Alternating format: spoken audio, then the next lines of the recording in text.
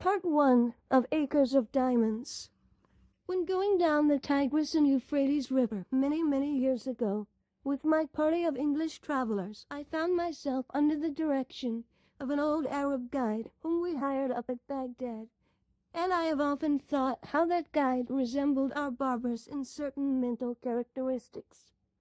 He thought that it was not only his duty to guide us down those rivers and do what he was paid for doing, but also to entertain us with stories, curious and weird, ancient and modern, strange and familiar. Many of them I have forgotten, and I am glad that I have, but there is one I shall never forget. The old guide was leading my camel by its halter along the banks of those ancient rivers, and he told me story after story until I grew weary of his storytelling and ceased to listen. I have never been irritated with that guide when he lost his temper, as I ceased listening, but I remember that he took off his Turkish cap and swung it in a circle to get my attention. I could see it through the corner of my eye, but I determined not to look straight at him for fear he would tell another story. But although I am not a woman, I did finally look, and as soon as I did, he went right into another story. Said he, "I will tell you a story now which I reserve for my particular friends." When he emphasized the words particular friends, I listened. I have ever been glad I did. I really feel devoutly thankful that there are 1,674 young men who have been carried through college by this lecture, who are also glad that I did listen. The old guide told me that there once lived not far from the river Indus an ancient Persian by the name of Ali Hafed. He said that Ali Hafed owned a very large farm, that he had orchards, grain fields, and gardens, that he had money of interest, and was a wealthy and contented man. He was contented because he was wealthy, and wealthy because he was contented.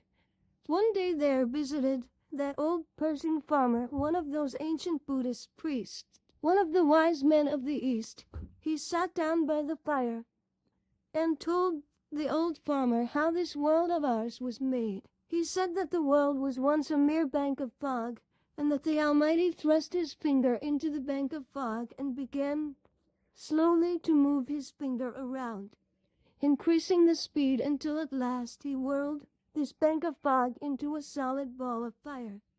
Then it went rolling through the universe, burning its way through other banks of fogs and condensed the moisture without, until it fell in fields of rain upon its hot surface and cooled the outward crust. Then the internal fires bursting outward through the crust threw up the mountains and hills, the valleys, the plains, and prairies of this wonderful world of ours. If this internal molten mass came bursting down and cooled very quickly, it became granite, less quickly copper, less quickly silver, less quickly gold, and after gold diamonds were made. Said the old priest, a diamond is a congealed drop of sunlight. Now that is literally scientifically true, that a diamond is an actual deposit of carbon from the sun. The old priest told Ali Hafed that if he had one diamond the size of his thumb, he could purchase the country, and if he had a mine of diamonds, he could place his children upon thrones through the influence of their great wealth. Ali Hafed heard all about diamonds, how much they were worth, and went to his bed that night a poor man. He had not lost everything, but he was poor because he was discontented, and discontented because he feared he was poor. He said, "I want a mine of diamonds," and he lay awake all night.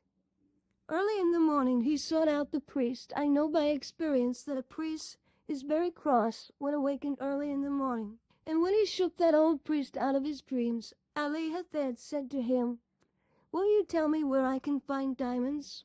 "Diamonds? What do you want with diamonds?" "Why, I want to be immensely rich." "Well, then go along and find them. That is all you have to do. Go and find them, and you will then have them." "I don't know where to go." "Well, and if you will find a river that runs through white sands, between high mountains, in those white sands you will always find diamonds."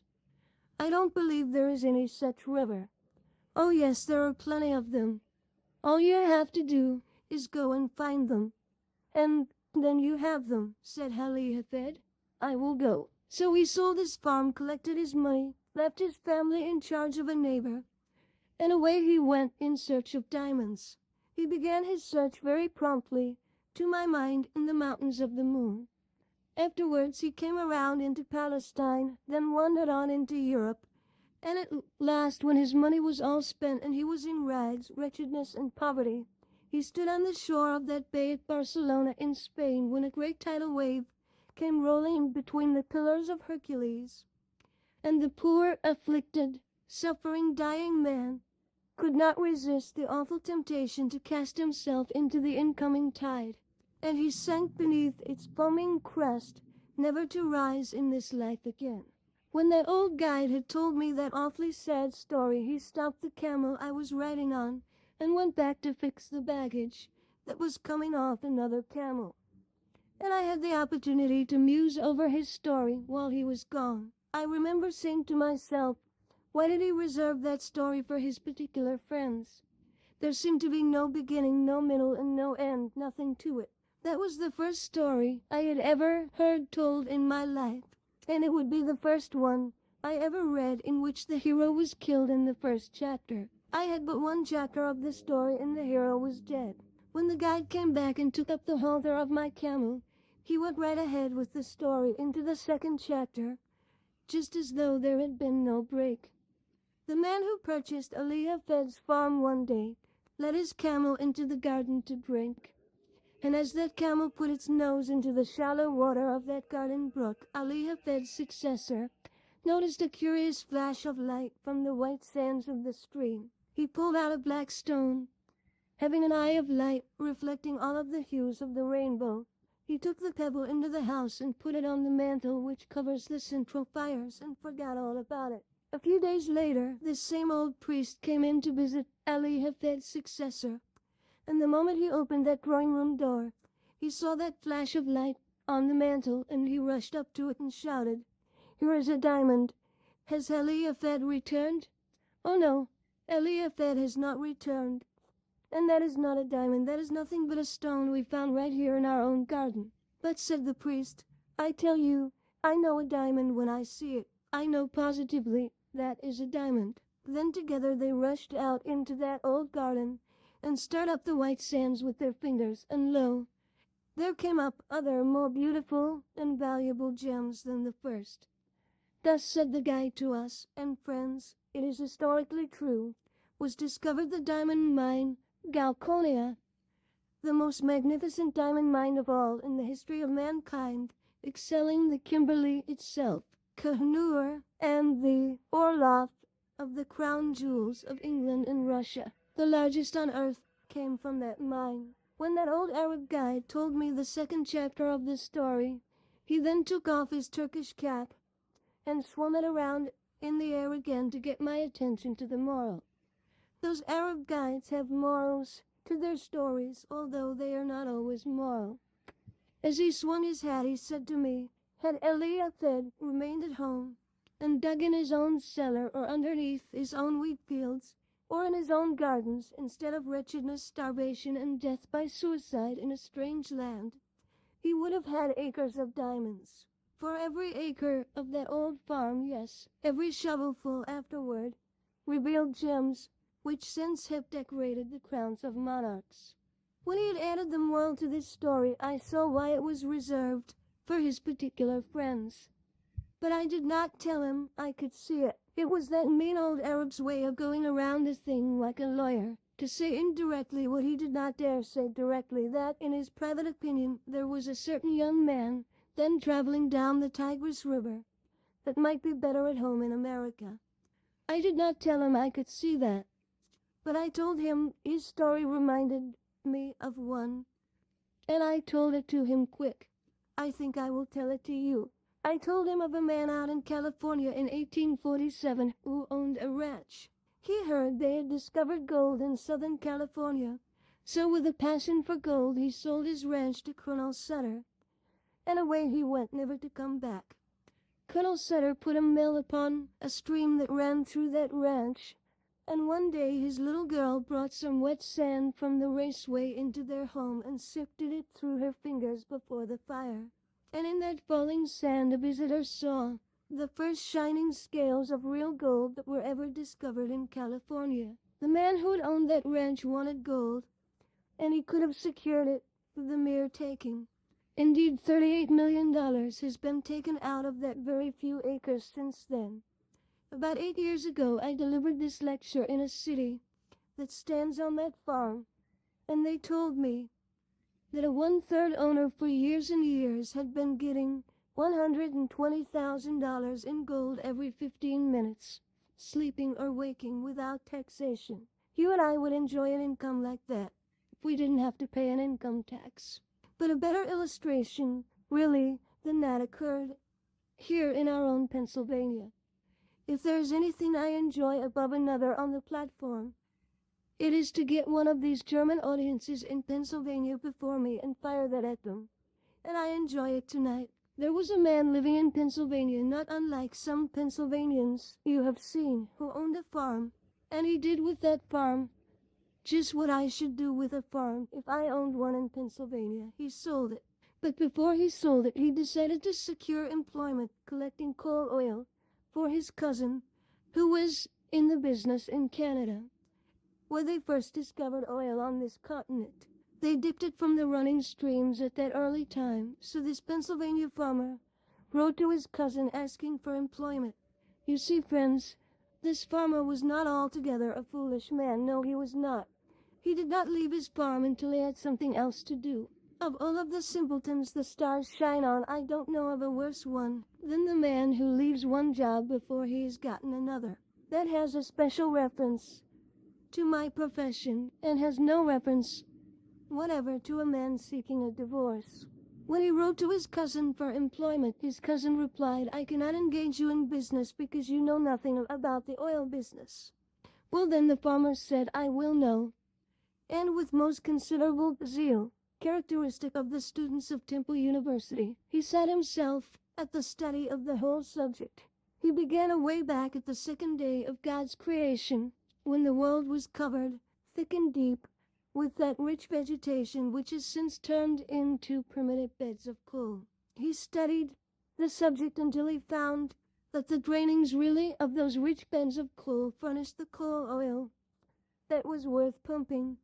And then he found out how it came up with the living springs.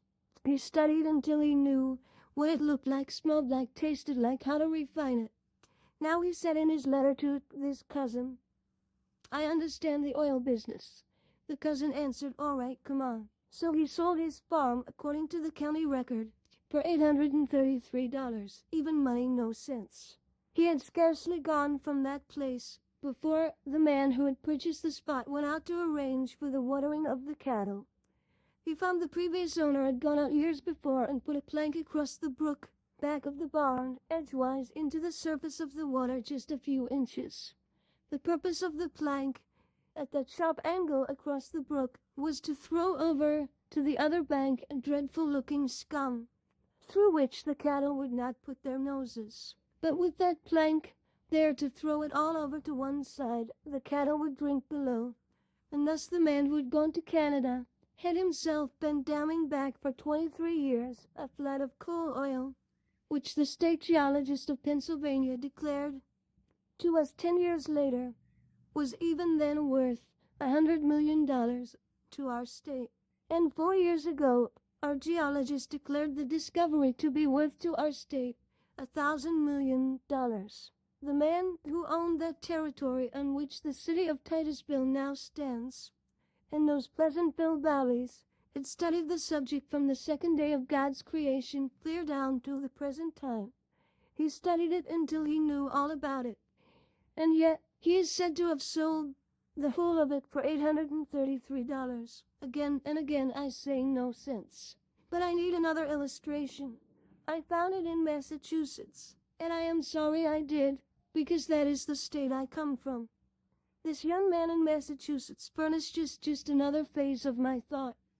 He went to Yale College and studied mines and mining, and became such an adept as a mining engineer that he was employed by the authorities of the university to train students who were behind in their classes.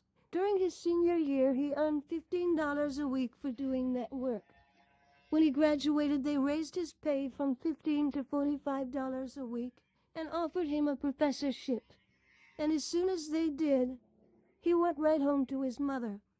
If they had raised that boy's pay from 15 to 15.60, he would have stayed and been proud of the place. But when they put it at $45 in one leap, he said, "Mother, I won't work for $45 a week." The idea of a man with a brain like mine working for $45 a week. Let's go out to California and stake out gold mines and silver mines and be immensely rich, said his mother. Now, Charlie, it is just as well to be happy as it is to be rich. Yes, said Charlie, but it is just as well to be rich and happy too. And they both went right about it. As he was an only son and she was a widow, of course he had his way, they always do. They sold out in Massachusetts, and instead of going to California, they went to Wisconsin, where he went into the employ of the Superior Copper Mining Company at $15 a week again, but with the proviso in his contract that he should have an interest in any mines he should discover for the company. I don't believe he ever discovered a mine, and if I am looking in the face of any stockholder of that copper company, you wish he had discovered something or other. I have friends who are not here because they could not afford a ticket, who have stock in that company at the time this young man was employed there. This young man went out there, and I have not heard a word from him. I don't know what became of him, and I don't know whether he found any mines or not, but I do not believe he ever did. But I do know the other end of the why. He had scarcely gotten out of the old homestead before the succeeding owner went out to dig potatoes. The potatoes were already growing in the ground when he bought the farm, and as the old farmer was bringing in a basket of potatoes, it hugged very tight between the ends of the stone fence. You know, in Massachusetts, our farms are nearly all stone wall. They are obliged to be very economical in front gateways in order to have some place to put that stone. When that basket hugged so tight, he sat it down on the ground and dragged on one side and pulled on the other. And as he was dragging the basket through, this farmer noticed in the upper and outer corner of the stone wall right next to the gate a block of native silver 8 inches square. That professor of mines, mining, and mineralogy knew so much about the subject that he would not work for $45 a week when he sold that homestead in Massachusetts. Sat right on that silver to make the bargain. He was born on that homestead, was brought up there, and had gone back and forth rubbing the stone with his sleeve until it reflected his countenance, and seemed to say, "Here's $100,000 right down here just for the taking." But he would not take it. It was in a home in Newburyport, Massachusetts, and there was no silver there. All way off. Well, I don't know where, and he did not, but anywhere else, and he was a professor of mineralogy. My friends, that mistake is very universally made, and why should we even smile at them? I often wonder what has become of him. I do not know at all, but I will tell you that I guess, as a Yankee, that he sits out there by his fireside tonight with his friends gathered around him, and he is saying to them something like, "Do you know that man Conwell who lives in Philadelphia? Oh, yes, I have heard of him. Do you know that man Jones who lives in Philadelphia? Yes, I have heard of him too." And then he begins to laugh and shakes his sides and says to his friends, "Well, they have done just the same thing I did precisely." And that spoils the whole joke, for you and I have done the same thing he did. And while we sit here and laugh at him, he has a better right to sit out there and laugh at us. I know I have made the same mistake, but of course that does not make any difference, because we don't expect the same man to preach and practice too. As I come here tonight, I look around this audience and I am seeing again what through these 50 years I have continually seen men that are making precisely that same mistake. I often wish I could see the younger people, and that the academy had been filled tonight with our high school scholars and our grammar school scholars, that I could have them to talk to. Well, I would have preferred such an audience as that, because they are the most susceptible, as they have not grown up into their prejudices as we have. They have not gotten into any custom that they cannot break. may have not met with any failures, as we have, and while I could perhaps do such an audience as that more good than I can do grown-up people, yet I will do my best I can with the material I have.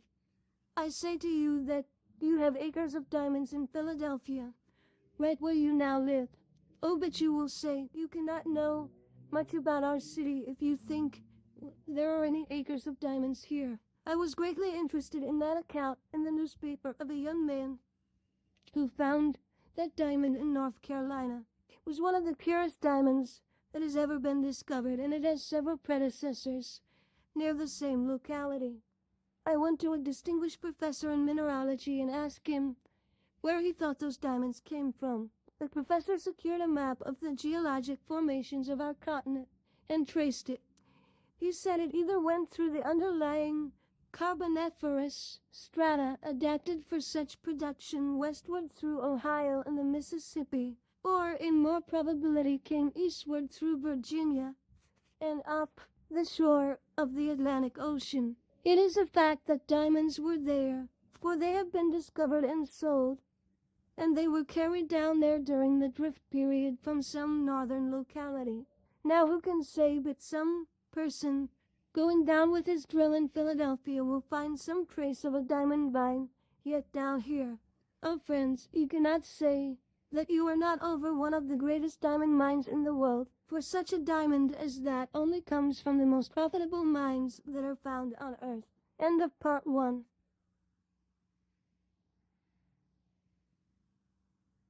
Part 2 of Acres of Diamonds.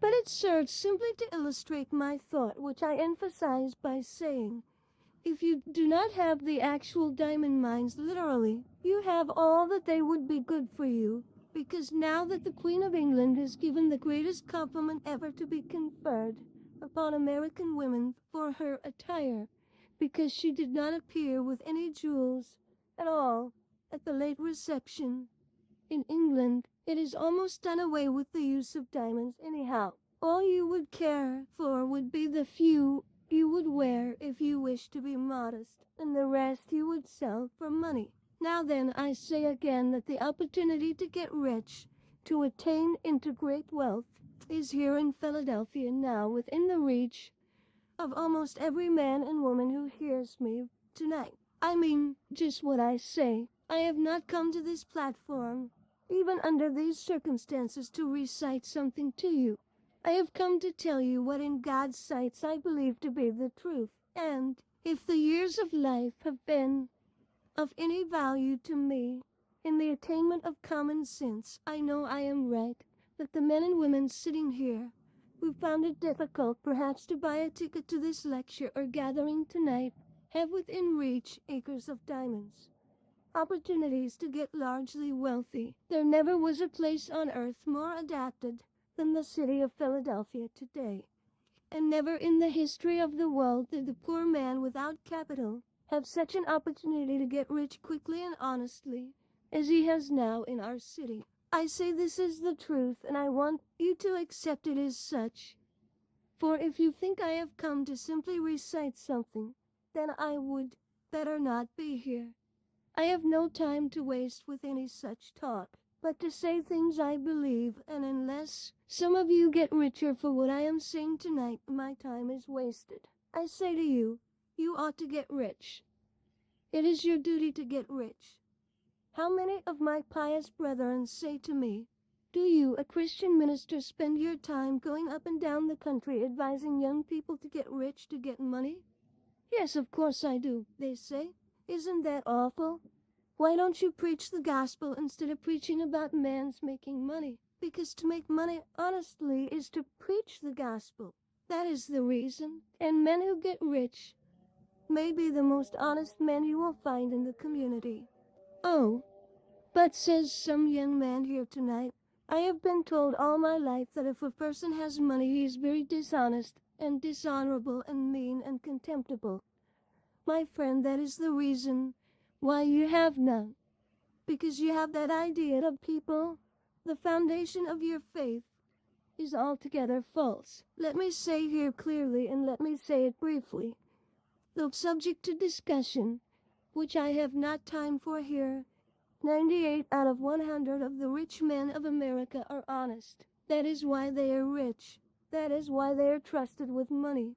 That is why they carry on great enterprises and find plenty of people to work with them. It is because they are honest men. Says another young man, I hear sometimes of men that get millions of dollars dishonestly. Yes, of course you do, and so do I. But they are the rare thing, in fact, that the newspapers talk about them all the time as a matter of news until you get the idea that all of the other rich men got rich dishonestly. My friend, you take and drive me if you furnish the auto out to the suburbs of Philadelphia and introduce me to the people who own their homes around this great city. These beautiful homes with gardens and flowers, these magnificent homes so lovely in their art. And I will introduce you to the very best people in character, as well as in enterprise, in our city. And you know I will. A man is not really a true man until he owns his own home. And they that own their homes are made more honorable and honest and pure and true and economical and careful by owning the home. For a man to have money, even in large sums, is an inconsistent thing. We preach against covetousness, and you know we do in the pulpit, and oftentimes preach against it so long, and we use the term about filthy lucre so extremely that Christians get the idea that when we stand in the pulpit, we believe it is wicked for any man to have money until the collection basket goes around, and then we almost swear at the people because they don't give more money. Oh, the inconsistency of such doctrines as that. Money is power, and you ought to be reasonably ambitious to have it. You ought, because you can do more good with it than you can without it. Money printed your Bible, money builds your churches, money sends your missionaries, money pays your preachers, and you would not have them either if you did not pay them. I am always willing that a church should raise my salary, because the church that pays the largest salary always raises it the easiest. You never know an exception to that in your life. The man who gets the largest salary can do the most good with the power that is furnished to him. Of course, he can, if his spirit is right, to use it for what it is given to him. I say then, you ought to have money. If you can honestly attain your riches in Philadelphia, it is your Christian and godly duty to do so. It is an awful mistake of those pious people who think you must be awfully poor in order to be pious. Some men say, don't you sympathize with the poor people? Of course I do, or else I would not have been lecturing these years. I won't give in, but would I sympathize with the poor, but the number of poor who are to be sympathized with are very small. To sympathize with a man who God has punished for his sins, thus to help him when God would still continue a just punishment, is to do wrong. No doubt about it. And we do more than we help those who are deserving. Well, we should sympathize with God's poor, that is, those who cannot help themselves. Let us remember there is not a poor person in the United States who was not made poor by his own shortcomings, or the shortcomings of someone else. It is all wrong to be poor. Let us give in to the argument and pass that to one side. A gentleman gets up back here and says, don't you think there are some things in this world that are better than money? Of course I do, but I'm talking about money now. Of course there are some things higher than money.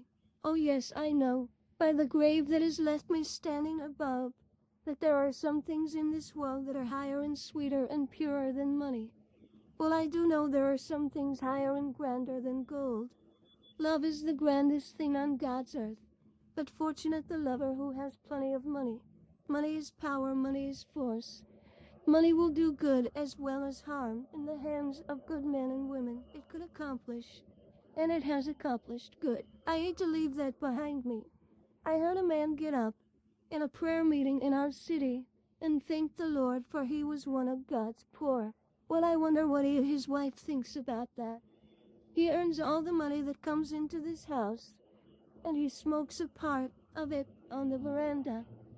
I don't want to say any more of the Lord's poor of that kind, and I don't believe The Lord does, and yet there is some people who think in order to be pious you must be awfully poor and awfully dirty. That does not follow at all. While we sympathize with the poor, let us not teach a doctrine like that. Yet the age is prejudiced against advising a Christian man, or as a Jew would say, a godly man, from attaining unto wealth. The prejudice is so universal, and the years are far enough back, I think, for me to safely mention that years ago at Temple University there was a young man in our theological school who thought he was the only pious student in that department.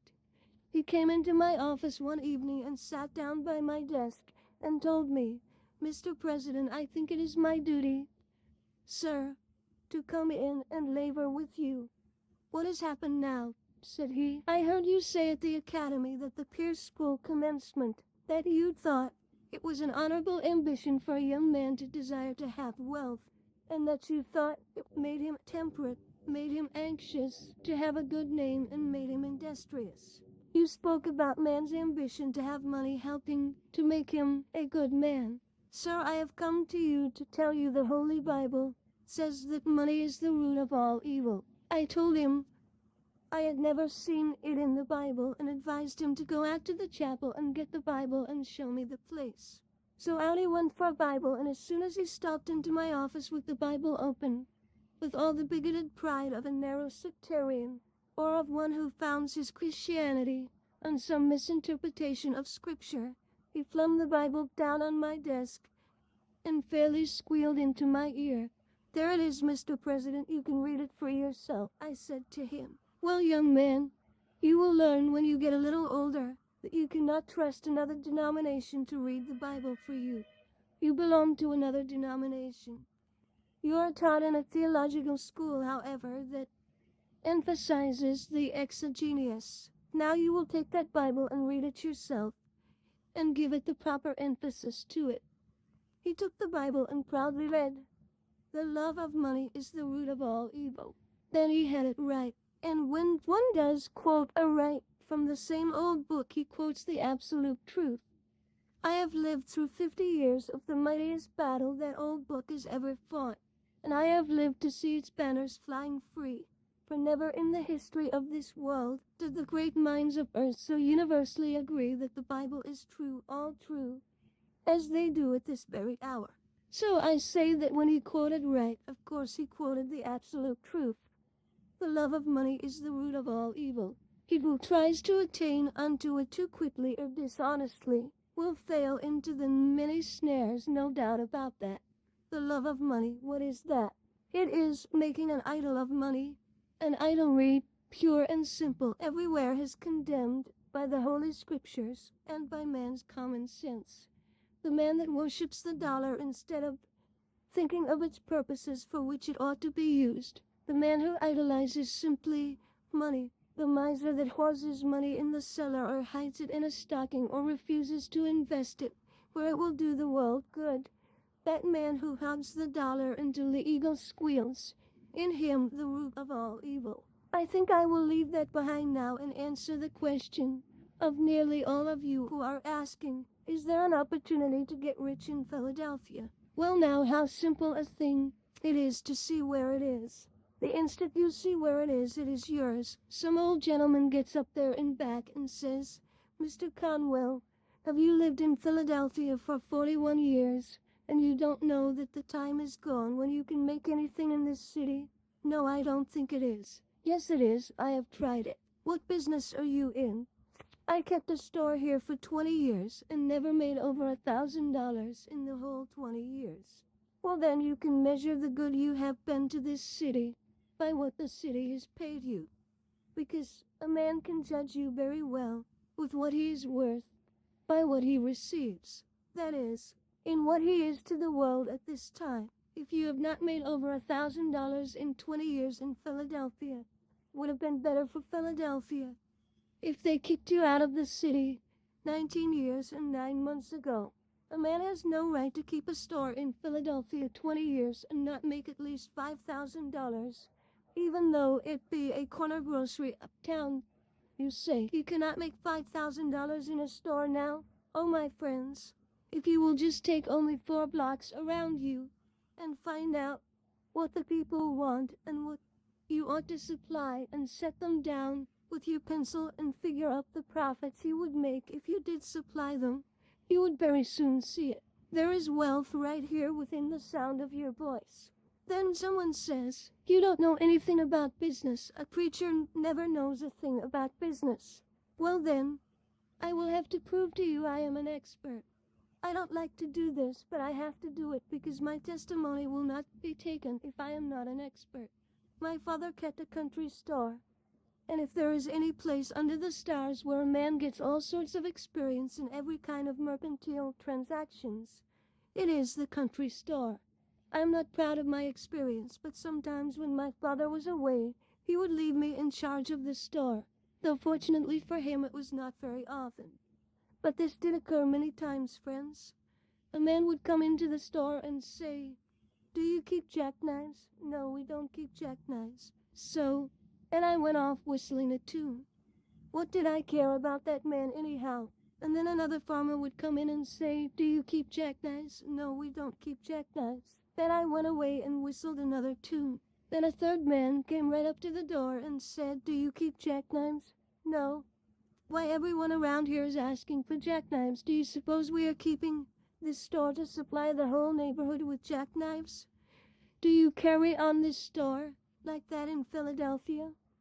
The difficult was I had not learned that the foundation of godliness and the foundation of principle of success in business are both the same precisely. When a man says, "I cannot carry my religion into business," he advertises himself either as being an imbecile in business or on the road to bankruptcy or a thief. One of the three. Sure, he will fail within a very few years. He certainly will if he doesn't carry his religion into business. If I had been carrying on my father's store on a Christian plan, godly plan, I would have had a jackknife for the third man when he called for it. Then I would have actually done him a kindness, and I would have received a reward myself, which would have been my duty to take. There are some over-pious Christian people who think if they take a profit on anything you sell, you are an unrighteous man. On the contrary, you would be a criminal to sell goods for less than they cost. You have no right to do that. You cannot trust a man with your money who cannot take care of his own. You cannot trust a man in your family who is not true to his own wife. You cannot trust a man in the world who does not begin with his own heart, his own character, and his own life. It would have been my duty to have furnished a jackknife to the third man or the second, and to have sold at him and actually profited myself. I would have no more right to sell goods without making a profit on them than I would have to overcharge him dishonestly beyond what they are worth. But I should so sell each bill of goods that the person to whom I sell shall make as much as possible. To live and let live is the principle of the gospel, and the principle of everyday common sense. Oh, young man, hear me. Live as you go along. Do not wait until you have reached my years before you begin to enjoy anything in this life. If I had the millions back, or 50 cents of it, which I have tried to earn in these years, it would not do me anything like the good it does me now, in this almost sacred presence tonight. Oh yes, I am paid over 100-fold tonight for dividing, as I have tried to do in some measure, as I went along through the years. I ought not speak that way. It sounds agnostic, but I am old enough now to be excused for that. I should have helped my fellow man, which I have tried to do, and everyone should try and do and go get the happiness of it. The man who goes home with a sense that he has stolen $1 that day, that he has robbed a man of what is his honest due, is not going to sweet rest. He rises tired in the morning and goes with an unclean conscience to his work the next day. He is not a successful man at all, although he may have laid up millions. But the man who has gone through life dividing, always with his fellow man, making and demanding his own rights and his own profits, and giving away every other man his rights and profit, lives every day. But not only that, but the royal road to great wealth, the history of the thousands of millionaires shows that to be the case. The man over there, who said he could not make anything in a store in Philadelphia, has been carrying on his store in the wrong principle. I suppose I go onto your store tomorrow and say, do you know neighbor A who lives 1 square away at house number 1240? Oh yes, I have met him. He deals here at the corner store. Where did he come from? I don't know. How many does he have in his family? I don't know. What ticket does he vote? I don't know. What church does he go to? I don't know, and I don't care. Why are you asking all of these questions for?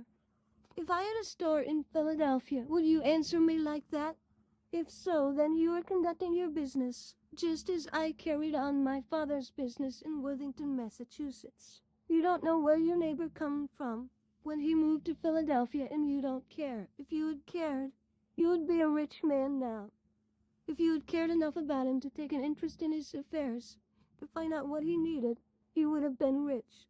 But now you go through the world saying no opportunity to get rich, and there is the fault right at your own door. But another young man gets up over there and says, I cannot take up the mercantile business. While I am talking of trade, it applies to every occupation. Why can't you go into the mercantile business? Because I haven't any capital. Oh, the weak and deadish creature that can't see over its collar. It makes a person weak to see those little dudes standing around in the corners and saying, oh, if I had plenty of capital, how rich I would get. Young man, do you think you are going to get rich on capital? Certainly. Well, I say certainly not.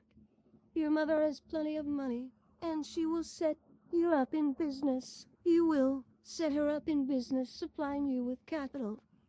The moment the young man or woman gets more money than he or she has grown to by practical experience, the moment he has gotten a curse.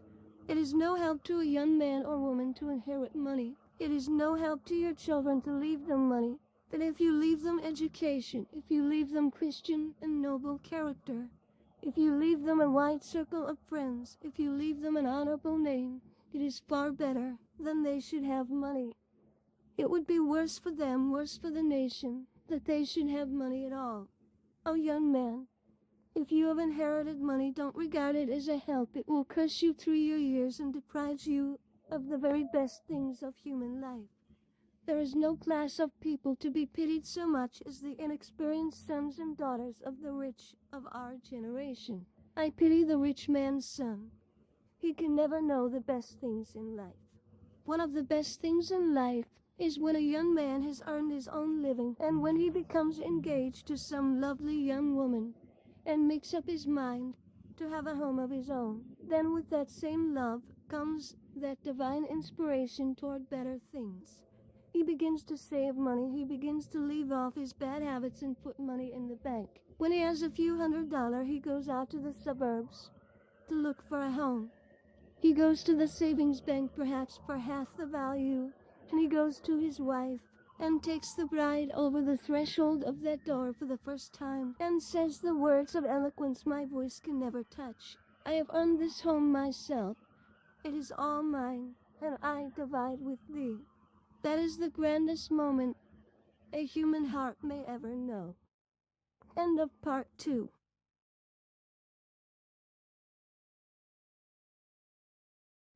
Part 3 of Acres of Diamonds. But a rich man's son can never know that.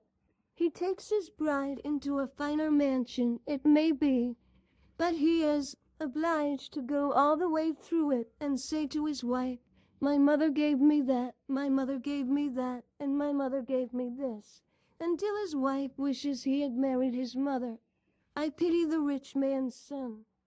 The statistics of Massachusetts showed that not one rich man's son out of 17 ever dies rich. I pity the rich man's sons unless they have the good sense of the elder Vanderbilt, which sometimes happens. He went to his father and said, did you earn all your money? I did, my son. I began to work on a ferry boat for 25 cents a day. Then, said his son, I will have none of your money. And he too tried to get employment on a ferry boat that Saturday night. He could not get one there, but he did get a place for $3 a week. Of course, if a rich man's son will do that, he will get the discipline of a poor boy. That is worth more than the university education of any man. He would then be able to take care of the millions of his father. But as a rule, the rich men will not let their sons do the very thing that made them great. As a rule, the rich man will not allow his son to work. And his mother, why, she would think it was a social disgrace if a poor, weak, little, lily-fingered, sissy sort of a boy had to earn his living with honest toil. I have no pity for such rich men's sons. I remember one at Niagara Falls. I think I remember one a great deal nearer. I think there are gentlemen present who were at a great banquet, and I beg pardon of his friends. At a banquet here in Philadelphia there sat beside me a kind-hearted young man, and he said, "Mr. Conwell, you have been sick for 2 or 3 years. When you go out, take my limousine, and it will take you up to your house on Broad Street." I thanked him very much, and perhaps I ought not mention the incident in this way, but I follow the facts. I got on the seat with the driver of the limousine outside, and when we were going up, I asked the driver, "How much did this limousine cost?" $6,800, and he had to pay the duty on it. "Well," I said, "does the owner of this machine ever drive it himself?" At that the chauffeur laughed so heartily that he lost control of his machine. He was so surprised at the question that he ran up on the sidewalk and around the corner lamp-post out onto the street again. And when he got out onto the street, he laughed till the whole machine trembled. He said, "He drive this machine? Oh, he would be lucky if he knew enough to get out when we get there." I must tell you about a rich man's son at Niagara Falls.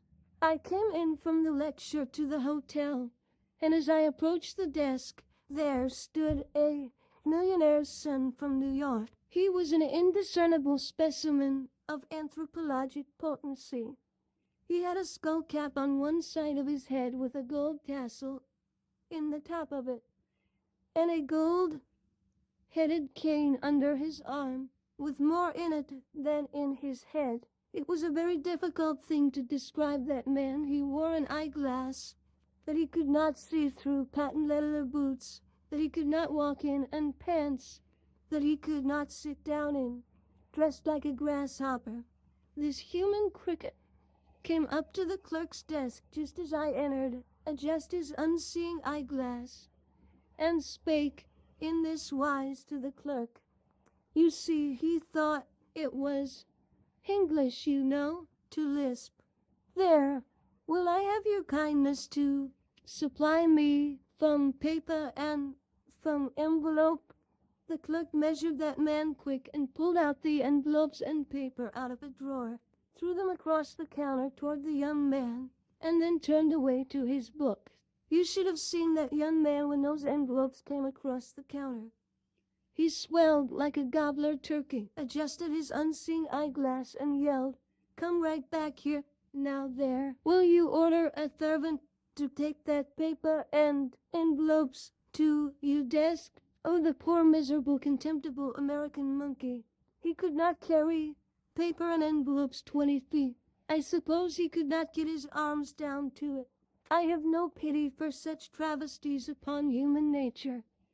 If you have not capital, young man, I am glad of it. What you need is common sense, not copper sense. The best thing I can do is to illustrate by actual facts well known to all of you. A.T. Stewart, a poor boy in New York, had $1.50 to begin life on. He lost 87.5 cents of that on his very first venture. How fortunate that young man who loses the first time he gambles. That boy said, "I will never gamble again in business," and he never did. How can you lose 87.5 cents?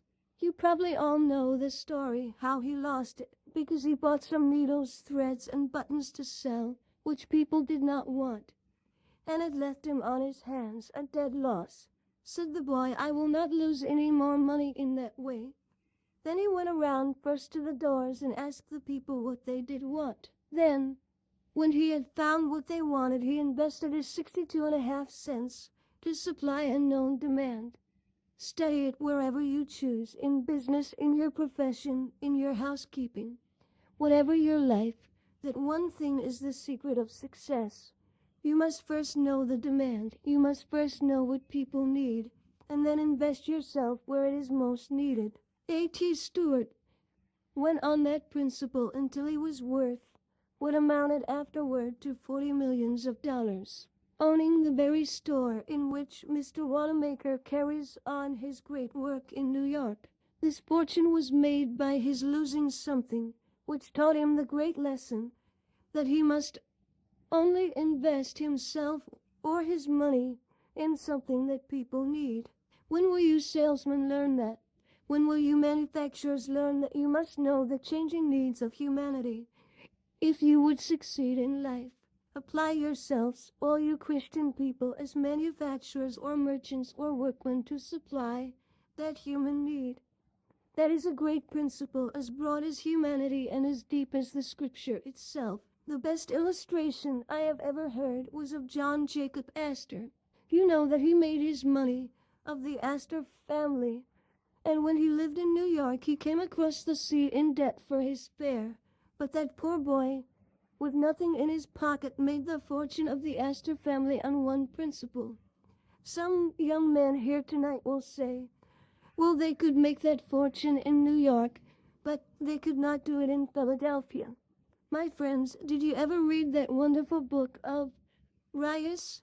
His memory is sweet to us because of his recent death, wherein is given his statistical account of the records taken in 1889 of 107 millionaires of New York. If you read the account, you will see that out of 107 millionaires, only 7 made their money in New York. Out of the 107 millionaires worth $10 million in real estate, then 67 of them made their money in towns of less than 3,500 inhabitants. The richest man in this country today, if you read the real estate values, has never moved away from the town of 3,500 inhabitants. It makes not so much difference where you are as who you are.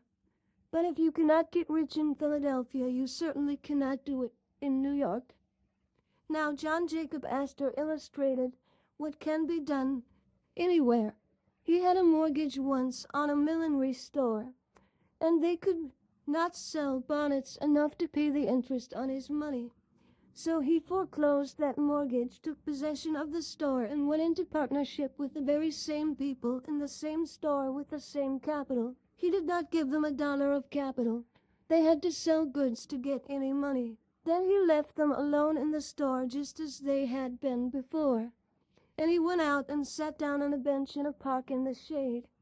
What was John Jacob Astor doing out there and in partnership with people who had failed on their own hands? He had the most important and, in my mind, the most pleasant part of that partnership on his hands. For as John Jacob Astor sat on that bench, he was watching the ladies as they went by. And where is the man who would not get rich in that business? As he sat on the bench, if a lady passed him with her shoulders back and head up and looked straight to the front, as if she did not care if all the world did not gaze on her, then he studied her bonnet, and by the time she was out of sight, he knew the shape of the frame, the color of the trimmings, the cracklings of the feather. I sometimes try to describe a bonnet, but not always. I would not try and describe a modern bonnet. Where is the man that can describe one?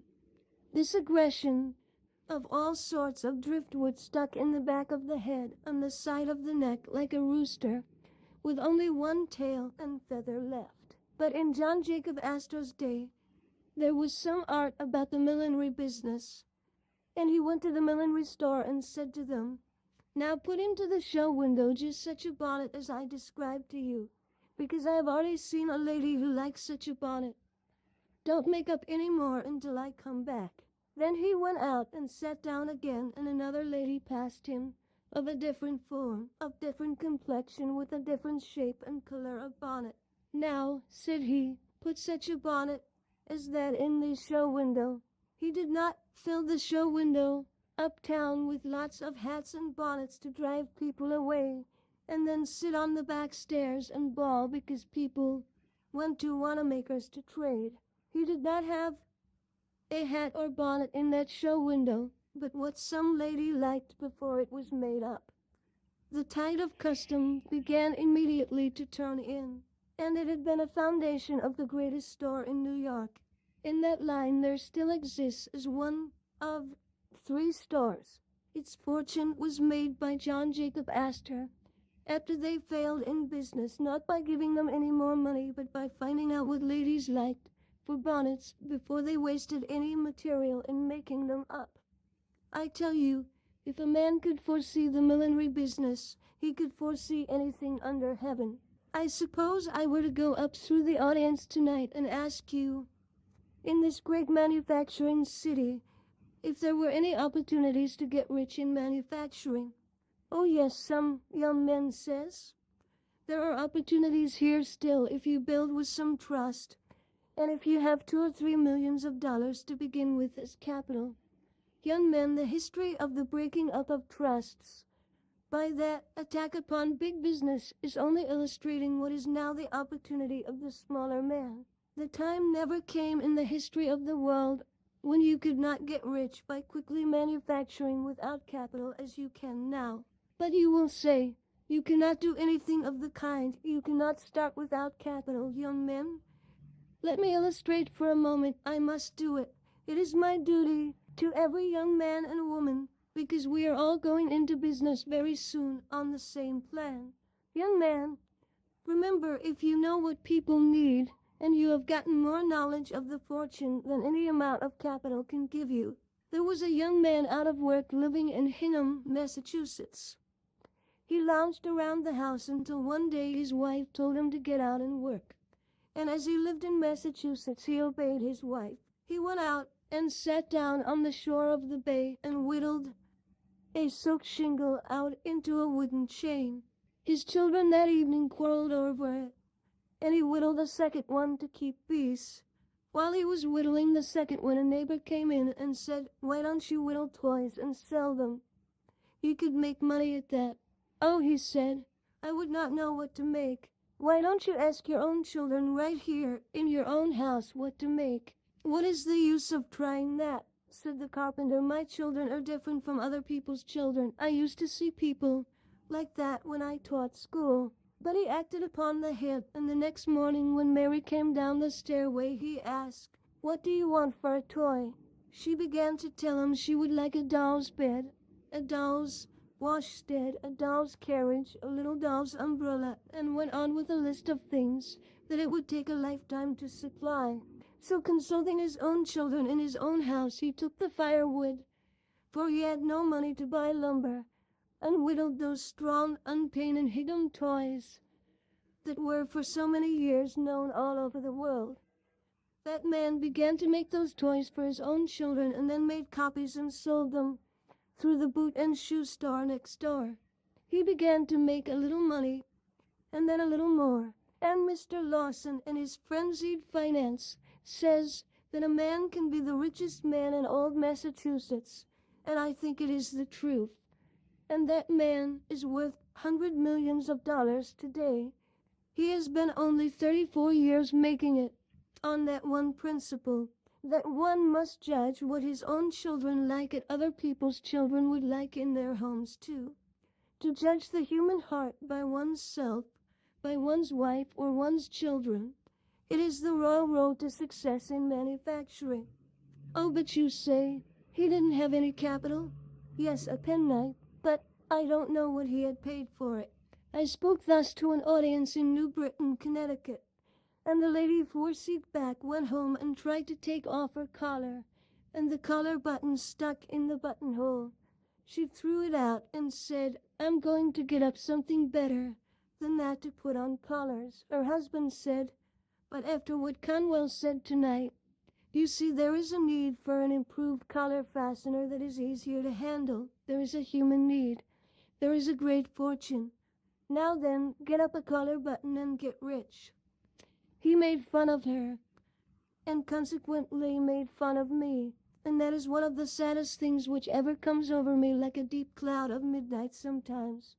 Although I have worked so hard for more than half a century, yet how little I have ever really done, notwithstanding the greatness and the handsomeness of your compliment tonight.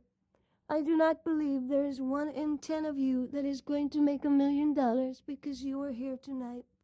But that is not my fault, it is yours. I say that sincerely. What is the use of my talking if people never do it when I advise them to do? When her husband ridiculed her, she made up her mind that she would make a better collar button. And when a woman makes up her mind, she will, and does not say anything about it, she does it. It was that New England woman who invented the snap button, which you can find anywhere now. It was first a collar button, with a spring cap attached to the outer side. Any of you who wear modern waterproofs know that button simply pushes together, and when you unbutton it, you simply pull it apart. That is the button to which I refer, and which she invented. She afterward invented several other buttons, and then invested in more, and then she was taken into partnership with great factories. Now that woman goes over the sea every summer in her private steamship. Yes, and takes her husband with her. If her husband were to die, she would have enough money left now to buy a foreign duke, or count, or some other such title that is at the latest quotations. Now what sort of lesson in that incident? It is this. I told her then, though I did not know her, what I now say to you. Your wealth is so near you, you are looking right over it. And she had to look over it because it was right under her chin. I have read in the newspaper that a woman never invented anything. Well, that newspaper ought to begin again. Of course, I do not refer to gossip, I refer to machines. And if I might better include the men, that newspaper could never appear if a woman had not invented something. Friends think, ye women think, you cannot make a fortune because you are in some laundry or running a sewing machine. It may be, or walking before some loom. And yet you can be a millionaire if you just follow this almost infallible direction. When you say a woman doesn't invent anything, I ask, who invented the jacquard loom that wove every stitch you wear? Mrs. Jacquard. The printer's roller, the printing press were invented by farmers' wives. Who invented the cotton gin of the South that enriched our country so amazingly? Mrs. General Greene invented the cotton gin and showed the idea to Mr. Whitney, and he like a man seized it. Who was it that invented the sewing machine? If I would go to school tomorrow and ask your children, they would say, alas, how? He was in the Civil War with me, and often in my tent I often heard him say that he worked 14 years to get up that sewing machine, but his wife made up her mind that one day they would starve to death if there wasn't something or other invented pretty soon. So in 2 hours she invented the sewing machine. Of course, he took out the patent in his name. Men always do that. Who was it who invented the mower and the reaper? According to Mr. McCormick's confidential communications so recently published, it was a West Virginia woman who, after his father and he had failed altogether in making a reaper and gave it up, took a lot of shears and nailed them together on the edge of a board, with one shaft of each pair loose, and then wired them so when she pulled the wire one way it closed down, and when she pulled the wire the other way it opened.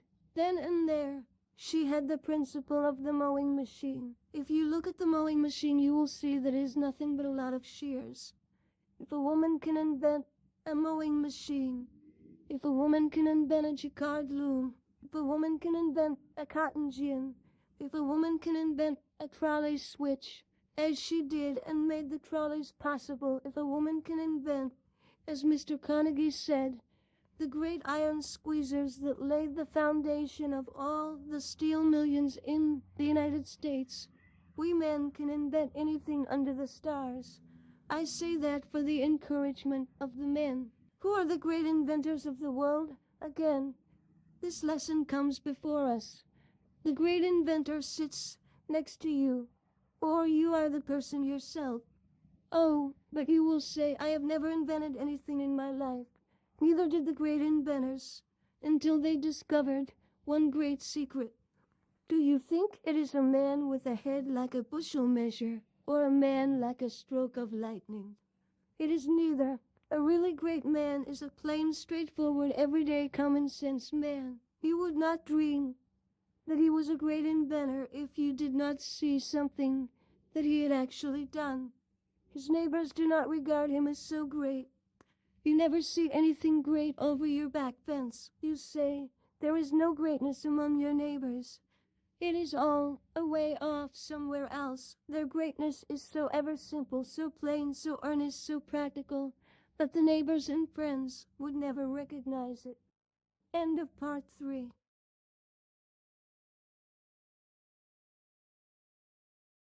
Part 4 of Acres of Diamonds. True greatness is often unrecognized, that is sure. You do not know anything about the greatest men and women. I went out to write the life of General Garfield, and a neighbor, knowing I was in a hurry, and as there was a great crowd around the front door, took me around to General Garfield's back door and shouted, Jim, Jim. And very soon Jim came to the door and let me in, and I wrote the biography of one of the grandest men of the nation. And yet he was just the same old Jim to his neighbor. If you know a great man in Philadelphia and you should meet him tomorrow, you would say, How are you, Sam? Or, Good morning, Jim. Of course you would. That is just what you would do. One of my soldiers in the Civil War had been sentenced to death, and I went up to the White House in Washington, sat there for the first time in my life to see the president. I went into the waiting room and sat down with a lot of others on the benches, and the secretary asked one after another to tell him what they wanted. After the secretary had been through the line, he went in and then came back to the door and motioned for me. I went up to that anteroom, and the secretary said, That is the president's door right over there. Just rap on it and go right in. I never was so taken aback, friends, in all my life, never. The secretary himself made it worse for me because he had told me how to go in and then went out the other door on the left and shut that. And there I was, in the hallway, by myself, before the President of the United States of America's door. I'd been on fields of battle where the shells did sometimes shriek and the bullets did sometimes hit me, but I always wanted to run. I have no sympathy with the old man who says I would just as soon march up to the cannon's mouth as eat my dinner. And I have no faith in a man who doesn't know enough to be afraid when he's being shot at. I never was so afraid when the shells came around us at Antietam as I was when I went to that room that day.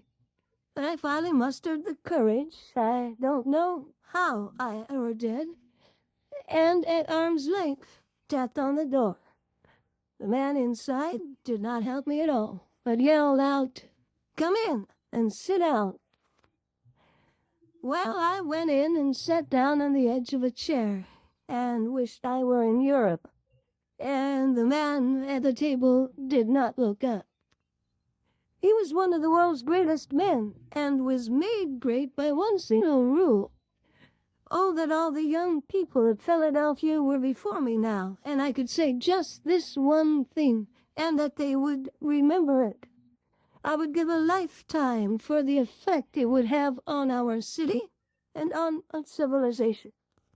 Abraham Lincoln's principle for greatness can be adopted by nearly all. This was his rule. Whatsoever he had to do at all, he put his whole mind into it and held it all there until that was all done. That makes men great almost anywhere. He stuck to those papers at the table, did not look up at me, and I sat there trembling.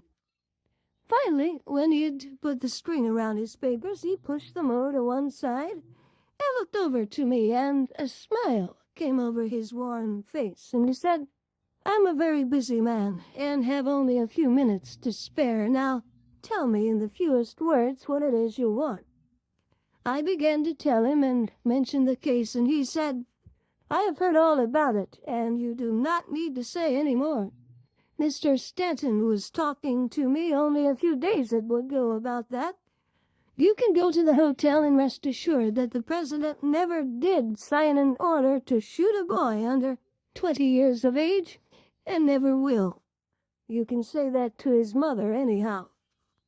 And then he said to me, "How's it going in the field?" I said, "We sometimes get discouraged," and he said, "It is all right. We are getting very near the light. No man ought to wish to be President of the United States, and I will be glad when I get through. Then Dad and I are going out to Springfield, Illinois. I have bought a farm out there, and I don't care if I again earn only 25 cents a day. Dad has a mule team, and we're going to plant onions." Then he asked me, "Were you brought up on a farm?" I said, "Yes, in the Berkshire Hills of Massachusetts."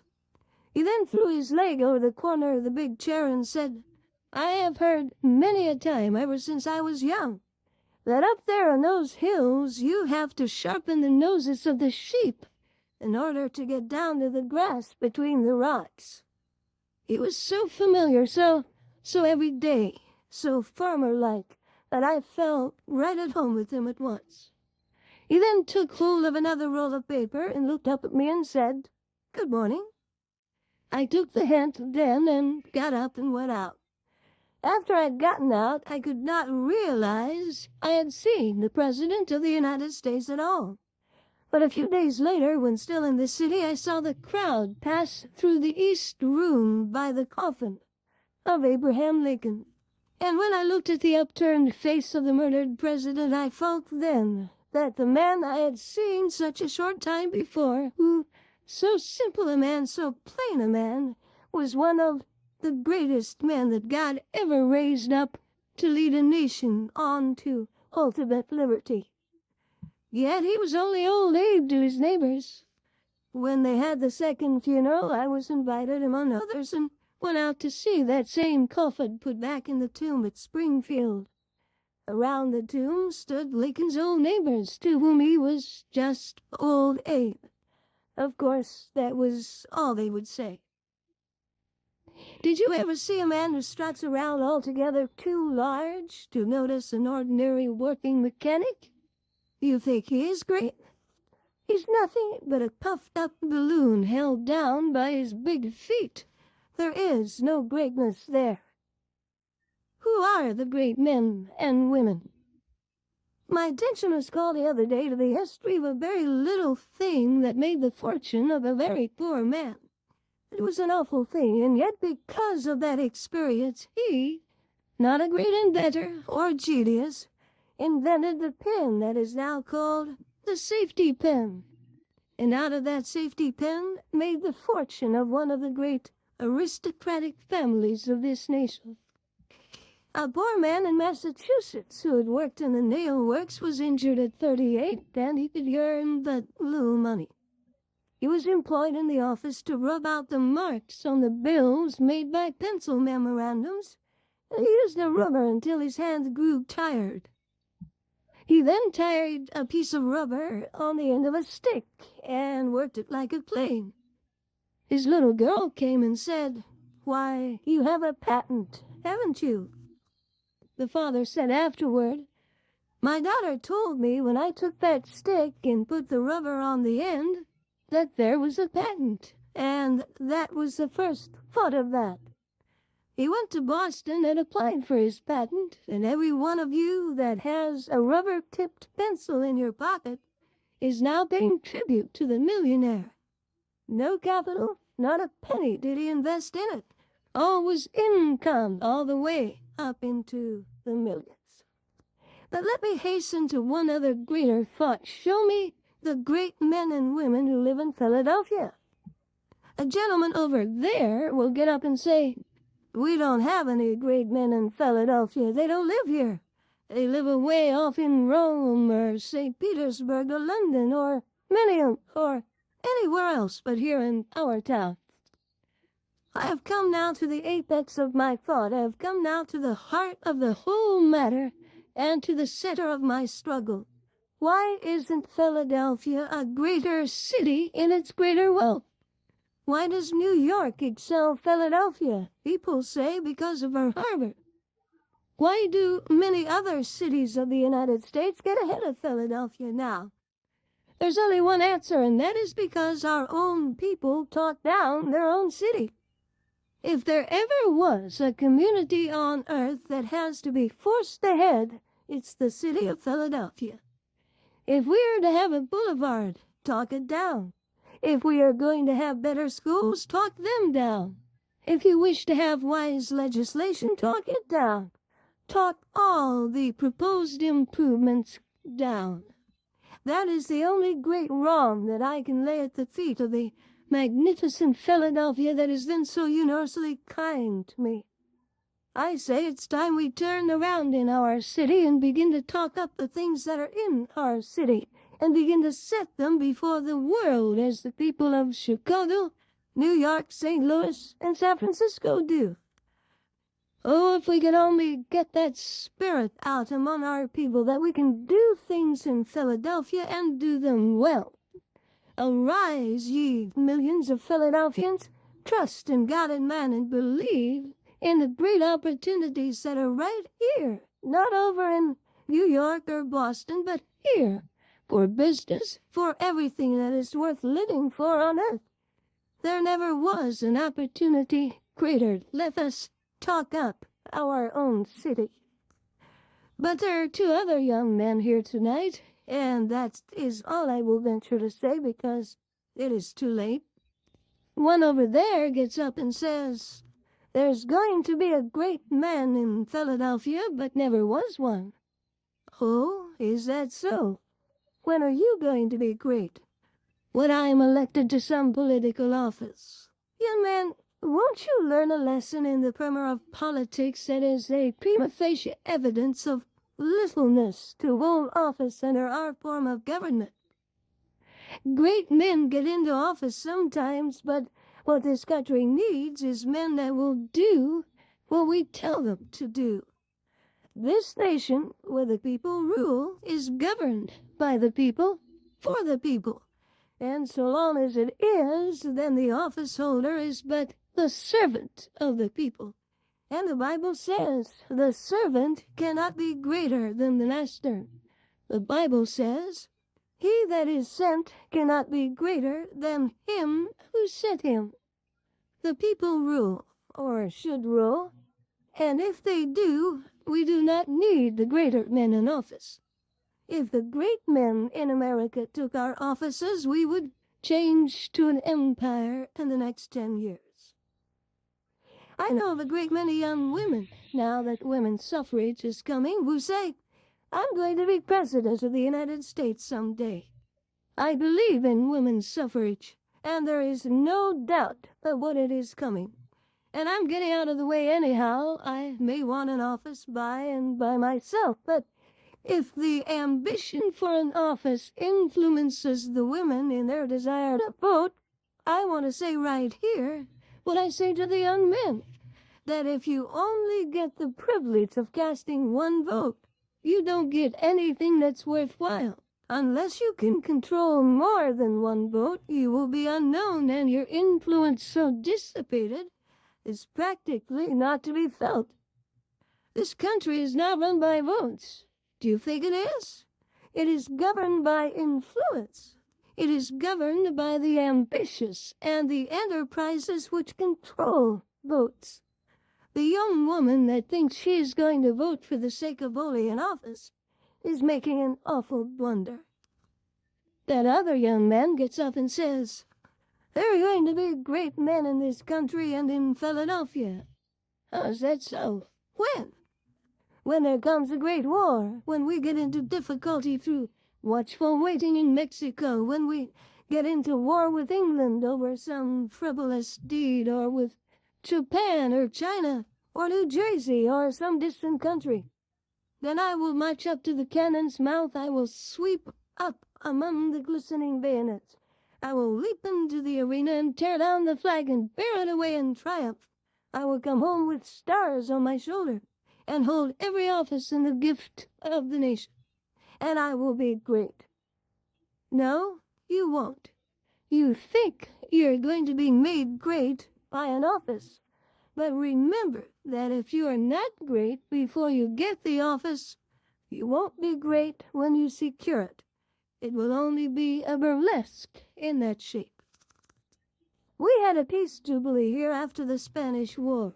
Out west, they don't believe this because they said Philadelphia would not have heard of any Spanish War until 50 years hence. Some of you saw the procession go up Broad Street. I was away, but the family wrote to me that the tally-ho coach with Lieutenant Hobson upon it stopped right in front of the door, and people shouted, "Hurrah for Hobson!" And if I had been there, I would have yelled too, because he deserves much more of his country than he's ever received. But suppose I go into school and say, "Who sunk the Merrimac at Santiago?" And if the boys answer me, "Hobson," they will tell me 7/8 of a lie. There were 7 other heroes on that steamer, and they, by virtue of their position, were continually exposed to Spanish fire, while Hobson, as an officer, might reasonably be behind the smokestack. You have gathered in this house your most intelligent people, and yet, perhaps, not one here could name the other 7 men. We ought not to so teach history. We ought to teach that, however humble a man's station may be, if he does his full duty in that place, he is just as much entitled to the American people's honor as is the king upon his throne. But we do not so teach. We are now teaching everywhere that the generals do all the fighting. I remember that after the war I went down to see General Robert E. Lee, that magnificent Christian gentleman of whom both North and South are now proud as one of our great Americans. The general told me about his servant, Rastus, who was an enlisted colored soldier. He called him in one day to make fun of him and said, "Rastus, I hear that all the rest of your company are killed, and why are you not killed?" Rastus winked at him and said, "'Cause when there's any fighting going on, I stay back with the generals." I remember another illustration. I would leave it out but for the fact that when you go to the library to read this lecture, you will find that this has been printed in it for 25 years. I shut my eyes, shut them close, and lo, I see the faces of my youth. Yes, sometimes they say to me, "Your hair is not white. You're working night and day without seeming ever to stop. You can't be old." But when I shut my eyes, like any other man of my years, oh, then come trooping back the faces of the loved and lost so long ago, and I know, whatever men may say, it is evening time. I shut my eyes down, look back to my native town in Massachusetts, and I see the cattle showground on the mountain top. I can see the horse sheds there. I can see the Congregational Church, see the town hall and the mountaineers' cottages, see a great assembly of people turning out, dressed resplendently, and I can see flags flying and handkerchiefs waving and hear bands playing. I can see that company of soldiers that had re-enlisted, marching up on that cattle showground. I was but a boy, but I was captain of that company, and puffed out with pride. A cambric needle would have burst me all to pieces. Then I thought it was the greatest event that ever came to man on earth. If you have ever thought you would like to be a king or queen, you go and be received by the mayor. The bands played and the people turned out to receive us. I marched up that common so proud at the head of my troops, and we turned down into the town hall. Then they seated my soldiers down the center aisle, and I sat down on the front seat. A great assembly of people, 100 or two, came in to fill the town hall so that they stood up all around. Then the town officers came in and formed a half circle. The mayor of the town sat in the middle of the platform.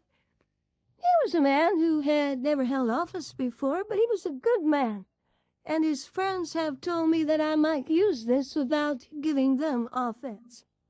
He was a good man, but he thought an office made a man great. He came up, took his seat, adjusted his powerful spectacles, and looked around, when he suddenly spied me sitting there on the front seat. He came right forward on the platform and invited me up to sit with the town officers. No town officer ever took any notice of me before I went to war, except to advise the teacher to thrash me. And now I was invited up on the stand with the town officers. Oh my, the town mayor was then the emperor, the king of our day and our time. As I came up on the platform, they gave me a chair about this far, I would say, from the front. When I had got seated, the chairman of the selectmen rose and came forward to the table, and we all supposed he would introduce the congregational minister, who was the only orator in town, and that he would give the oration to the returning soldiers. But, friends, you should have seen the surprise which ran over the audience when they discovered that the old fellow was going to deliver that speech himself. He had never made a speech in his life, but he fell into the same error that hundreds of other men have fallen into. It seems so strange that a man won't learn he must speak his piece as a boy if he intends to be an orator when he is grown. But he seems to think all he has to do is hold an office to be a great orator. So he came up to the front and brought with him a speech which he had learned by heart, walking up and down the pasture where he had frightened the cattle.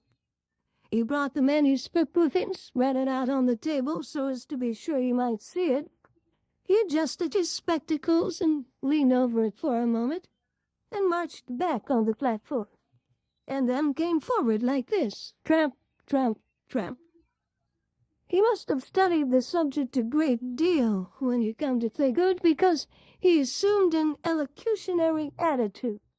He rested heavily on his left heel, threw back his shoulders, slightly advanced the right foot, opened the organs of speech, and advanced his right foot at an angle of 45. As he stood in that elocutionary attitude, friends, this is the way that speech went. Now, some people say to me, "Don't you exaggerate?" That would be impossible. But I am here for the lesson and not for the story. And this is the way it went. Fellow citizens. As soon as he heard his voice, his fingers began to go like that. His knees began to shake, and then he trembled all over. He choked and swallowed and came around to the table to look at the manuscript. Then he gathered himself up with clenched fists and came back. Fellow citizens, we are very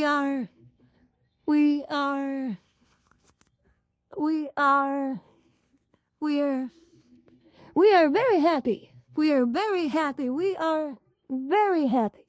We are very happy to welcome back to their native town these soldiers who have fought and bled and come back again to their native town.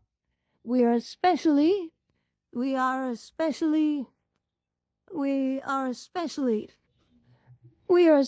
pleased to see with us today this young hero that met me, this young hero who in imagination, friends, remember he said that. If he had not said in imagination, I would not be egotistic enough to refer to it at all. This young hero who in imagination we have seen leading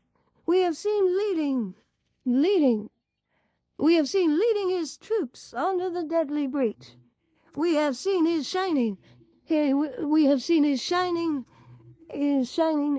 sword flashing flashing in the sunlight as he shouted to his troops, "Come on!" Oh dear, dear, dear, how little that good man knew about war. If he had known anything about war at all, he ought to have known what any of my GAR comrades here tonight will tell you is true, that it is next to a crime for an officer of infantry, ever, in time of danger, to go ahead of his men. I, with my shining sword flashing in the sunlight, shouting to my troops, "Come on!" I never did it. Do you suppose I would get in front of my men to be shot in front by the enemy, and in the back by my own men? That is no place for an officer. The place for the officer in actual battle is behind the line. How often, as a staff officer, I rode down the line when our men were suddenly called to the line of battle, and the rebel yells were coming out of the woods and shouted, "Officers to the rear! Officers to the rear!" Then every officer gets behind the line of private soldiers, and the higher the officer's rank, the farther behind he goes. Not because he's any the less brave, but because the laws of war require that. And yet he shouted, "I with my shining sword." In that house there sat the company of my soldiers, who had carried that boy across the Carolina rivers that he might not wet his feet. Some of them had gone far out to get a pig or a chicken, and some of them had gone to death under the shell-swept pines in the mountains of Tennessee. Yet in the good man's speech they were scarcely known. He did refer to them, but only incidentally. The hero of the hour was this boy. Did the nation owe him anything? No. Nothing then, nothing now. Why was he the hero? Simply because that man fell into the same human error, that this boy was great because he was an officer, and these were only private soldiers. Oh, I learned a lesson then that I will never forget, so long as the tongue of the bell of time continues to swing for me. Greatness consists not in the holding of some future office, but really consists in doing great deeds with little means, and the accomplishment of vast purposes from the private ranks of life. To be great at all, one must be great here, now, in Philadelphia. He who can give to this city better streets and better sidewalks, better schools and more colleges, more happiness and more civilization, more of God, he will be great anywhere. Let every man or woman here, if you never hear me again, remember this, that if you wish to be great at all, you must begin where you are and what you are in Philadelphia now. He that can give to his city any blessing, he who can be a good citizen while he lives here, he that can make better homes, he that can be a blessing whether he works in the shop or sits behind the counter or eats house, whatever be his life, he who would be great anywhere must first be great in his own Philadelphia.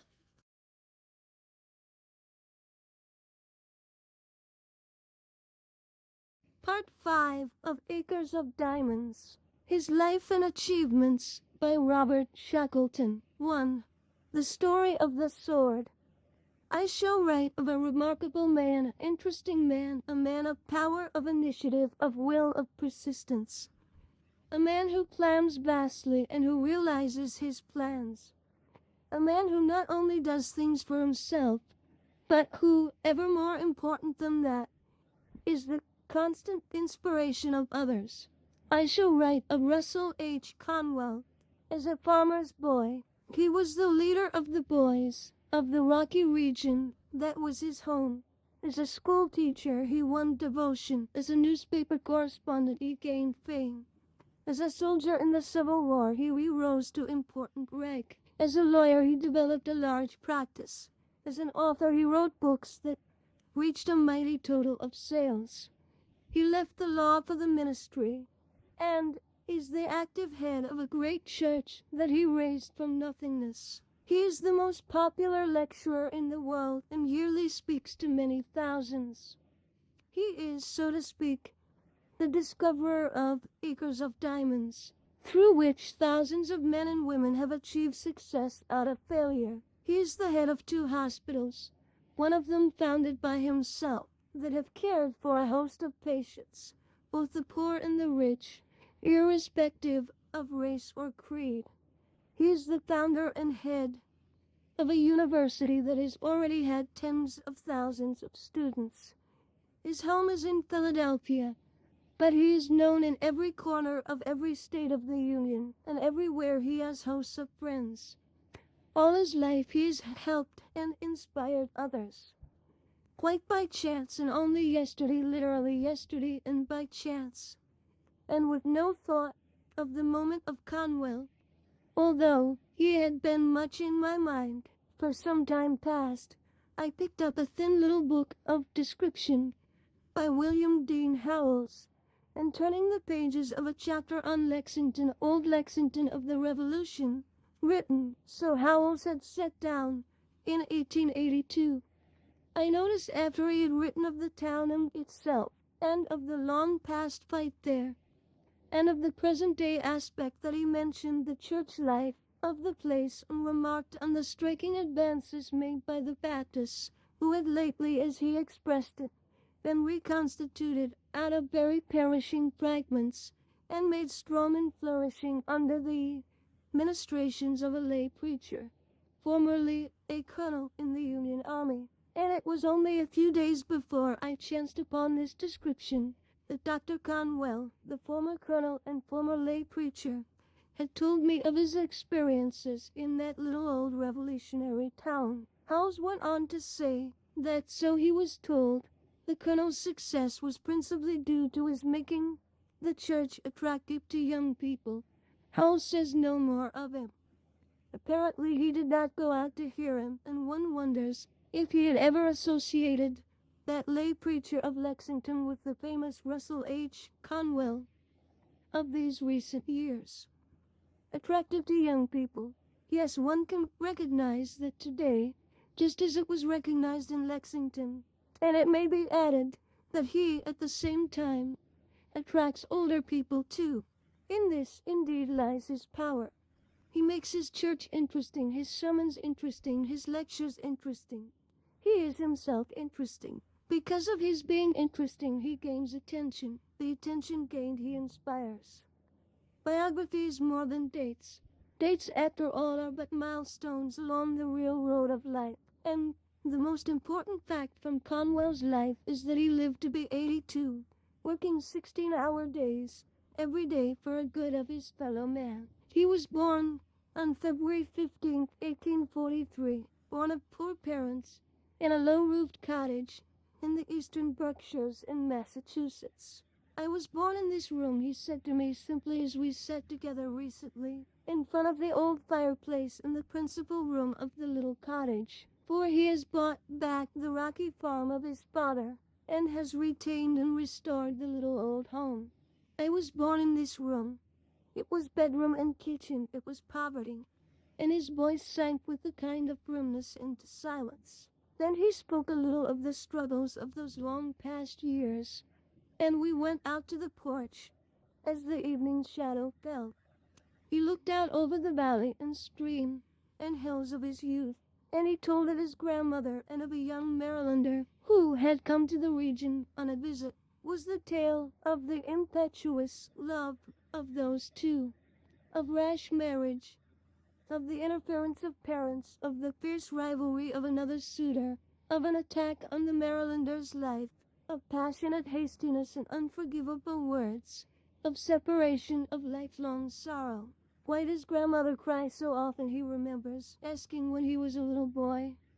And he was told it was for the husband of her youth. We went back into the little house, and he showed me the room in which he first saw John Brown. I came down early one morning and saw a huge hairy man sprawled upon the bed there, and I was frightened, he says. But John Brown did not long frighten him, for He was much at their home after that and was so friendly with Russell and his brother that there was no chance for awe.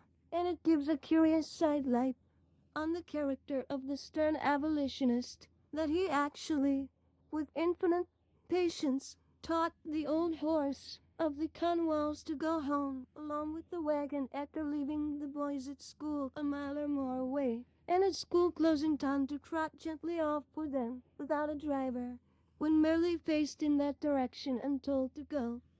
Conwell remembers how John Brown, in training it, used patiently to walk beside the horse and control its going and turning until it was quite ready to go and turn by itself. The Conwell house was a station on the Underground Railroad, and Russell Conwell remembers when a lad seeing the escaping slaves that his father had driven across the country and temporarily hidden. Those were heroic days, he says quietly, and once in a while my father let me go with him. They were wonderful night rides, the cowering slaves, the darkness of the road, the caution and silence and dread of it all.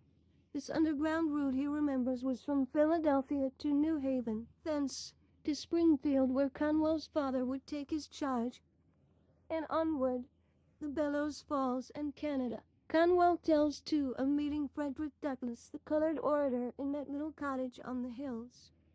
I never saw my father, Douglass said one day. His father was a white man, and I remember little of my mother, except that once she tried to keep an overseer from whipping me, and the lash cut across her own face and her blood fell over me. When John Brown was captured, Conwell went on, my father tried to sell this place to get a little money to send to help his defense, but he couldn't sell it, and on the day of the execution, we knelt solemnly here from 11 to 12, just praying in silence for the passing soul of John Brown. And as we prayed, we knew that others were praying, for the church bell tolled during that entire hour, and its awesome boom went sadly sounding over these hills. Conwell believes that his real life dates from a happening of the time of the Civil War, a happening that still looms vivid and intense before him, of which undoubtedly did deepen and strengthen his strong and deep nature. Yet the real Conwell was always essentially the same. Neighborhood tradition still tells of his bravery as a boy and a youth, of reckless coasting, his skill as a swimmer, and saving of lives, his strength and endurance, his plunging out into the darkness of wild winter night to save a neighbor's cattle. His soldiers came home with tales of his devotion to them, and how he shared his rations and his blankets, and bravely risked his life, of how he crept off into a swamp at imminent peril to rescue one of the men lost or mired there. The present Conwell was always Conwell. In fact, he may be traced through his ancestry too, for in him there are sturdy virtues, the bravery, the grim determination, the practicality of his father, and romanticism that comes from his grandmother, and the dreamy qualities of his mother, the practical and hard-working New England woman that she was the same time influenced by an almost startling mysticism. And Conwell himself is a dreamer, first of all. He is a dreamer. It is the most important fact in regard to him. It is because he is a dreamer and visualizes his dreams that he can plan the great things that to other men would seem impossibilities. And then his intensely practical side, his intense efficiency, his power, his skill, his patience, his fine earnestness, his mastery over others, develop his dreams into reality. He dreams dreams and sees visions, but his visions are never visionary, and his dreams become fact. The rocky hills, which met a dogged struggle for very existence, the fugitive slaves, John Brown, what a school for youth. And that literal school was a tiny one-room schoolhouse where young Conwell came under the care of a teacher who realized the boy's unusual capabilities and was able to give him broad and unusual help. Then a wise country preacher also recognized the unusual and urged the parents to give still more education, whereupon supreme effort was made and young Russell was sent to Wilbraham Academy.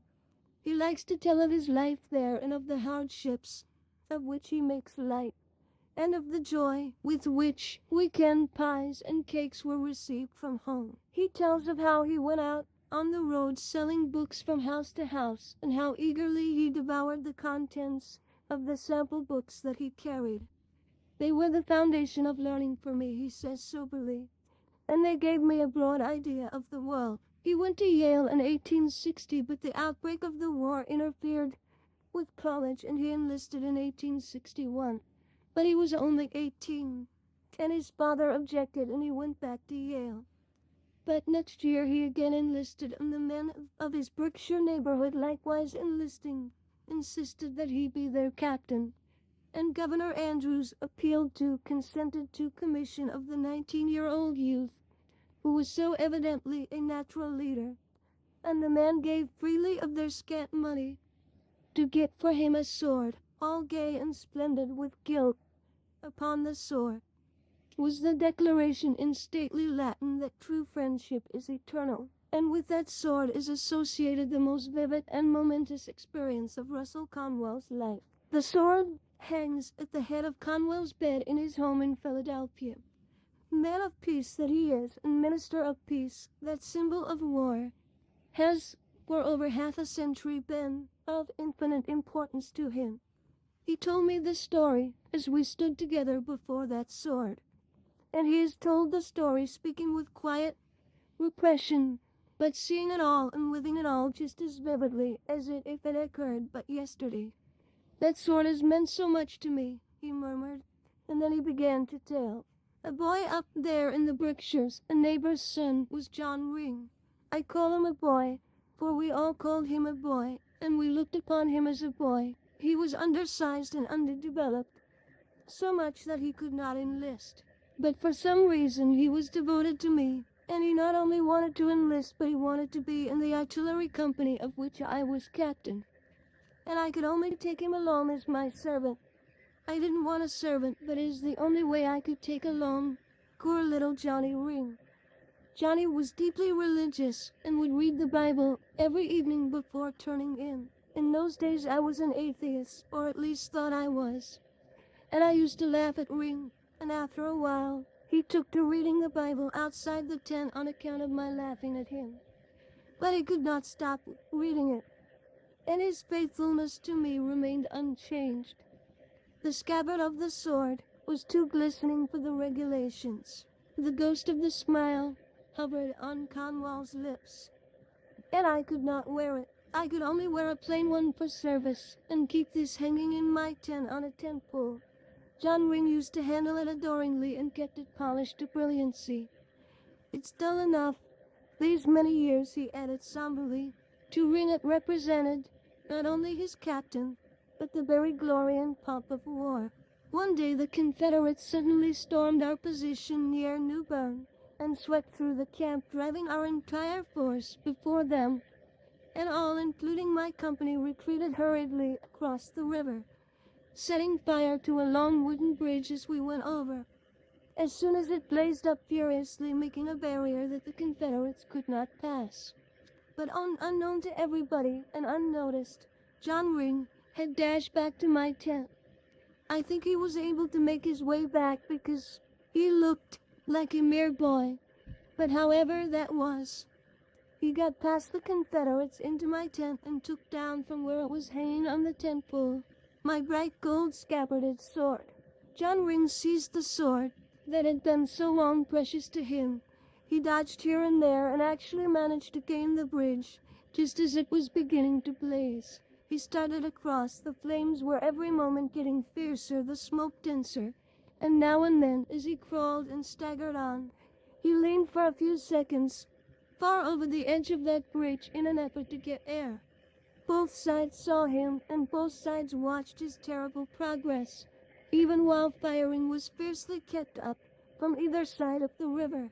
And then a Confederate officer, he was one of General Pickett's officers, ran to the water's edge and waved a white handkerchief, and the firing ceased. "Tell that boy to come back here," he cried. "Tell him to come back here, and I will let him go free." He called out just as Ring was about to enter upon the worst part of the bridge, the covered part, where there were top and bottom and sides of blazing wood.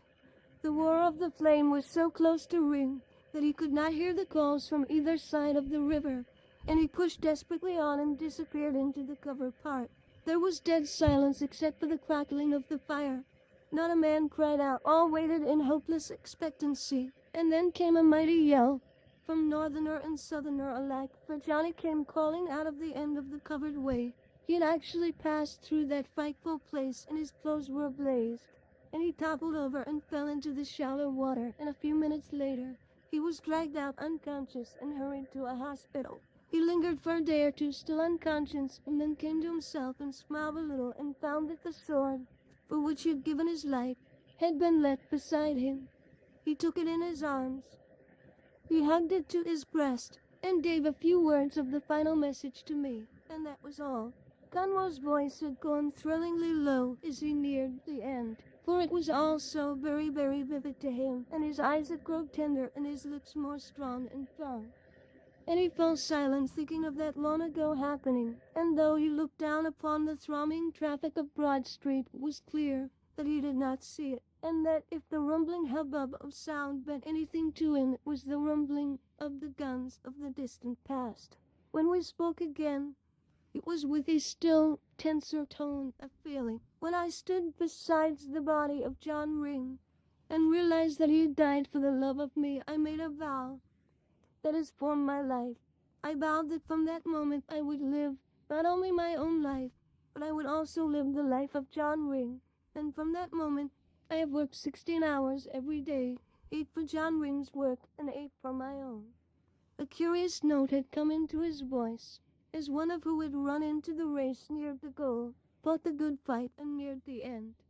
Every morning, when I rise, I look at this sword, or if I'm away from home, I think of this sword, and bow anew that another day shall see 16 hours of work from me. And when one comes to know Russell Conwell, one knows that never did a man work so hard and consistently. It was through John Ring and his giving of his life through devotion to me that I became a Christian, he went on. This did not come about immediately, but it came before the war was over, and it came through the faithful Johnny Ring. There was a little lonely cemetery in the Berkshires, a tiny burying ground, on a windswept hill a few miles from Conwell's old home. In this isolated burying ground, bushes and vines and grass grow in profusion, and a few trees cast a gentle shade, and the tree-clad hills go billowing off for miles and miles in wild and lovely beauty. And in that lovely little graveyard I found a plain stone that marks the resting place of John Ring. End of Part 5. Part 6 of Acres of Diamonds. 2. The beginning at Old Lexington. It was not because he was a minister that Russell Conwell is such a force in the world. He went into the ministry because he was sincerely and profoundly a Christian, and because he felt that as a minister he could do more good in the world than in any other capacity. But being a minister is but an incident, so to speak. The important thing is not that he is a minister, but that he is himself. Recently, I heard a New Yorker, the head of a great corporation, say, "I believe that Russell Conwell is doing more good in this world than any man who has lived since Jesus Christ." And he said this in a serious and unexaggerated earnest. Yet Conwell did not readily get into his life work. He might have seemed almost a failure until he was well on toward 40. For although he kept making successes, they were not permanent successes, and he did not settle himself into a definite line. He restlessly went westward to make his home, and then restlessly returned to the east. After the war was over, he was a lawyer, he was a lecturer, he was an editor. He went around the world as a correspondent. He wrote books. He kept making money and kept losing it. He lost it through fire, through investments, through aiding his friends. It is probable that the unsettledness of the years following the war was due to the unsettling effect of the war itself, which thus in its influence broke into his mature life after breaking into his years at Yale. But however this may be, those seething, changing, stirring years were years of vital importance to him. For in the myriad experiences of that time he was building the foundation of the Conwell that was to come. Abroad he met the notables of the earth. At home he made hosts of friends and loyal admirers. It was worth noting that as a lawyer he would never take a case, either civil or criminal, that he considered wrong. It was basic with him that he could not and would not fight if he thought he was on the wrong side. Only when his client was right would he go ahead. Yet he laughs his quiet, infectious, characteristic laugh as he tells of how once he was deceived, for he defended a man charged with stealing a watch who was so obviously innocent that he took the case in a blaze of indignation and had the fellow proudly exonerated. The next day the wrongly accused one came to his office and shamefully took out the watch which he had been charged with stealing. "I want to send it to the man I took it from," he said, and he told with a sort of shamefaced pride of how he had gotten the good old deacon to give in all sincerity the evidence which exculpated him. "And, say, Mr. Conwell, I want to thank you for getting me off. I hope you'll excuse my deceiving you, and I won't be any worse for not going to jail." And Conwell likes to remember that thereafter the young man lived up the pride of exoneration, and though Conwell does not say it or think it, one knows that it was the Conwell influence that inspired to honesty, for always he is the inspirer. Conwell even kept certain hours for consultation with those too poor to pay any fee, and at one time, while still an active lawyer, he was guardian for over 60 children. The man has always been a marvel, and always one to come upon such romantic facts as these. That it was a curious thing about him, how much there was of romance in his life. Worship to the End by John Ring, left for dead all night at Kennesaw Mountain. Calmly singing, "Nearer, my God, to thee," to quiet the passengers on a supposedly sinking ship.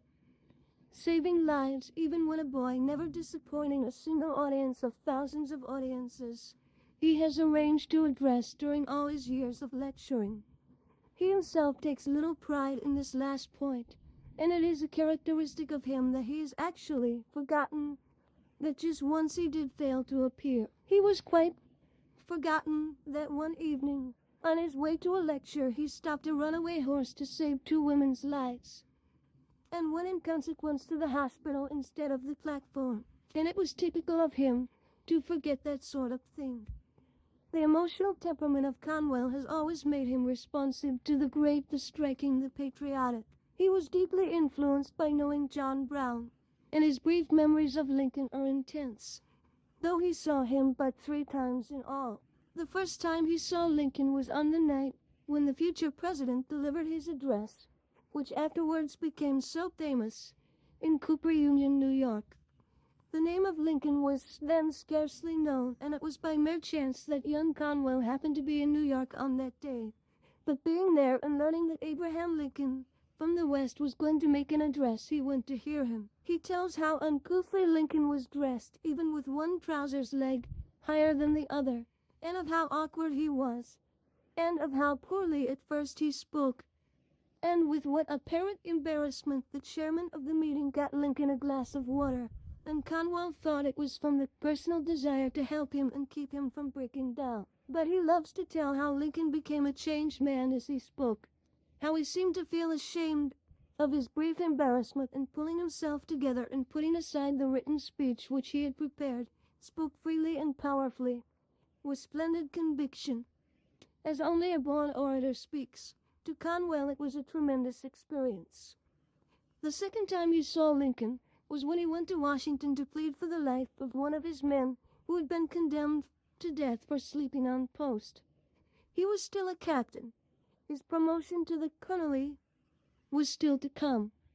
A youth, and was awed by going into the presence of a man he worshipped, and his voice trembles a little even now as he tells how pleasantly Lincoln looked up from his desk, and how cheerfully he asked his business with him, and how absorbedly Lincoln then listened to his tale. So it appeared he already knew of the main outline. "It will be all right," said Lincoln when Conwell finished. But Conwell was still frightened. He feared that in the municipality of public matters This mere matter of the life of the mountain boy, a private soldier, might be forgotten till too late. It's almost the time set, he faltered, and Conwell's voice almost breaks, man of emotion that he is, to tell how Lincoln said with stern gravity, "Go and telegraph that soldier's mother that Abraham Lincoln never signed a warrant to shoot a boy under 20 and never will." That was the one and only time that he spoke with Lincoln, and it remains an indelible impression. The third time he saw Lincoln was when, as officer of the day, he stood for hours beside the dead body of the president as it lay in state in Washington. In those hours he stood rigidly as the throng went shuffling sorrowfully through. An immense impression came to Colonel Conwell of the work and worth of the man who lay there dead, and that impression has never departed. John Brown, Abraham Lincoln, old Revolutionary Lexington. How Conwell's life is associated with famous men and places. And it was actually at Lexington that he made the critical decision as to the course of his life. And it seems to me that it was, although quite unconsciously, because of the very fact that it was Lexington, that Conwell was influenced to decide and to act as he did. Had it been some other kind of place, some merely ordinary place, some quite usual place, he might not have taken that important step. But it was Lexington. It was brave old Lexington, inspiring Lexington, and he was inspired by it. For the man himself inspires nobly is always the one who upon himself is open to noble inspiration. Lexington inspired him. When I was a lawyer in Boston, and almost 37 years old, he told me, thinking slowly back into the years, I was consulted by a woman who asked my advice in regards to disposing of a little church in Lexington whose congregation had become unable to support it. I went out and looked at the place and told her how the property could be sold, but it seemed a pity to me that the church should be given up. However, I advised a meeting of church members, and I attended the meeting. I put the case to them. It was only a handful of men and women, and there was silence for a little. Then a little old man rose in a quivering voice, said the matter was quite clear, that there evidently was nothing to do but sell, and he would agree with the others in the necessity. But as the church had been his church home from boyhood, so he quivered and quivered on. He begged that they would excuse him from actually taking part in disposing of it, and in a deep silence he went haltingly out of the room. The men and women looked at one another, still silent, sadly impressed, but not knowing what to do, and I said to them, why not start over again and go on with the church after all? Typical Conwellian, that first the impulse to help those who need helping, then the inspiration and leadership. But the building is entirely too tumble down to use, said one of the men, sadly, and I knew it was right, for I had examined it. But I said, let us meet tomorrow morning and get to work on building ourselves and put it in shape for the service next Sunday. It made them seem pleased and encouraged, and so confident that a new possibility was opening, that I never doubted that each one of those presents, and many friends besides, would be at the building in the morning. I was there early with a hammer and axe and crowbar I had secured, ready to go to work, but no one else showed up. He has a rueful appreciation of the humor of it as he pictured this scene, and one knows also that in that little town of Lexington, where Americans had so bravely faced the impossible, Russell Conwell also braced himself to face the impossible. A pettier man would have instantly given up the entire matter when those who were most interested failed to respond. But one of the strongest features in the Conwell character is his ability to draw even doubters and weaklings into line, his ability to stir even those who have given up. I looked over that building, he goes on whimsically, and I saw that repair really seemed out of the question. Nothing but a new church would do. So I took the axe that I had brought with me and began chopping the place down. In a little while a man, not one of the church members, came along, and he watched me for a time and said, what are you going to do there? I instantly replied, tear down this old building and build a new church here. He looked at me. But the people won't do that, he said. Yes, they will, I said cheerfully, keeping at my work. Whereupon he watched me a few minutes longer and said, well, you can put me down for $100 for the new building. Come up to my livery stable and get it this evening. All right, I'll surely be there, I replied. In a little while another man came along and stopped and looked, and he rather jibbed at the idea of a new church. And when I told him of the livery stable man contributing $100, he said, "But you haven't got the money yet." "No," I said, "but I'm going to get it tonight." "You'll never get it," he said. He's not that sort of a man. He's not even a church man. But I just went quietly on with the work without answering, and after a while he left, but he called back as he went off, "Well, if he does give you that $100, come to me and I'll give you another 100.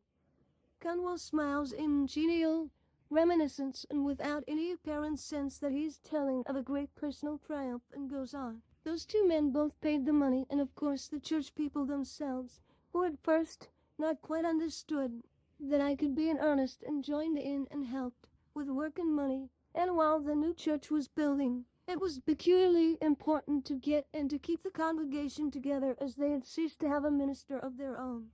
I used to run out from Boston and preach for them in a room we hired, and it was there in Lexington in 1879 that I determined to become a minister. I had had a good law practice, but I determined to give it up. For many years I had felt more or less the call to ministry, and here at length was the definite time to begin. Week by week I preached there. How strange now to think of William Dean Howells and the Colonel Preacher. And after a while the church was completed, and in that very church there in Lexington I was ordained a minister. A marvelous thing, all this, even without considering the marvelous heights that Conwell has since attained. A marvelous thing, an achievement of positive romance. That little church stood for American bravery and initiative and self-sacrifice and romanticism in a way that well befitted good old Lexington. To leave a large and overflowing law practice and take up the ministry at a salary of $600 a year seemed to the relatives of Conwell's wife the extreme of foolishness, and they did not hesitate to express themselves. Naturally enough, they did not have Conwell's vision, yet he himself was fair enough to realize and to admit there was a good deal of fairness in their objections, and so he said to the congregation that he was quite ready to come for $600 a year. He expected them to double his salary as soon as he doubled the church membership. That seemed to them a good deal like a joke, but they answered in perfect earnestness that they would be quite willing to do the doubling as soon as he did the doubling, and in less than a year his salary was doubled accordingly. I asked him if he found it hard to give up the lucrative law for a poor ministry, and his reply gave a delightful impression of his capacity for humorous insight into human nature, for he said with a genial twinkle, "Oh yes, it was a wrench, but there was sort of a romance of self-sacrifice, you know. I rather suppose the old-time martyrs rather enjoyed themselves in being martyrs." Conwell did not stay very long in Lexington. A struggling little church in Philadelphia heard what he was doing, and so an old deacon went up to see and hear him, and an invitation was given. And as the Lexington church seemed so prosperously on its feet, and the needs of the Philadelphia body keenly appealed to Conwell's imagination, a change was made, and at a salary of $800 a year, he went in 1882 to a little struggling Philadelphia congregation, and of the congregation he is still pastor. Only it ceased to be a struggling congregation a great many years ago, and long ago it began paying him more thousands every year than it first gave him hundreds. Dreamer as Conwell is, in conjunction with his immense practicality, and moved as he is by the spiritual influences of life, it is more than likely that not only did Philadelphia's need appeal, but also the fact that Philadelphia as a city meant so much to him. Coming north, wounded from the battlefield of the Civil War, it was Philadelphia that he has cared for until his health and strength recovered. Thus it came that Philadelphia had early become dear to him. And here is an excellent example of how dreaming great dreams may go hand in hand with winning superb results. For that little struggling congregation now owns and occupies a great new church building that seats more people than any other Protestant church in America, and Dr. Conwell fills it. 3. Story of the 57 cents. At every point in Conwell's life, one sees that he wins through his wonderful personal influence on old and young. Every step forward, every triumph achieved, comes not alone from his own enthusiasm, but because of his putting that enthusiasm into others. And when I learned how it came that the present church buildings were begun, it was another one of those marvelous tales of fact that are stranger than any imagination could make them. And yet the tale was so simple and sweet and sad and unpretending. When Dr. Conwell first assumed charge of that little congregation that led him to Philadelphia, it was really a little church, both in its numbers and in the size of the building it occupied. But it quickly became so popular under his leadership that the church services and Sunday school services were alike so crowded that there was no room for all who came, and always there were people turned from the doors. One afternoon a little girl, who had eagerly wished to go, turned back from the Sunday school door crying bitterly because they had told her that there was no more room. But a tall black-haired man met her and noticed her tears, and stopping asked why she was crying, and sobbingly she replied that it was because they could not let her into Sunday school.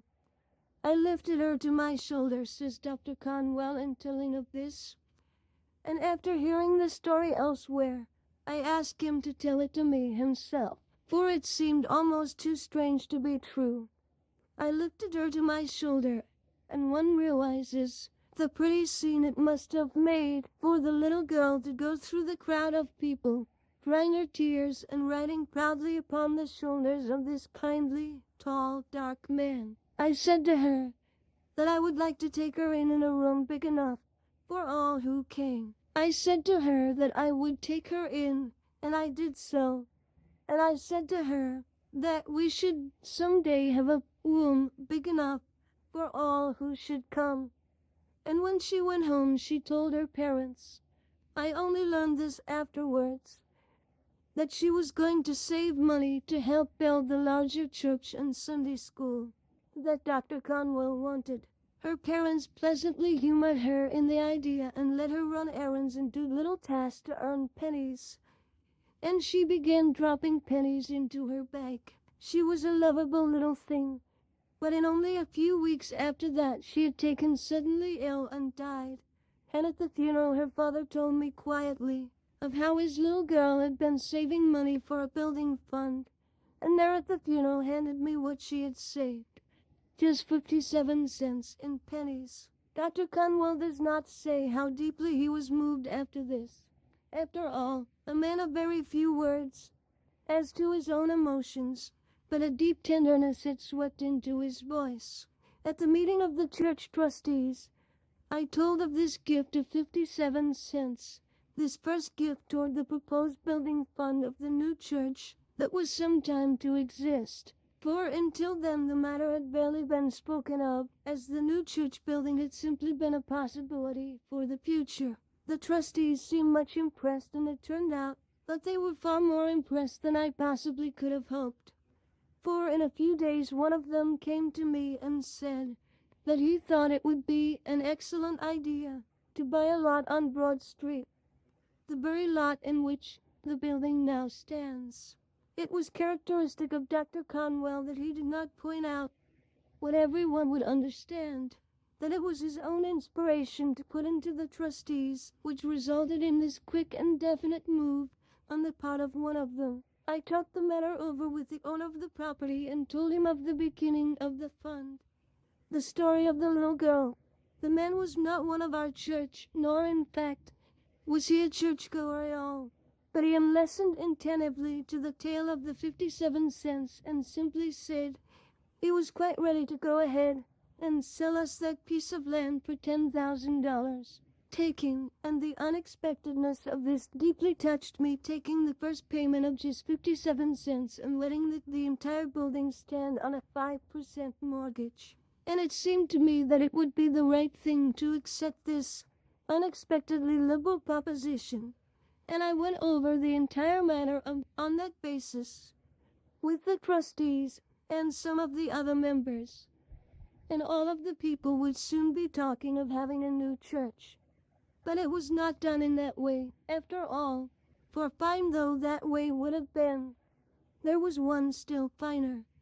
Not long after my talk with the man who owned the land, his surprisingly good-hearted proposition in exchange was arranged for me one evening with a Mount Harley church, and my wife went with me. We came back late and it was cold and wet and miserable, but as we approached our home, we saw that it was all lighted from top to bottom, and there it was clear that it was full of people. I said to my wife that they seemed to be having a better time than we had had, and we went in, curious to know what this was all about.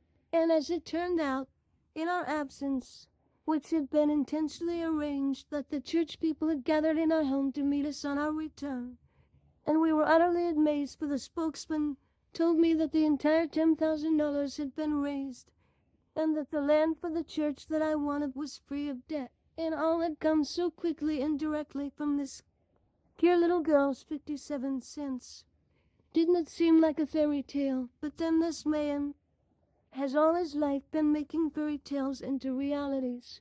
He inspired the child, he inspired the trustees, he inspired the owner of the land, he inspired the people. The building of this great church, the Temple Baptist Church, as it is termed, was a great undertaking for the congregation, even though it had been swiftly growing from the day of Dr. Conwell's taking charge of it. It was something far ahead of what, except for the eyes of the enthusiast, that they could possibly complete and pay for and support.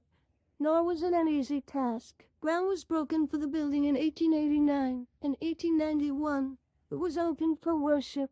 Then came years of raising money to clear it.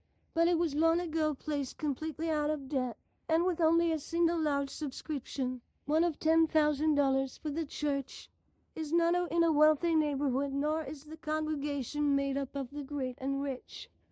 The church is built of stone, and its interior is a great amphitheater. Special attention has been given to the fresh air and light.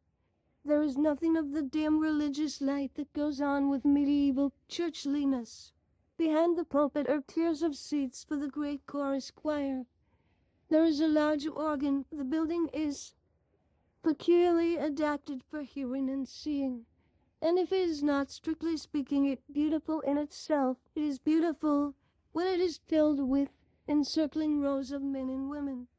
Men of feeling, that is, and one who appreciates the importance of symbols. Dr. Conwell had a heart of olive wood built into the front of the pulpit, for the wood was from the olive tree in the Garden of Gethsemane, and the amber-colored tiles in the inner wall of the church bear under their glaze the names of thousands of his people, every one, young and old, who helped the building, even to the giving of a single dollar, has his name inscribed there. For Dr. Conwell wished to show that it is not only the house of the Lord, but also, in a keenly personal sense, the house of those who build it. The church has a passable seating capacity of 4,200, although only 3,135 chairs have been put into it, for it is the desire not to crowd the space needlessly. There is also a great room for Sunday school, and extensive rooms for the Young Men's Association, the Young Women's Association, and for a kitchen, for executive offices, for meeting places for church officers, and boards and committees. It is a spacious and practical and complete church home, and many people feel at home there. You see again, said Dr. Conwell musingly, the advantage of aiming at big things. That building represents $109,000 above ground. It is free from debt. Had we built a small church, it would now be heavily mortgaged. End of part 6.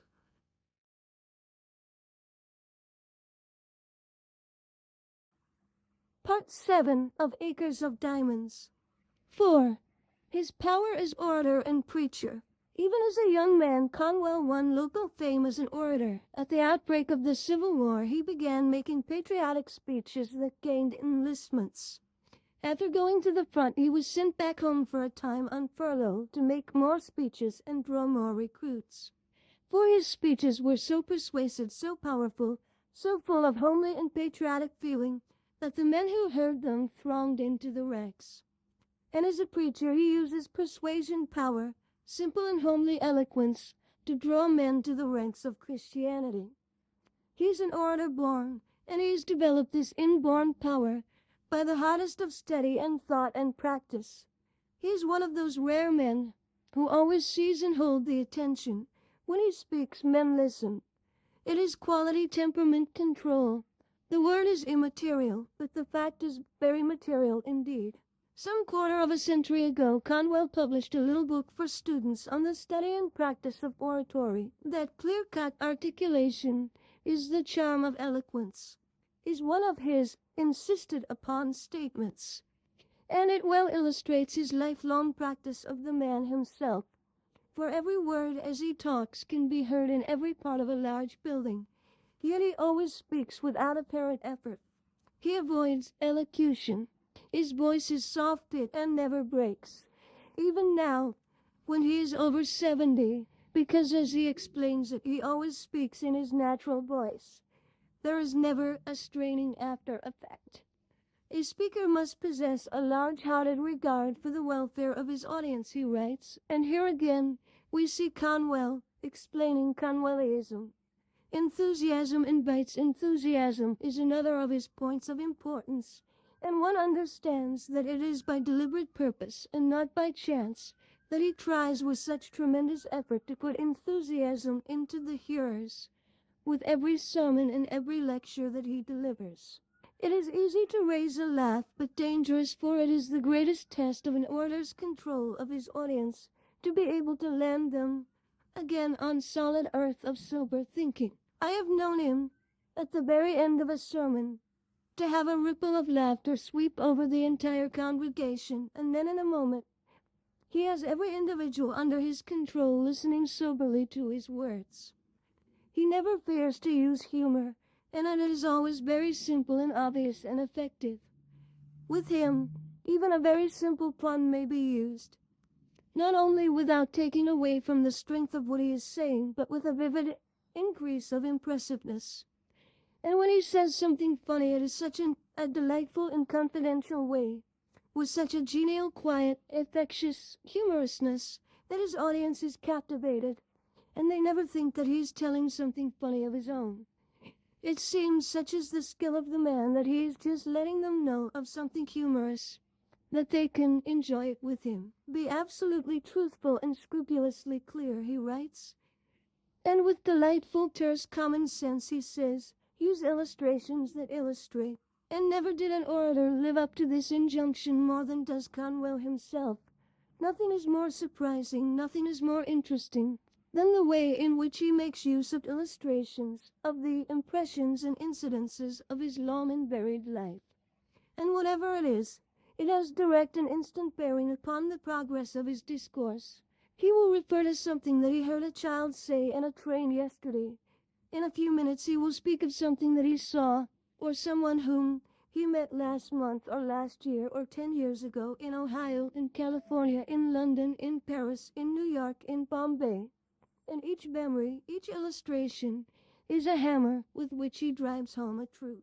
The vast number of places he has visited and people he has met, the infinite variety of things his observant eyes have seen, give him his ceaseless flow of illustrations, and his memory and his skill make admirable use of them. It is seldom that he uses an illustration from what he has read. Everything is characteristically his own. Henry M. Stanley, who knew him well, referred to him as that double-sided Yankee, who could see at a glance all that there is and all there ever was. And never was there a man who supplements with personal reminiscence the place or the person that has figured in the illustration. When he illustrates with a story of the discovery of California gold at Sutter's, he almost parenthetically remarks, I delivered this lecture on that very spot a few years ago, that is, in the town that arose on that very spot. And when he illustrates by the story of the invention of the sewing machine, he adds, I suppose that if any of you were asked who was the inventor of the sewing machine, you would say that it is Elias Howe. But that would be a mistake. I was with Elias Howe in the Civil War, and he often used to tell me how he had tried for 14 years to invent the sewing machine, and then his wife, feeling that something really had to be done, invented it in a couple hours. Listening to him, you begin to feel in touch with everybody and everything, and in a friendly and intimate way. Always, whether in the pulpit or on the platform, as in private conversation, there is an absolute simplicity about the man and his words, a simplicity and earnestness, a complete honesty.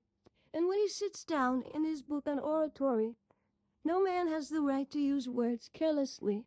He stands for that respect for word craftsmanship that every successful speaker or writer must feel. Be intensely in earnest, he writes. And in writing this, he sets down a prime principle not only of his oratory but of his life. A young minister told me that Dr. Conwell once said to him with deep feeling, "Always remember as you preach that you are striving to save at least one soul with every sermon." And to one of his close friends, Dr. Conwell said, in one of his self-revealing conversations, "I feel whenever I preach that there is always one person in the congregation to whom, in all probability, I shall never preach again, and therefore I feel that I must exert my utmost power in that last chance." And in this, even if this were all, one sees why each sermon is so impressive and why his energy never lags. Always with him is the feeling that he is in this world to do all the good he possibly can do. Not a moment, not an opportunity must be lost. The moment he rises and steps in front of his pulpit, he has the attention of everyone in the building, and this attention he closely holds till he is through. Yet it is never by a striking effort that attention is gained, except in so far that his utter simplicity is striking. I want to preach so simply that he will not think of it as preaching, but he will think of it as listening to a friend. I remember him saying one Sunday morning as he began his sermon, and then he went on, just as such homely, kindly, friendly words promised, and how efficiently. He believes that everything should be put as to be understood by all, and this belief applies not only to his preaching, but to the reading of the Bible, whose description he not only visualizes to himself, but makes vividly clear to his hearers, and often makes fascination in result. For example, he is reading the 10th chapter of 1 Samuel. He begins, "Thou shalt meet the company of prophets." Singers, it should be translated. He puts in, lifting his eyes from the page and looking out over his people. Then he goes on, taking this change as a matter of course. "Thou shalt meet a company of singers coming down from the high place." Whereupon he again interrupts himself, and in irresistible explanatory aside, which instantly raises the desired picture in the mind of everyone, he says, "That means from the little old church on the hill, you know." And how plain and clear and real and interesting, most of all interesting, it is from this moment. Another man would have left it at the prophets coming down from the high place, which would not have seemed at all alive or natural. And here suddenly Conwell has flashed his picture of the singers coming down from the little old church on the hill. There is a magic in doing that sort of thing. And he goes on reading, "Thou shalt meet a company of singers coming down from that little old church on the hill, with a psaltery and a tabret and a pipe and a harp, and they shall sing." Music is one of Conwell's strongest aids. He sings himself. He sings as if he likes to sing, and often finds himself leading the singing. Usually so indeed at the prayer meetings, and often in effect at the church services. I remember at one church service that the choir leader was standing in front of the massed choir, ostensibly leading the singing, but Conwell himself standing at the rear of the pulpit platform, with his eyes on the hymn book, silently swaying a little from the music and unconsciously beating time as he swayed, was just as unconsciously the real leader, for it was he whom the congregation was watching, and with them they were keeping time. He never suspected it. He was merely thinking along with the music, and there was such a look of contagious happiness on his face as he made everyone in the building similarly happy. For he possesses a mysterious faculty in imbuing others with his own happiness. Not only singers, but the modern equivalent of psaltery and tabret and cymbals, all have their place in Dr. Conwell's scheme of a church service. For there may be a piano, and there may even be a trombone, and there is a giant organ to help the voices, and at times there are chiming bells. His musical taste seems to tend toward the thunderous, or perhaps that is how he knows that there are times when people like to hear thunderous and are moved by it, and how the choir themselves like it.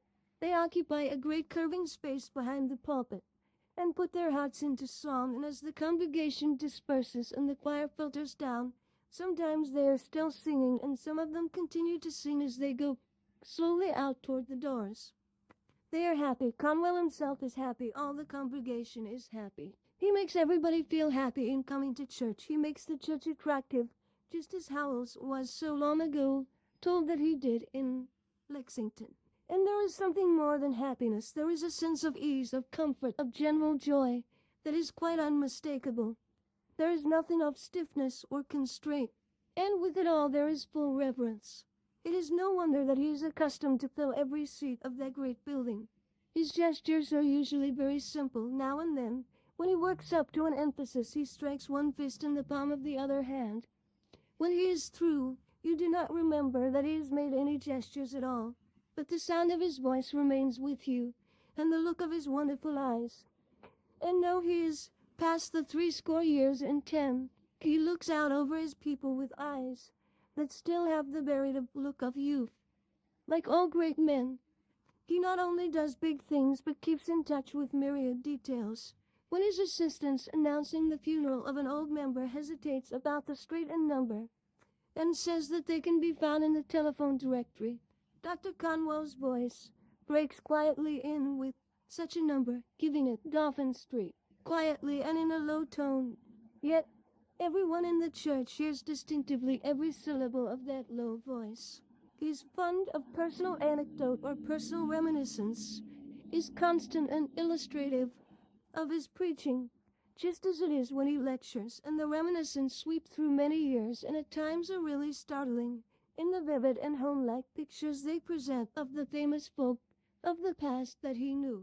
One Sunday evening, he made an almost casual reference to the one time he first met Garfield, then a candidate for the presidency. I asked Major McKinley, who I had met in Washington and whose home was in northern Ohio, as was that of Mr. Garfield, to go with me to Mr. Garfield's home and introduce me. When we got there, a neighbor had to find him. Jim, he called. You see, Garfield was just plain old Jim to his neighbors. It's hard to recognize a hero over your back fence. He paused a moment for the appreciative ripple to subside, and went on. We three talked together. What a rare talking it must have been, McKinley, Garfield, and Conwell. We talked together, and after a while we got to the subject of hymns. And those two great men both told me of how deeply they loved the old hymn, the old-time religion. Garfield especially loved it. So he told us, because the good old man who brought him up as a boy, and to whom he owed such gratitude, used to sing it at the pasture bars outside of the boys' window every morning. And young Jim knew, whenever he heard that old tune, that it meant it was time for him to get up. He said that he had heard the best concerts and the finest operas in the world, but had never heard anything he loved as he still loved the old-time religion. I forgot what a reason there was for McKinley's especially liking it, but he, as Garfield, liked it immensely. What followed was a striking example of Conwell's intentness on losing no chance to fix an impression in the hearer's mind, and at the same time, it was really an astounding proof of his power to move and sway, for a new expression came over his face, and he said, as if the idea had only at that moment occurred to him, as it most probably had, I think it's in our hymnal. And in a moment he announced the number, and the great organ struck, and every person in the great church, every man, woman, and child, joined in the swinging rhythm of verse after verse, as they could never tire of the old-time religion. It is a simple melody, more than a single line of almost monotone music. It was good enough for Mother, and it's good enough for me. It was good enough on the fiery furnace, and it's good enough for me. Thus it went on, with never wearying iteration, each time with a refrain more and more rhythmic and swaying. The old-time religion, the old-time religion, the old-time religion, it's good enough for me. That it was good enough for the Hebrew children, that it was good enough for Paul and Silas, that it will help you when you're dying, and it will show you the way to heaven.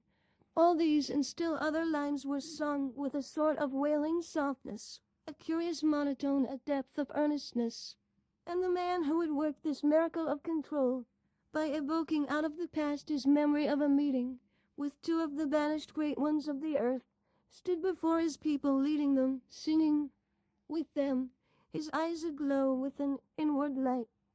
His magic had suddenly set them upon the spirit of the old camp-meeting days, the days of pioneering and hardship when religion meant so much to everybody, and even those who knew nothing of such things felt them, even if but vaguely. Every heart was moved and touched, and every old tune will sing in the memory of all who heard it and sung it as long as they live. End of part 7.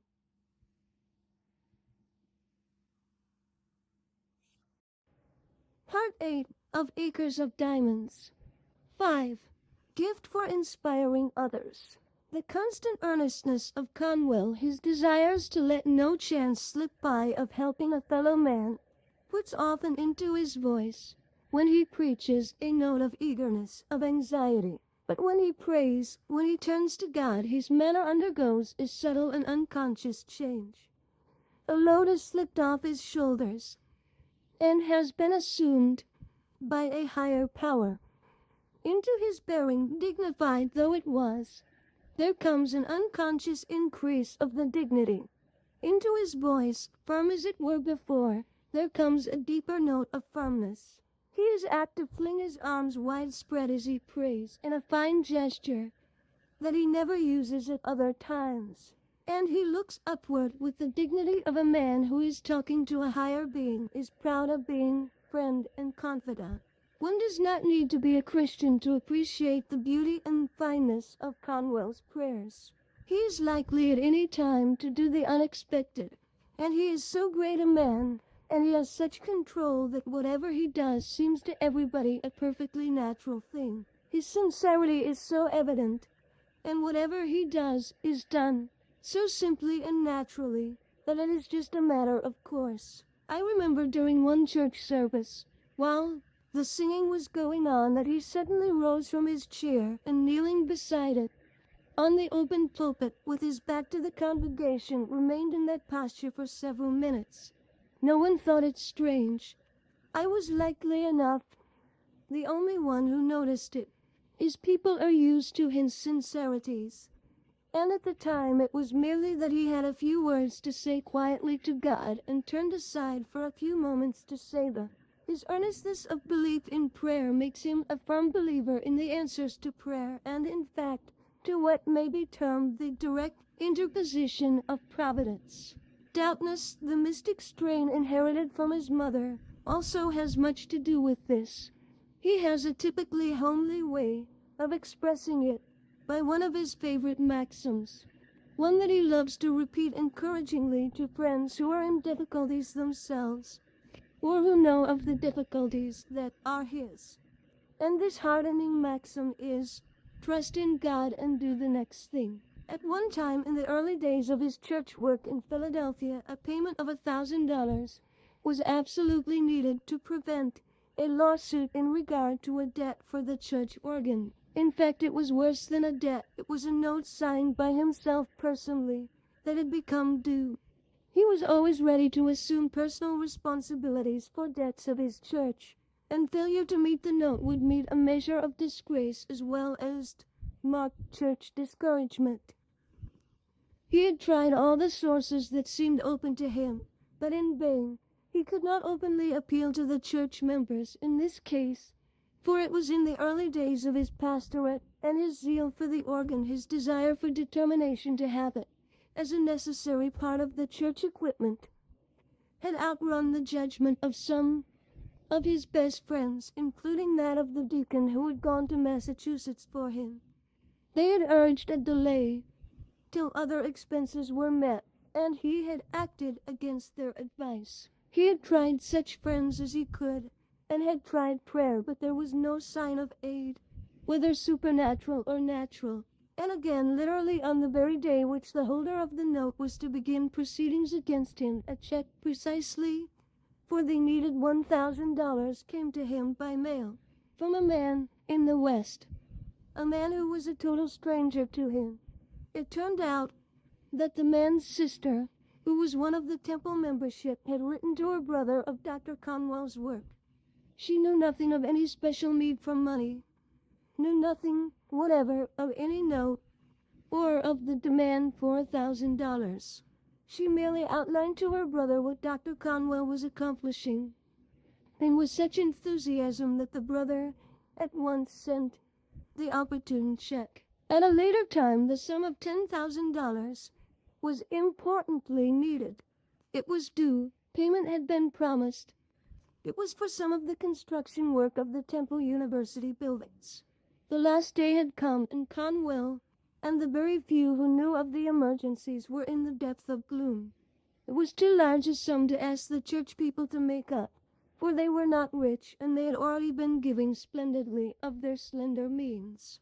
For the church, and then for the university, there was no rich man to turn to.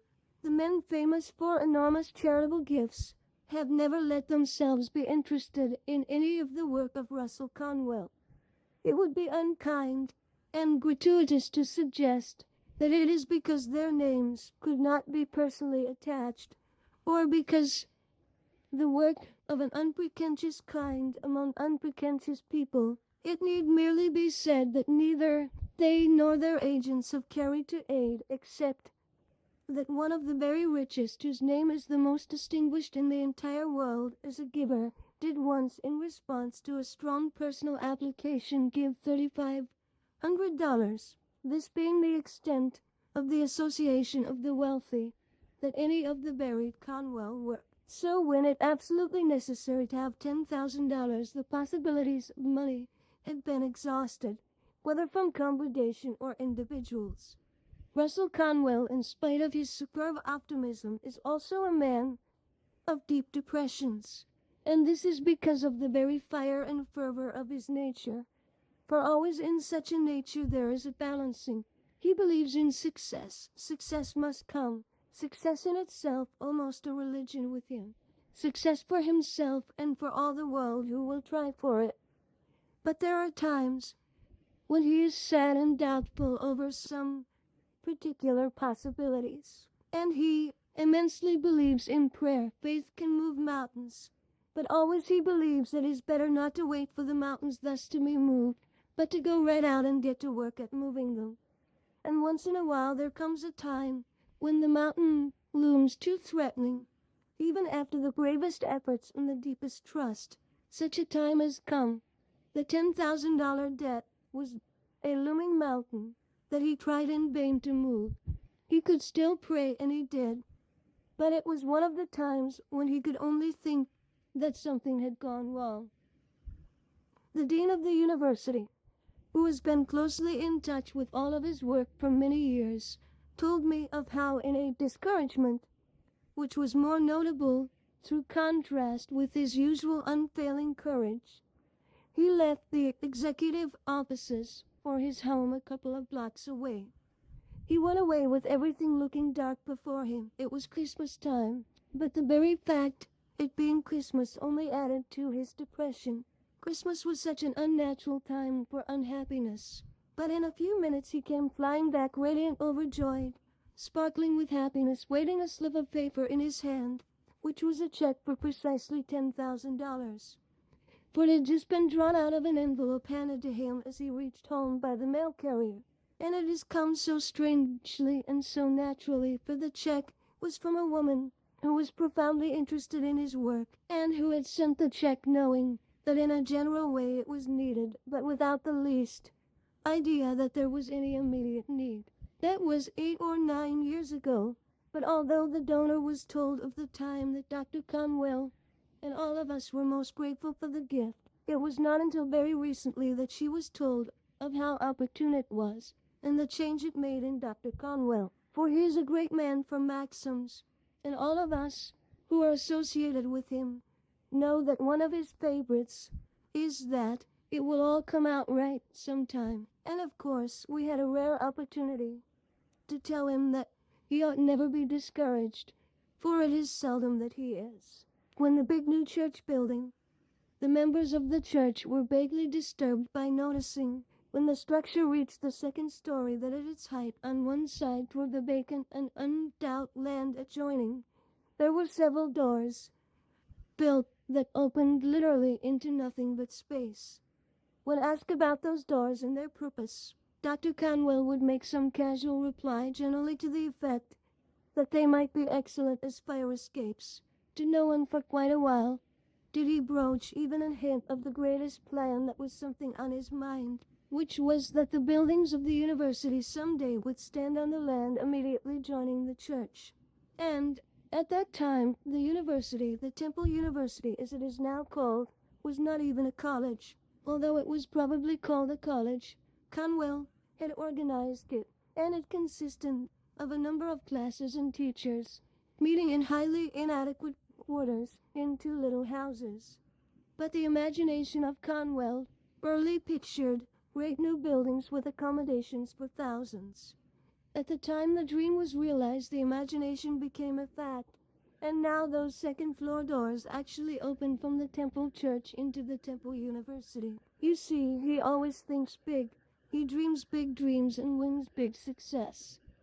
All his life he has talked and preached success, and it is very real and a very practical belief with him that it is just as easy to do a large thing as a small one, and in fact a little easier. And so he naturally does not see why one should be satisfied with the small things in life. If your rooms are big and the people will come and fill them, he likes to say, the same effort that wins small success would rightly directed have won a great success. Think big things and then do them. Most favorite of all maxims with this man of maxims is, let patience have their perfect work.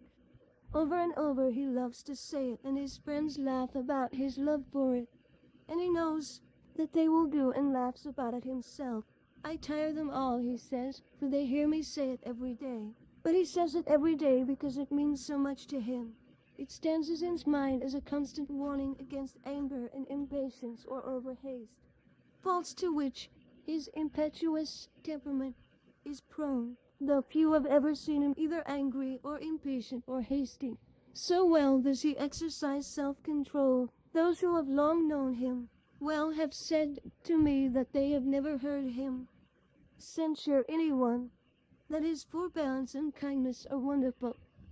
He is a sensitive man beneath his composure. He is suffered and keenly when he has been unjustly attacked. He feels pain of that sort for a long time too, for even the passing of the years does not entirely deaden it. When I have been hurt, or when I have talked with annoying cranks, I have tried to let patience have their perfect work, for those very people who have patience with them may afterward be of help. And he went on to talk a little of his early years in Philadelphia, and he said with sadness that it had pained him to meet with opposition, and it had even come from ministers of his own denomination, for he had been so misunderstood and misjudged. But he added, the momentary somberness feeling, even his bitter enemies, had been won over with patience. I could understand a good deal of what he meant, for one of the Baptist ministers of Philadelphia had said to me, with some shame, that at first he actually used to be the case that when Dr. Conwell would enter one of the regular ministers' meeting, all would hold aloof, not a single one stepping forward to meet or greet him. And it was through our jealousy of his success, so the minister vehemently, he has come to this city a stranger and has won instant popularity, and we couldn't stand it. So we pounced upon things that he did that were altogether unimportant. The rest of us were so jealous of his winning throngs that we wouldn't see the good in him, and it hurt Dr. Conwell so much that for 10 years he did not come to our conferences. But all this was changed long ago. Now no minister is so welcomed as he is, and I don't believe that there has ever been a single time since he started coming again that he has not been asked to say something to us. We got over our jealousy long ago, and we all love him. Nor is it only that the clergymen of his own denomination admire him. Not long ago, such having been Dr. Conwell's triumph in the city of his adoption, that the rector of the most powerful and aristocratic church in Philadelphia voluntarily paid lofty tribute to his aims and ability, his work and his personal worth. He is an inspiration to his brothers in the ministry of Jesus Christ. So this Episcopalian lector wrote, "For he is a friend of all that is good and a foe that is all of evil, a strength to the weak, a comforter to the sorrowing, a man of God." These words came from the heart of one who loves, honors, and reverences him for his character and his deeds. Dr. Conwell did some beautiful and unusual things in his church, instituted some beautiful and unusual customs, and one can see how narrow and hasty criticism charged him long ago with sensationalism. Charges long since forgotten except through the hurt still felt by Dr. Conwell himself. They used to charge me with making a circus of the church, as if it were possible for me to make a circus of the church, and his tone was one that grieved amusement after all these years. But he was original and he was popular, and therefore there were misunderstandings and jealousy. His Easter services, for example, years ago became widely talked of and eagerly anticipated, because each sermon would be wrought around some fine symbol, and he would hold in his hand, in the pulpit, a blue robin's egg, or a white dove, or a stem of lilies, or whatever he had chosen as this particular symbol for the particular sermon. And that symbol would give him the central thought of his discourse, accented as it would be by the actual symbol itself in view of the congregation. The cross lighted by electricity, to shine down over the baptismal pool, the little stream of water cascading gently down the steps of the pool during the baptismal rite, the flowers floating in the pool, and his gift of one of them to each of the baptized, as he or she left the water. All things did seem long ago so unconventional, yet his own people recognized the beauty and poetry of them, and thousands of Bibles in Philadelphia have a baptismal rose from Dr. Conwell pressed within the pages. His constant individuality of mind, his constant freshness, alertness, brilliancy, warmth, sympathy, endearing to the congregation. And when he returns from an absence, they bubble with effervescence over him, as if he were some brilliant new preacher who had just come to them. He is always new to them. Were it not that he possesses some unremarkable quality of charm, he would long ago have become, so to speak, an old story. But instead of that, he is to them always a new story, an always entertaining and delightful story after all these years. That it is not only that they still throng to hear him either preach or lecture, though that himself would be noticeable, but it is the delightful and delighted spirit with which they do it. Just the other evening I heard him lecture in his own church, and just after his return from an absence, and every face being happily up to him to welcome him back home, and everyone listened so intently to his every word as if he had never been heard before. And when the lecture was over, a large bouquet of flowers was handed up to him, and someone embarrassedly said a few words about its being because he was home again. It was all that he had just returned from an absence of months, and he had just been away 5.5 days. End of Part 8.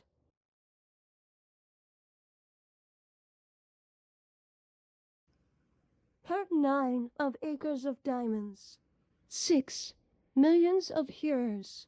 That Conwell is not primarily a minister, that he is a minister because he is a sincere Christian, but that he is first of all an Abo Ban Adam, a man who loves his fellow man, becomes more and more apparent as the scope of his life work is recognized. One almost comes to think of his pastorate of a great church as even a minor matter besides the combined importance of his educational work, his lecture work, his hospital work, his work in general as a helper to those who need help. For my own part, I should say that he is like some of the old-time prophets, the strong ones who found a great deal to attend to in addition to the matters of religion. The power, the ruggedness, the physical and mental strength, the positive grandeur of the man. All these are like the general conceptions of the big Old Testament prophets. The suggestion is given only because it is often recurred, and therefore with the feeling that there is something more fanciful than the comparison, and yet, after all, the comparison fails in one important particular, for none of the prophets seems to have had a sense of humor. It is perhaps better and more accurate to describe him as the last of the old school of American philosophers, the last of those sturdy-bodied, high-thinking, achieving men who in the old days did their best to set American humanity on the right path. Such men as Emerson, Alcott, Gough, Wendell Phillips, Garrison, Burrard Taylor, Beecher, men who Conwell knew and admired in the long ago, and all of whom have long since passed away. And Conwell, in his going up and down the country, inspiring his thousands and thousands, is the survivor of that old-time group who used to travel about, dispensing wit and wisdom and philosophy and courage to the crowded benches of country lyceums and the chairs of schoolhouses and town halls, or the larger and more pretentious gathering places of the city. Conwell himself is amused to remember that he wanted to talk in public from his boyhood, and that very early he began to yield to his inborn impulse. He laughs when he remembers the variety of country fairs and school commencements of anniversary and even sewing circles where he tried his youthful powers, and all for experience alone. In the first few years, except for passively such a thing as a ham or a jackknife, the first money that he ever received for speaking was, so he remembers with glee, 75 cents, and even that was not for the talk but for horse hire. But at the same time there is more than amusement in recalling those experiences, for he knows that they were invaluable to him as training, and for over half a century he has affectionately remembered John B. Gough, who, in the height of his own power and success, saw resolution and possibilities in the ardent young hillman, and actually did him the kindness and the honor of introducing him to an audience in one of the Massachusetts towns. And it was really a great kindness and a great honor, from a man who had won his fame to a young man who was just beginning his oratorical career. Conwell's lecturing had been, considering everything, the most important work of his life, for by it he has come into close touch with so many millions, literally millions of people. I asked him once if he had any idea how many he had talked to in the course of his career, and he tried to estimate how many thousands of times he had lectured and the average attendance for each. But destined when he saw that it ran into the millions of hearers. What a marvel in such a fact if that, millions of hearers. I asked the same question of his private secretary and found that no one ever kept any sort of record, but as careful an estimate as could be made gave a conservative result at fully 8 million hearers of his lectures, and adding the number to whom he has preached, who have been over 5 million, there is a total of well over 13 million who have listened to Russell Conwell's voice. And this staggering total is, if anything, an underestimate. The figuring was done cautiously and was based upon the facts that, as he now addresses an average of 4,500 in his Sunday services, an average would be higher if it were not for his sermons in the vacation time are usually delivered in little churches. When at home, at the temple, he addresses 3 meetings every Sunday, and that he lectures throughout the entire course of each year, including 6 nights a year, lecturing during vacation time. What a power is wielded by a man who has held over 13 million people under the spell of his voice. Probably no other man who has ever lived has had such a total of hearers. And the total is steadily mounting, for he is a man who has never known the meaning of rest. I think it is almost certain that Dr. Conwell has never spoken to anyone of what, to me, is the finest point of his lecture work, and that is that he still goes gladly and for small fees to the small towns that are never visited by other men of great reputation. He knows that it is the little places, the out-of-way places, the submerged places, that most need the pleasure and a stimulus, and he still goes out, man of well over 70 that he is, to tiny towns in distant states, heedless of the discomforts of traveling, of the poor little hotels that seldom have visitors, of the oftentimes helpless cooking, and the uncleanness, of the hardship and the discomforts of the unventilated and overheated or underheated halls. He does not think of claiming the relaxation earned by a lifetime of labor, Or if he ever does, the thought of the sword of John Ring restores instantly to his fevered earnestness. How he does it, how he can possibly keep up, is one of the greatest marvels of all. I have before me a list of his engagements for the summer weeks of the year 1915, and I shall set it down because it will specifically show far more clearly than the general statements of the kind of work he does. The list is the itinerary of his vacation lecturing every evening but Sunday, and on Sunday preaching in the town where he happens to be. June 24th, Ackley, Iowa. July 11th, Brookings, South Dakota. 25th, Waterloo, Iowa. 12th, Pipestone, Minnesota. 26th, Decorah, Iowa. 13th, Hawarden, Iowa. 27th, Waukon, Iowa. 14th, Canton, South Dakota. 28th, Red Wing, Minnesota. 15th, Cherokee, Iowa. 29th, Red River Falls, Wisconsin. 16th, Pocahontas, Iowa. 30, Northfield, Minnesota. 17, Glidden, Iowa. July 1st, Faribault, Minnesota. 18th, Boone, Iowa. 2nd, Spring Valley, Minnesota. 19th, Dexter, Iowa. 3, Blue Earth, Minnesota. 20, Indianola, Iowa. 4th, Fairmont, Minnesota. 21st, Creighton, Iowa. 5th, Lake Crystal, Minnesota. 22nd, Essex, Iowa. 6th, Redwood Falls. 23rd, Sydney, Minnesota. 24th, Falls City, Nebraska. 7th, Wilmer, Minnesota. 25th, Hiawatha, Kansas. 8th, Dawson, Minnesota. 26th, Frankfort, Kansas. 9th, Redfield, South Dakota. 27th, Greenleaf, Kansas. 10th, Huron, South Dakota. 28th, Osborne, Kansas. July 29th, Stockton, Kansas. August 14th, Holmesdale, Pennsylvania. 30th, Phillipsburg, Kansas. 15th, Holmesdale, Pennsylvania. 31st, Mankato, Kansas. 16th, Carbondale, Pennsylvania. En route to the next date on 17th, Montrose, Pennsylvania Circuit. 18th, Tuckhannock, Pennsylvania. August 3rd, Westfield, Pennsylvania. 19th, Nanticoke, Pennsylvania. 4th, Galston, Pennsylvania. 20th, Strasburg, Pennsylvania. 5th, Fort Allegheny, Pennsylvania. 21st, Newton, New Jersey. 6th, Wellsville, New York. 22nd, Newton, New Jersey. 7th, Bath, New York. 23rd, Hackettstown, New Jersey. 7th, Bath, New York. 23rd, Hackettstown, New Jersey. 8th, Bath, New York. 24th, New Hope, Pennsylvania. 9th, Penn Yan, New York. 25th, Doylestown, Pennsylvania. 10th, Athens, New York. 26th, Phoenixville, Pennsylvania. 11th, Oswego, New York. 27th, Kennett, Pennsylvania. 12th, Pachacu, Long Island, New York. 28th, Oxford, Pennsylvania. 13th, Port Jarvis, New York. 28th, Oxford, Pennsylvania.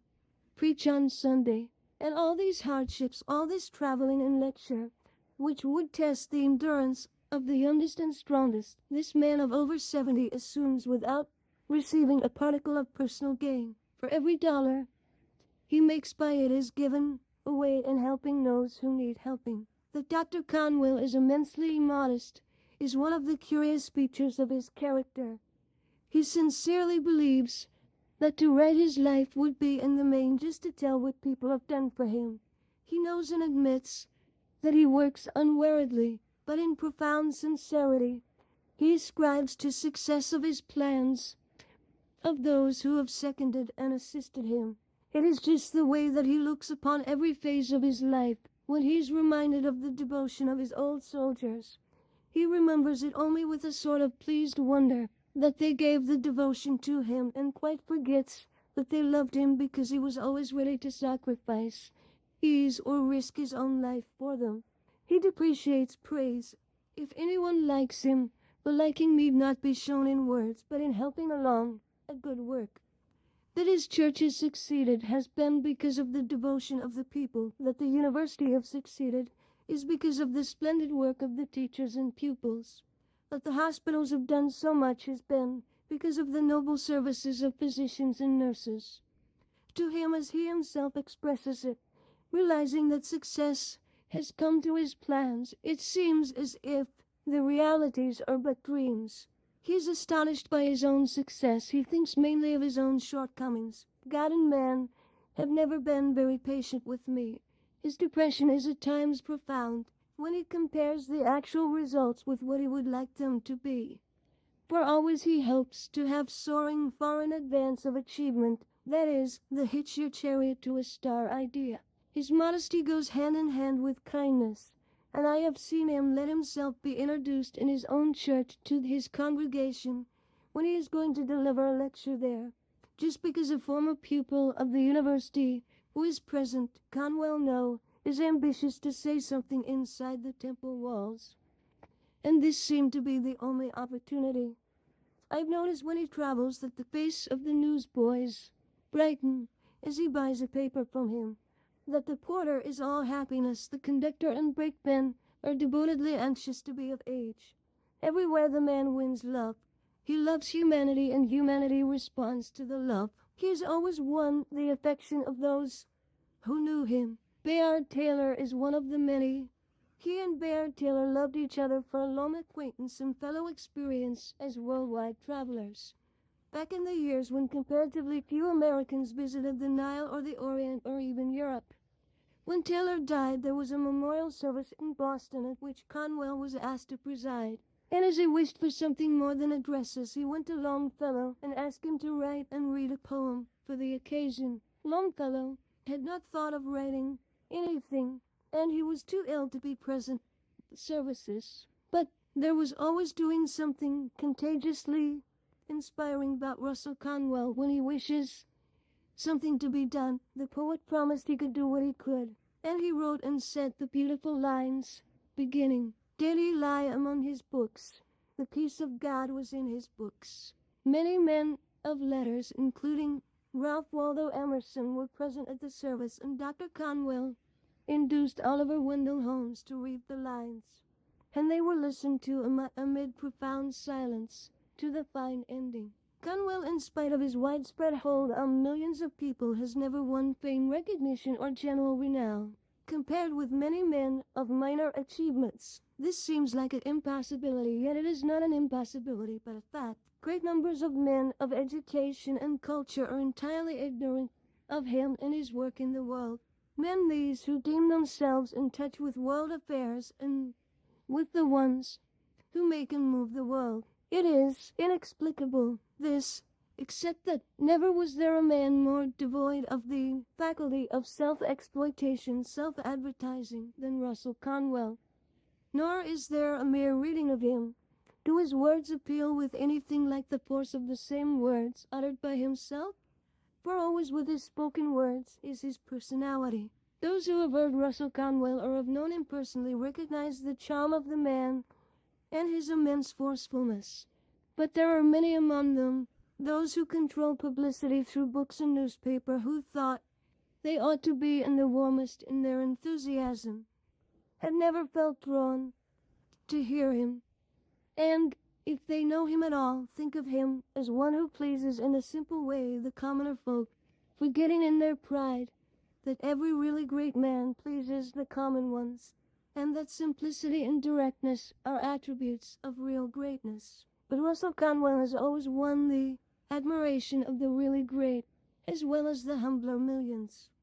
It is only a supposedly cultured class in between that is not thoroughly acquainted with what he has done. Perhaps, too, this is owing to his having cast in his lot with the city of all cities, which, consciously or unconsciously, looks most closely to family and place of residence as criterions of merit. A city in which it is almost impossible for a stranger to become affiliated or a Philadelphiatized, as might be expressed. And Philadelphia, in spite of all that Conwell has done, has been under the thrall of the fact that he went north of Market Street, that fatal fact understood by all who know Philadelphia, and that he made no efforts to make friends in Rittenhouse Square.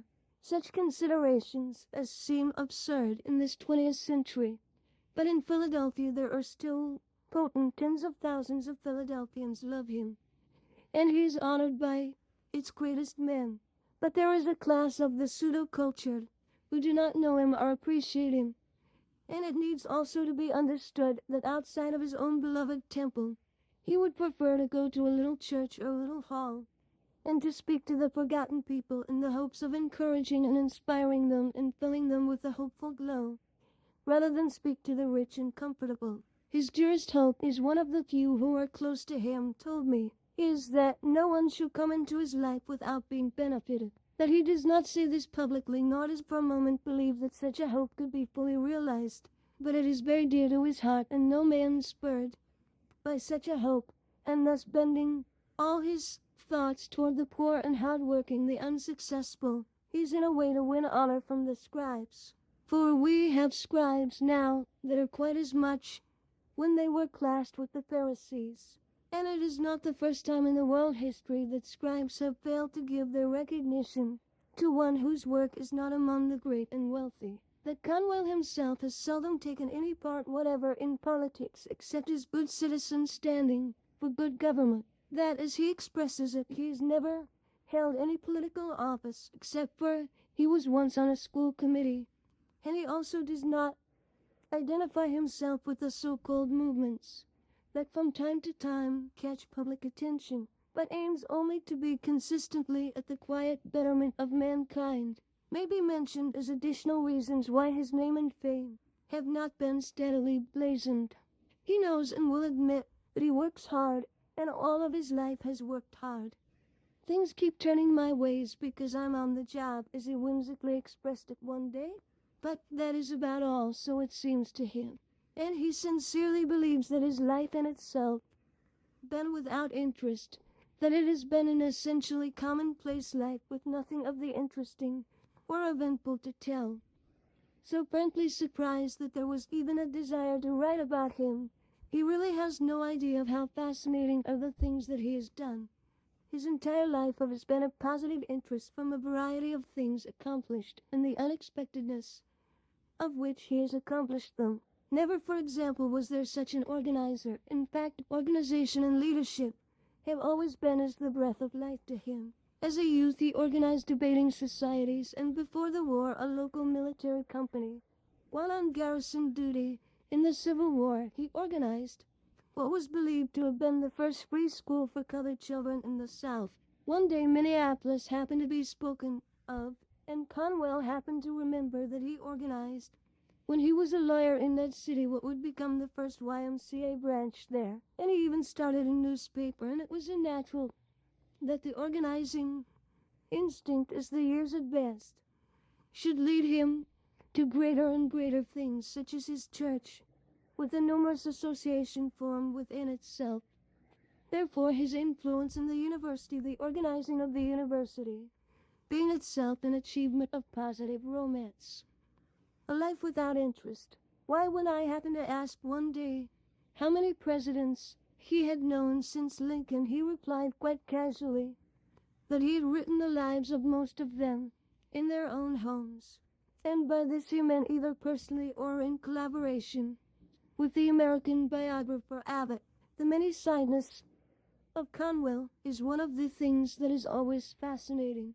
After you have got the feeling that he is peculiarly a man of today, lecturing on today's possibilities to the people of today, you happen once again some fact that he has attracted the attention of the London Times through a lecture on Italian history at Cambridge in England, or that on the evening of the day on which he was admitted to practice in the Supreme Court of the United States, he gave a lecture in Washington on the curriculum of the prophets in ancient Israel.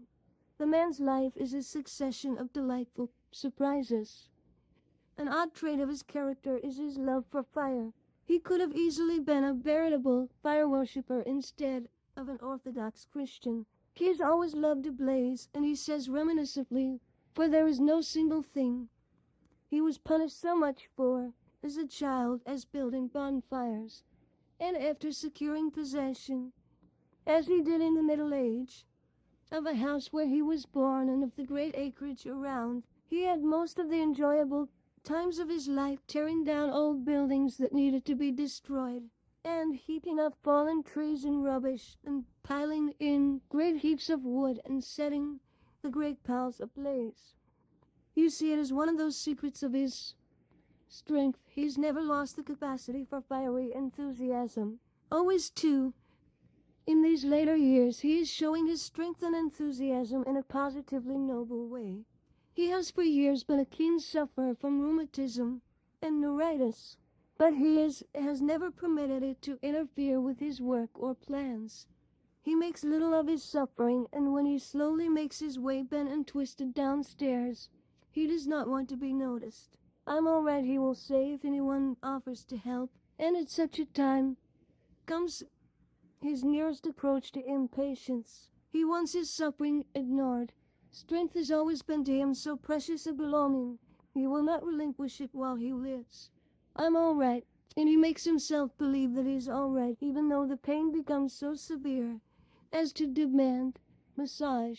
And he will still, even when suffering, talk calmly or write his letters, or attend to whatever matters come before him. It is the Spartan boy hiding the pain from the knowing fox, and he has never let pain interfere with his presence on the pulpit or the platform. He has once in a while gone to a meeting on crutches, and then by the force of will, be inspired by what he is about to do, stood there before his audience and congregation, a man full of strength and fire and life. End of Part 9.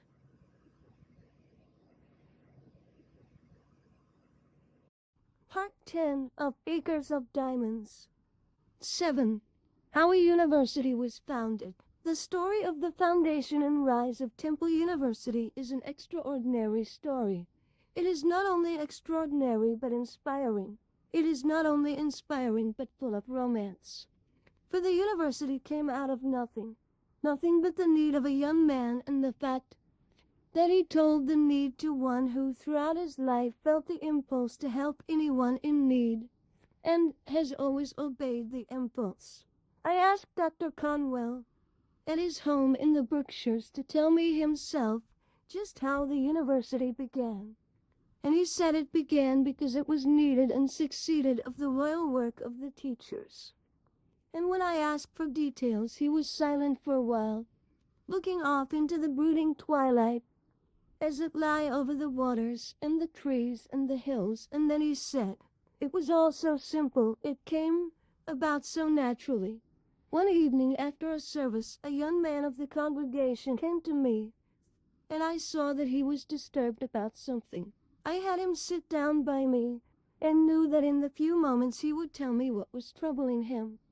"Dr. Conwell," he said abruptly, "I earn but little money, and I see no immediate chance of earning more. I have to support not only myself, but my mother. It leaves me nothing at all. Yet my longing is to be a minister. It is my one ambition in life. Is there anything that I can do?" "Any man," I said to him, "with the proper determination and ambition, can study sufficiently at night to win his desire." "I have tried to think so," said he, "but I have not been able to see anything clearly. I want to study, and I am ready to give every spare minute to it, but I don't know how to get at it." I thought a few minutes, and I looked at him. He was strong in his desire and in his ambition to fulfill it, strong enough physically and mentally for work of the body and of the mind, and he needed something more than generalizations of sympathy. "Come to me one evening a week, and I will begin teaching you myself," I said, "and at least you will in that way make a beginning." And I named the evening. His face brightened, and he eagerly said that he would come, and left me. But in a little while he came hurrying back and said, "May I bring a friend with me?" he said. I told him to bring as many as he wanted to, for more than one would be an advantage. And when the evening came, There were 6 friends with him, and that first evening I began to teach them the foundations of Latin. He stopped as if the story were over. He was looking out thoughtfully over the waning light, and I knew that his mind was busy in those days of the beginning of the institution he so loves, and whose continued success means so much to him. In a little while he went on. That was the beginning of it, and there was little more to tell. By the 3rd evening the number of pupils had increased to 40. Others joined in helping me, and a room was hired, then a little house, then a second house. From a few students and teachers we became a college. After a while our buildings went up on Broad Street alongside the Temple Church, and after another while we became a university. From the first, our aim. I noticed how quickly it had become our instead of my. Our aim was to give an education to those who were unable to get it through the usual channels. And so that was really all there was to it. That was typical of Russell Conwell, to tell a brevity of what he has done, to point out the beginnings of something and quite omit to elaborate as to the results, and that when we come to know him is precisely what he means you to understand, that it is the beginning of anything that is important, and that if the thing is but honestly begun, and you set it on the right way, it may just as easily develop the big results as little results. But his story was very far from being all there was to it. He quite omitted to state the extraordinary fact that beginning with those 7 pupils coming to his library in the evening in 1884, the Temple University has numbered, up to the commencement time in 1950, 88,821 students. Nearly 100,000 students, and in the lifetime of the founder. Really, the magnitude of such a work cannot be exaggerated, nor the vast importance of it, when it is considered that most of those 88,000 students would not have received their education had it not been for Temple University. And it all came from the instant response of Russell Conwell to the immediate need presented by a young man without money. And there was something else I wanted to say, said Dr. Conwell unexpectedly. I want to say more fully than a mere casual word how nobly the work was taken up by volunteer helpers. Professors from the University of Pennsylvania and teachers from the public schools and other local institutions gave freely of what time they could until the new venture was firmly on its way. I honor those who came so devotedly to help, and it should be remembered that in those early days the need was even greater than it would now appear, for there were no night schools or manual training schools.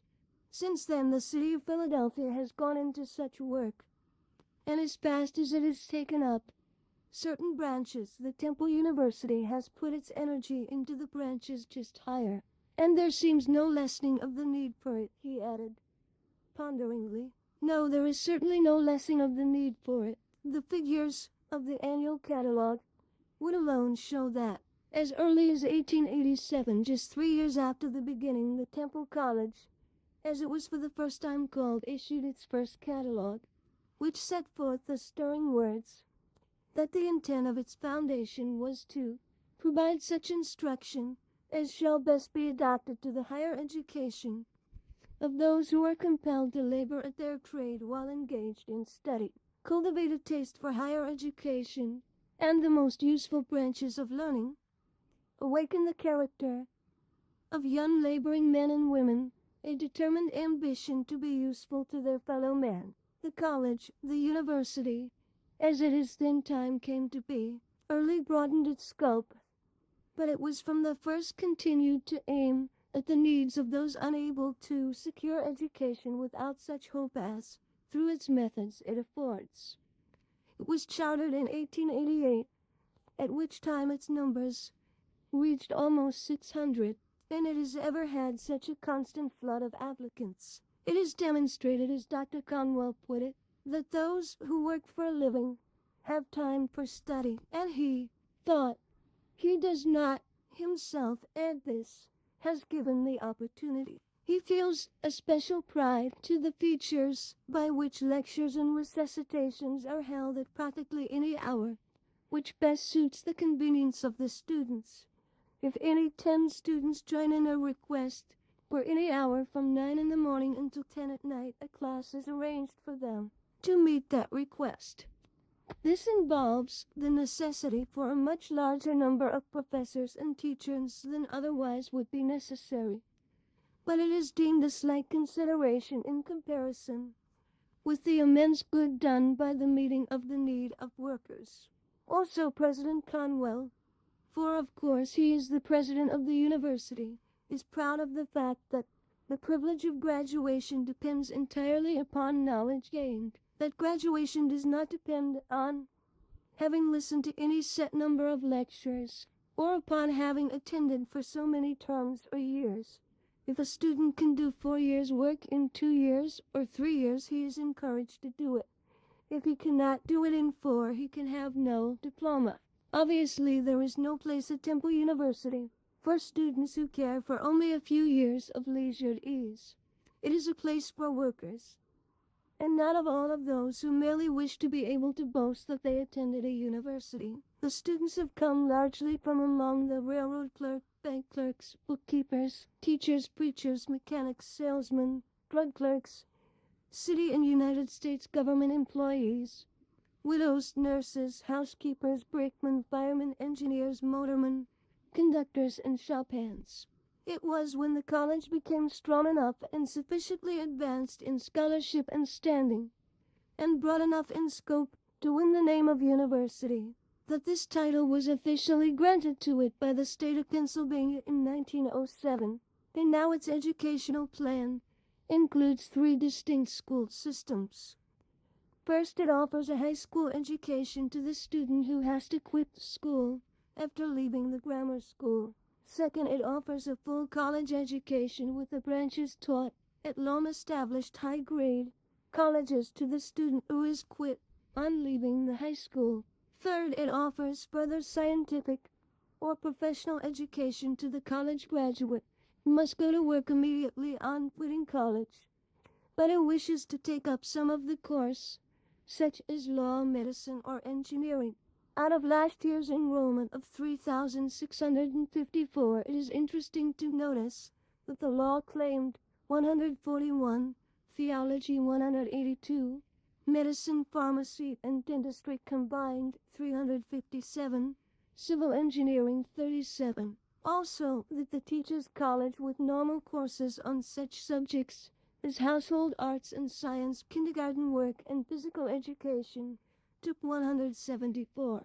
And still more interesting in a way to see that 269 students were enrolled for the technical and vocational courses, such as cooking and dressmaking, millinery, manual crafts, school gardening, and storytelling. There were 511 in high school work and 243 in elementary education. There were 79 studying music and 68 studying to be trained nurses. There were 606 in the College of Liberal Arts and Sciences, and the Department of Commercial Education. There were 987, for it is a university that offers both scholarship and practicality. Temple University is not in the least a charitable institution. Its fees are low, and its hours are for the convenience of the students themselves. But it is a place of absolute independence. It is indeed a place of far greater independence. So one of the professors pointed out, than are the great universities which receive millions and millions of money in private gifts and endowment. Temple University in its early years was solely in need of money, and often there were thrills of expectancy when some man of mighty wealth seemed on the point of giving. But not a single one ever did, and now the Temple likes to feel that it is glad of it. The Temple, to quote in its own words, is an institution for strong men and women who can labor with both mind and body, and the management is proud to be able to say that although great numbers have come from distant places, not one of the many thousands ever failed to find an opportunity to support himself. Even in the early days when money was needed for the necessary buildings, the buildings of which Conwell drained and left the second-story doors in his church, the university, college as it was then called, had won devotion from those who knew that it was a place where neither time nor money was wasted. and where idleness was a crime, and in the donations for the work were many such items as $400 from factory workers who gave 50 cents each, or $2,000 from policemen who gave $1 each.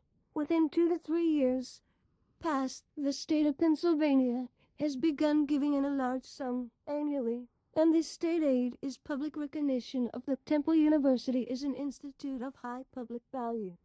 The state money invested in the brains and hearts of the ambitious. So eager is Dr. Conwell to place the opportunity of education before everyone that even his servants must go to school. He is not one of those who can see needs that are far away, but not those that are right at home.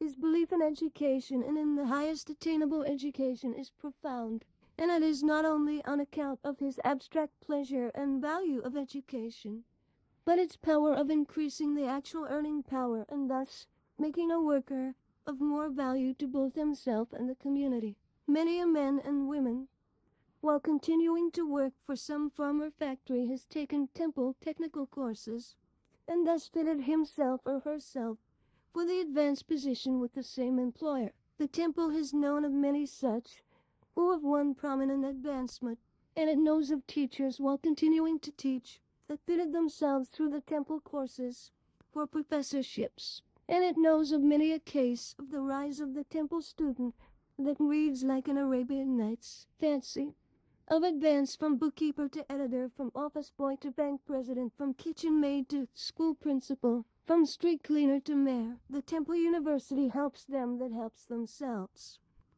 President Conwell told me personally of one case that especially interested him because it seemed to exhibit, in a special degree, the Temple possibilities. And it particularly interested me because it also showed in high degree the methods and personalities of Dr. Conwell himself. One day a young woman came to him and said she had earned only $3 a week, and she desired very much to make more. "Can you tell me how to do it?" she said. He liked her ambition and her directness, but there was something he felt doubtful about, and that was that she looked too expensive for $3 a week.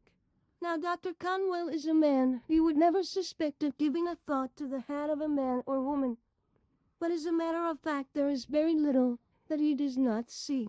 But though that hat seemed too expensive for $3 a week, Dr. Conwell is not a man who makes snap judgments harshly, and in particular he would be the last man to turn away hastily when who sought him out for help. He never felt, nor could possibly urge upon anyone, contentment with the humble lot. He stands for advancement. He has no sympathy with that dictum of the smug that has come to us from a nation tight-bound for centuries by its gentry and aristocracy, about being contented with the position in which God has placed you. For he points out that the Bible itself holds up advancement and success as things desirable.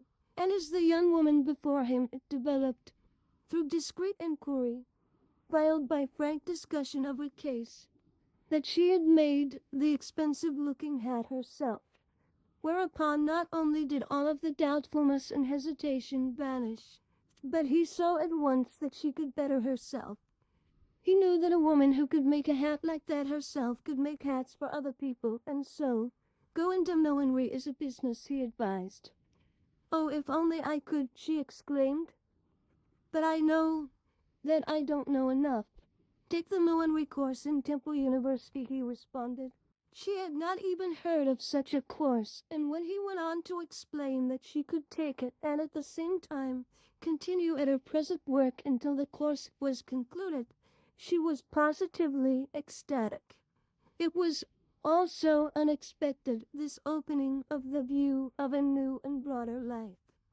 She was an unusual woman, concluded Dr. Conwell, and she worked with enthusiasm and tirelessness. She graduated, went to an upstate city that seemed to offer a good field, opened a millinery establishment there, and with her own name above the door, became prestigious. It was only a few years ago, and recently I had a letter from her, telling me last year she netted a clear profit of $3,600. I remember a man himself of distinguished position saying of Dr. Conwell, was difficult to speak in tempered language of what he has achieved, and that just expresses it. The temptation is to consistently use superlatives, for superlatives fit. And of course he has succeeded for himself and succeeded marvelly in his rise from the rocky hill farm. But he has done so vastly more than inspiring such hosts of others to succeed. A dreamer of dreams, a seer of visions. And what realizations have come. And it interested me profoundly not long ago when Dr. Conwell, talking of the university, unexpectedly remarked that he would like to see such institutions scattered throughout every state in the Union. He carried on at slight expense to the students and at ours, to suit all sorts of working men and women. He added after a pause and then abruptly, I should like to see the possibility of higher education offered to everyone in the United States who works for a living. There was something superb in this very imagining of such a nationwide system, but I did not ask whether or not he had planned any details of such an effort. I knew that thus far it might only be one of his dreams, but I also knew that his dreams had a way of becoming realities. I had a fleeting glimpse of his soaring vision. It was amazing to find a man of more than 70 thus dreaming of more worlds to conquer. And I thought, what could the world have accomplished if Methuselah had been a Conwell, or far better, what wonders what could have been accomplished if Conwell could have been a Methuselah.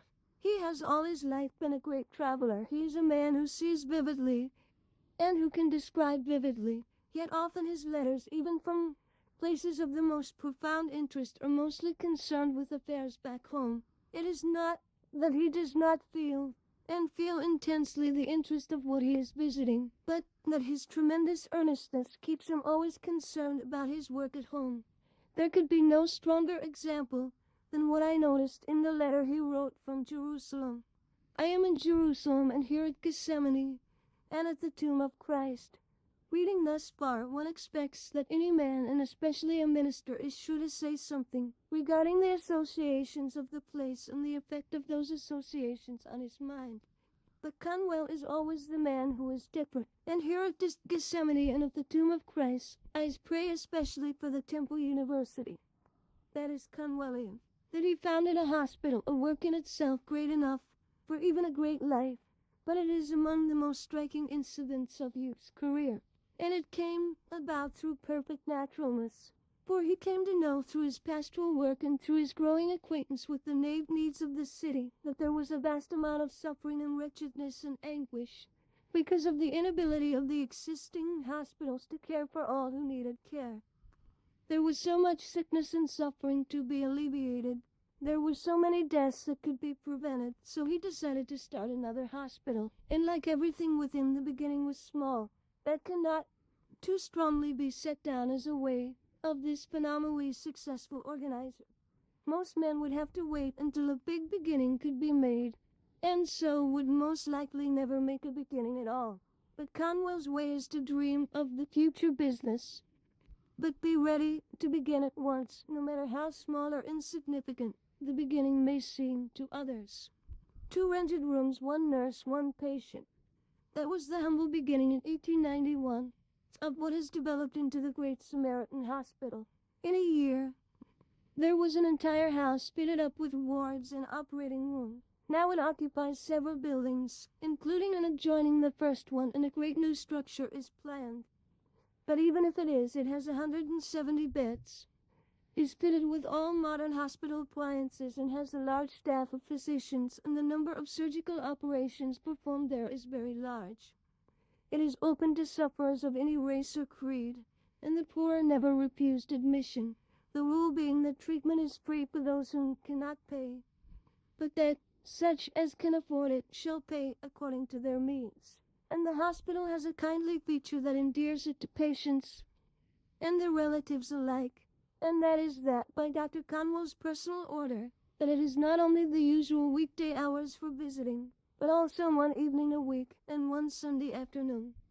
For otherwise, as he says, many would be unable to come, as they could not get away from their work. A little over 8 years ago, another hospital was taken in charge, the Garretson. Not founded by Conwell, this one, but acquired and promptly expanded in its usefulness. Both the Samaritan and the Garrison are part of Temple University. The Samaritan Hospital has treated since its foundation, up to the middle of 1915, 29,301 patients. The Garrison in its shorter life, 5,923, including dispensary cases as well as house patients. The two hospitals alone, under the headship of President Conwell, have handled over 400,000 cases. How Conwell can possibly meet the multifarious designs upon his time is in itself a miracle. He is the head of a great church.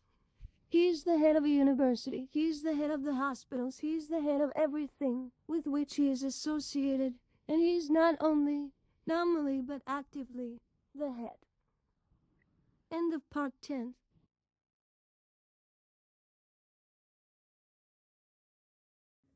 Part 11 of Acres of Diamonds.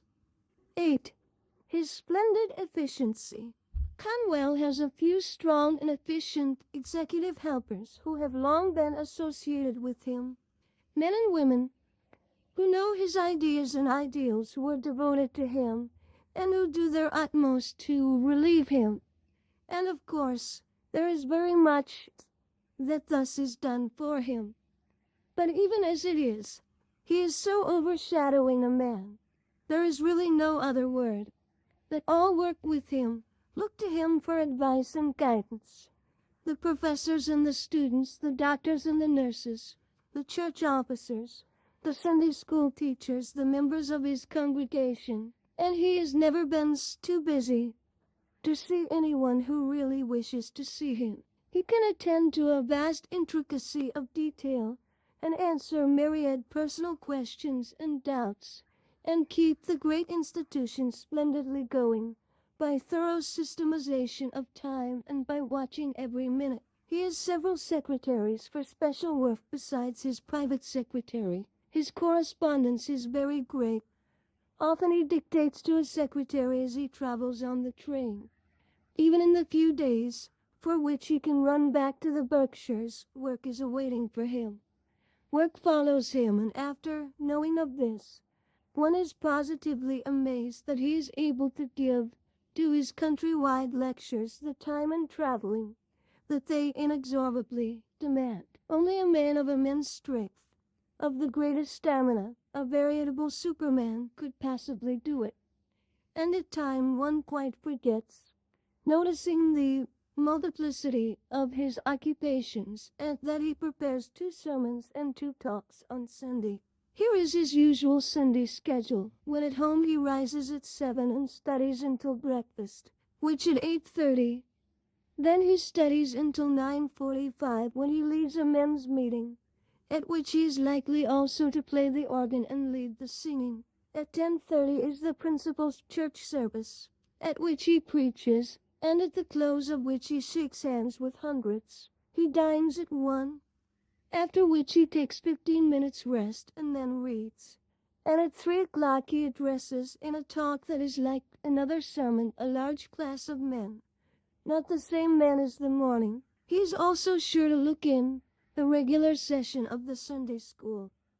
Home again, where he studies and reads until supper time.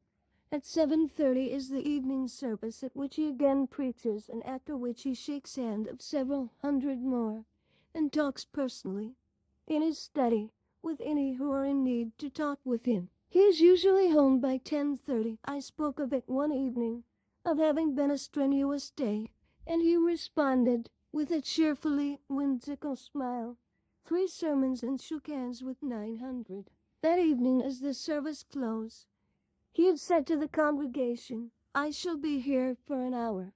We always have a pleasant time together after service.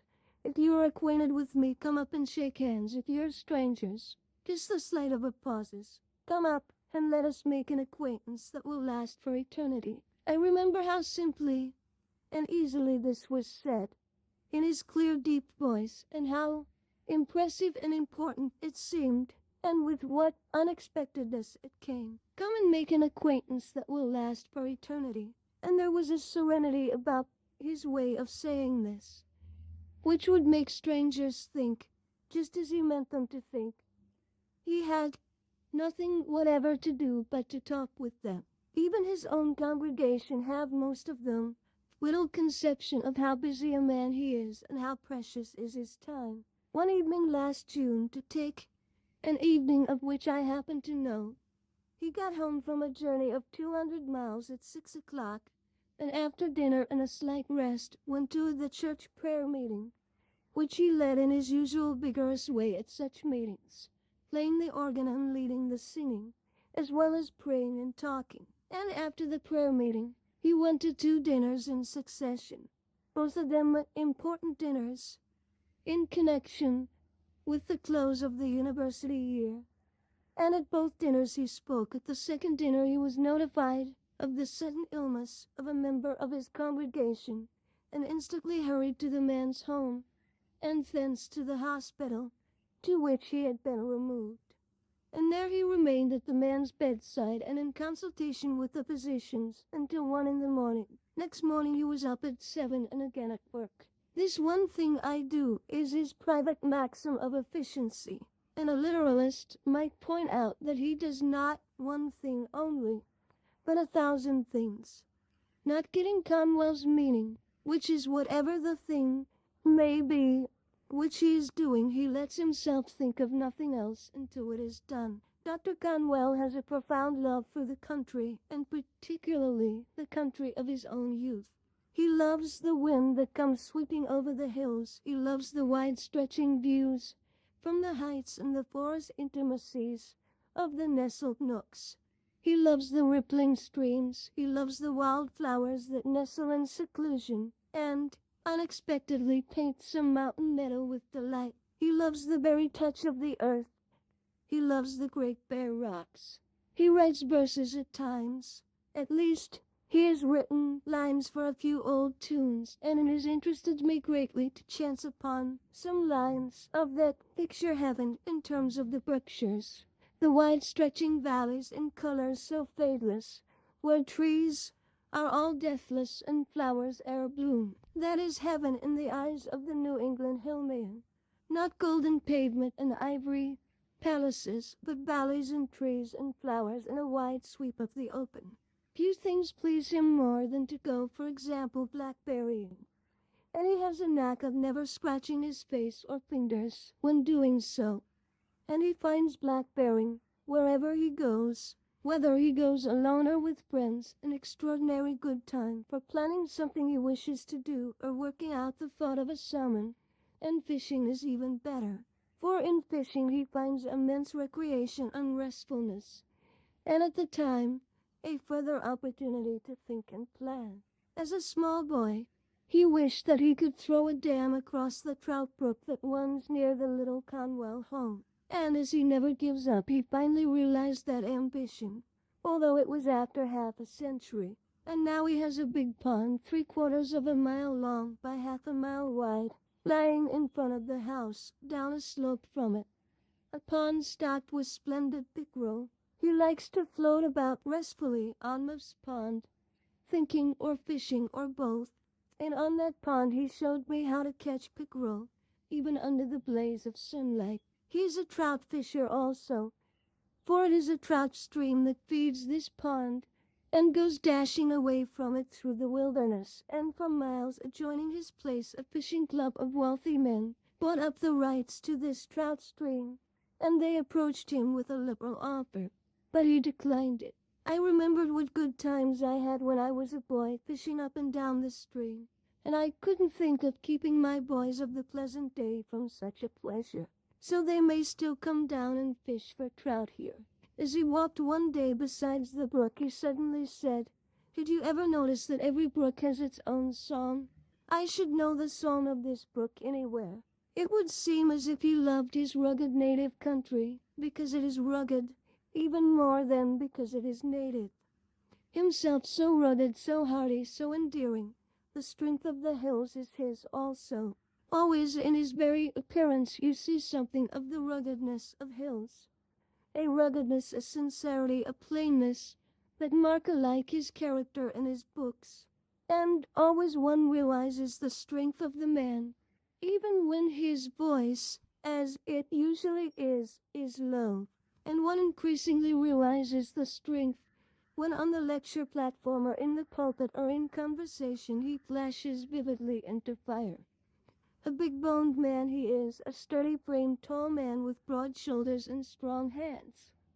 His hair is a deep chestnut brown that at first seems black. In his early manhood he was superb in looks, as his pictures show. But anxiety and the work and the constant flight of years with physical pain have settled into his face into lines of sadness and almost of severity, which instantly vanishes when he speaks. His face is illuminated by marvelous eyes.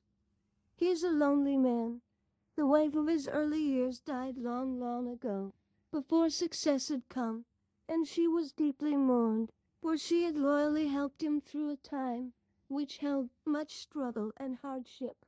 He married again, but this wife was his loyal helpmate for many years in a time of special stress when a defalsification of $65,000 threatened to crush Temple College.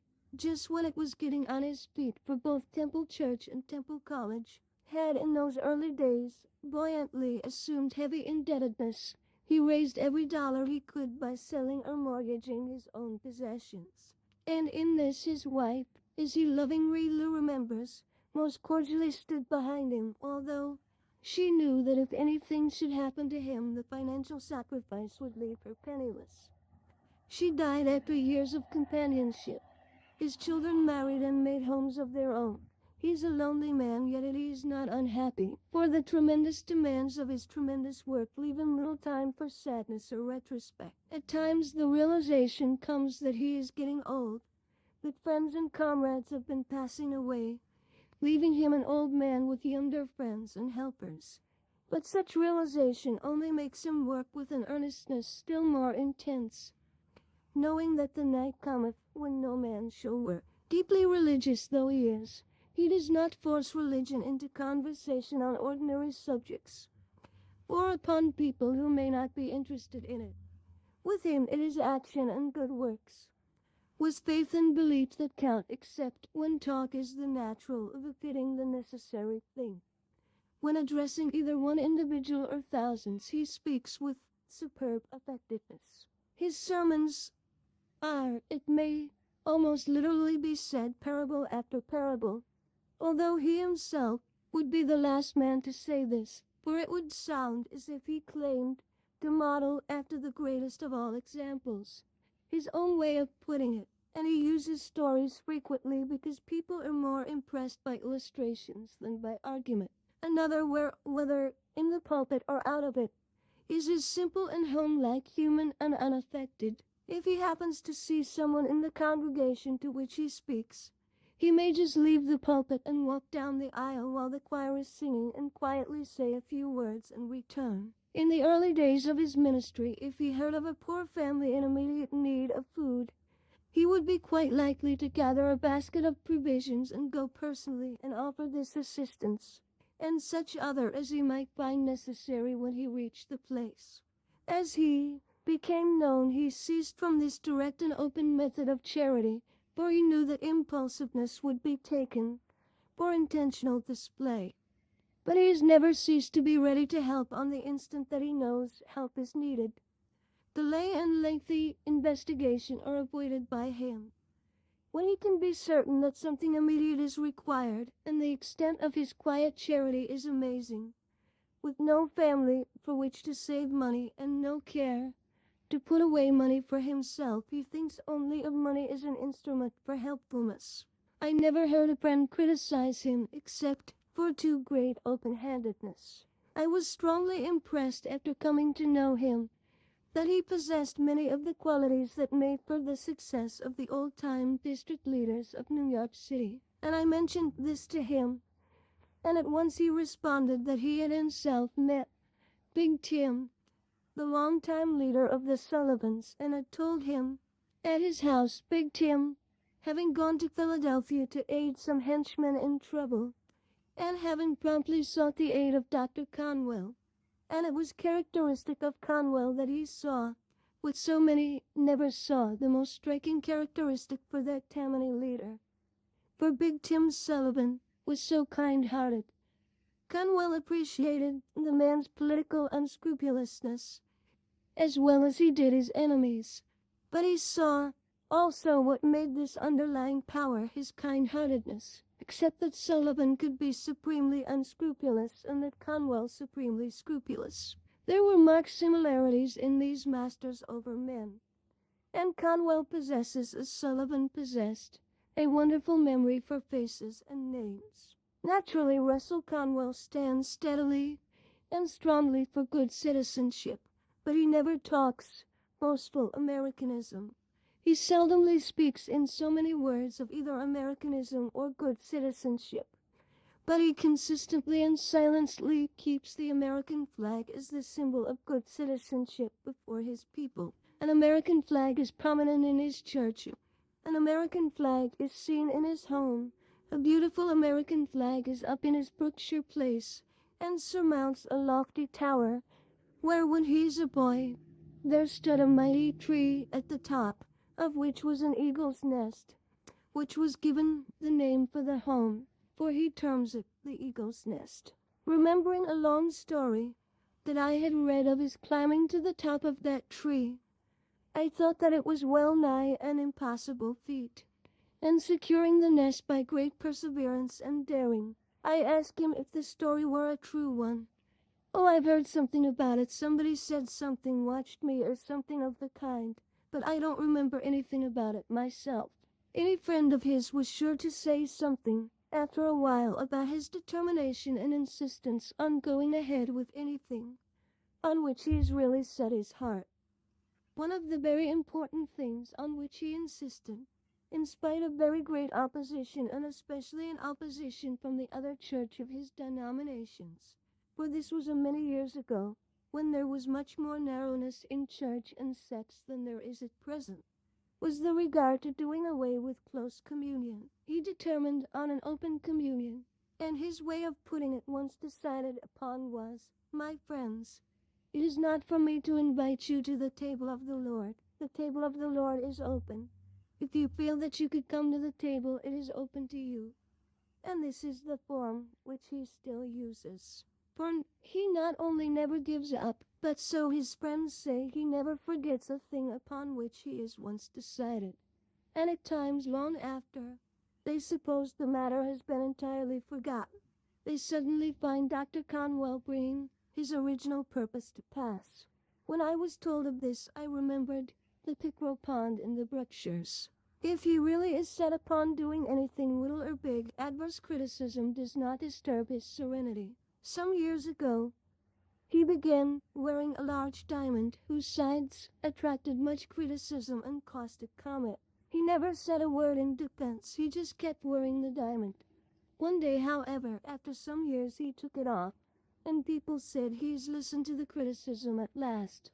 He smiled reminiscently as he told me about this and said, "A dear old deacon of my congregation gave me that diamond, and I did not have the heart to hurt his feelings by refusing it. It really bothered me to wear such a glaring big thing, but because I did not want to hurt the old deacon's feelings, I kept wearing it until he was dead. Then I stopped wearing it." The ambition of Russell Conwell is to continue working, and working until the very last moment of his life. In work he forgets the sadness, his loneliness, his age, and he has said to me, "One day I will die in harness." End of part 11. Part 12 of Acres of Diamonds. 9. The Story of Acres of Diamonds. Considering everything, the most remarkable thing in Russell Conwell's remarkable life is his lecture, Acres of Diamonds. That is, the lecture itself, the number of times he has delivered it. What a source of inspiration it has been to the myriads, the money that has been made and is making, and still more the purpose for which he directs the money. In the circumstances surrounding Acres of Diamonds and its tremendous success, in the attitude of mind revealed by the lecture itself, and by what Dr. Conwell does with it, It is illuminative of his character, his aims, his ability. The lecture is vibrant with his energy, it flashes with his hopefulness. It is his enthusiasm. It is packed full of his intensity. It stands for the possibilities of success in everyone. He's delivered it over 5,000 times. The demand for it never diminishes. The success grows never less. There is a time in Russell Conwell's youth of which it was a pain for him to think. He told me of it one evening, and his voice sank lower and lower as he went far back into the past.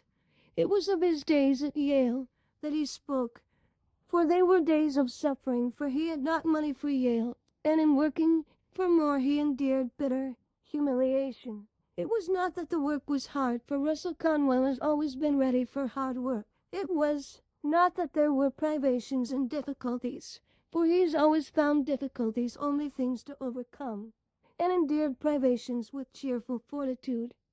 But it was the humiliations that he met, the personal humiliations that after more than half a century make him suffer in remembering them. Yet one of those humiliations came a marvelous result.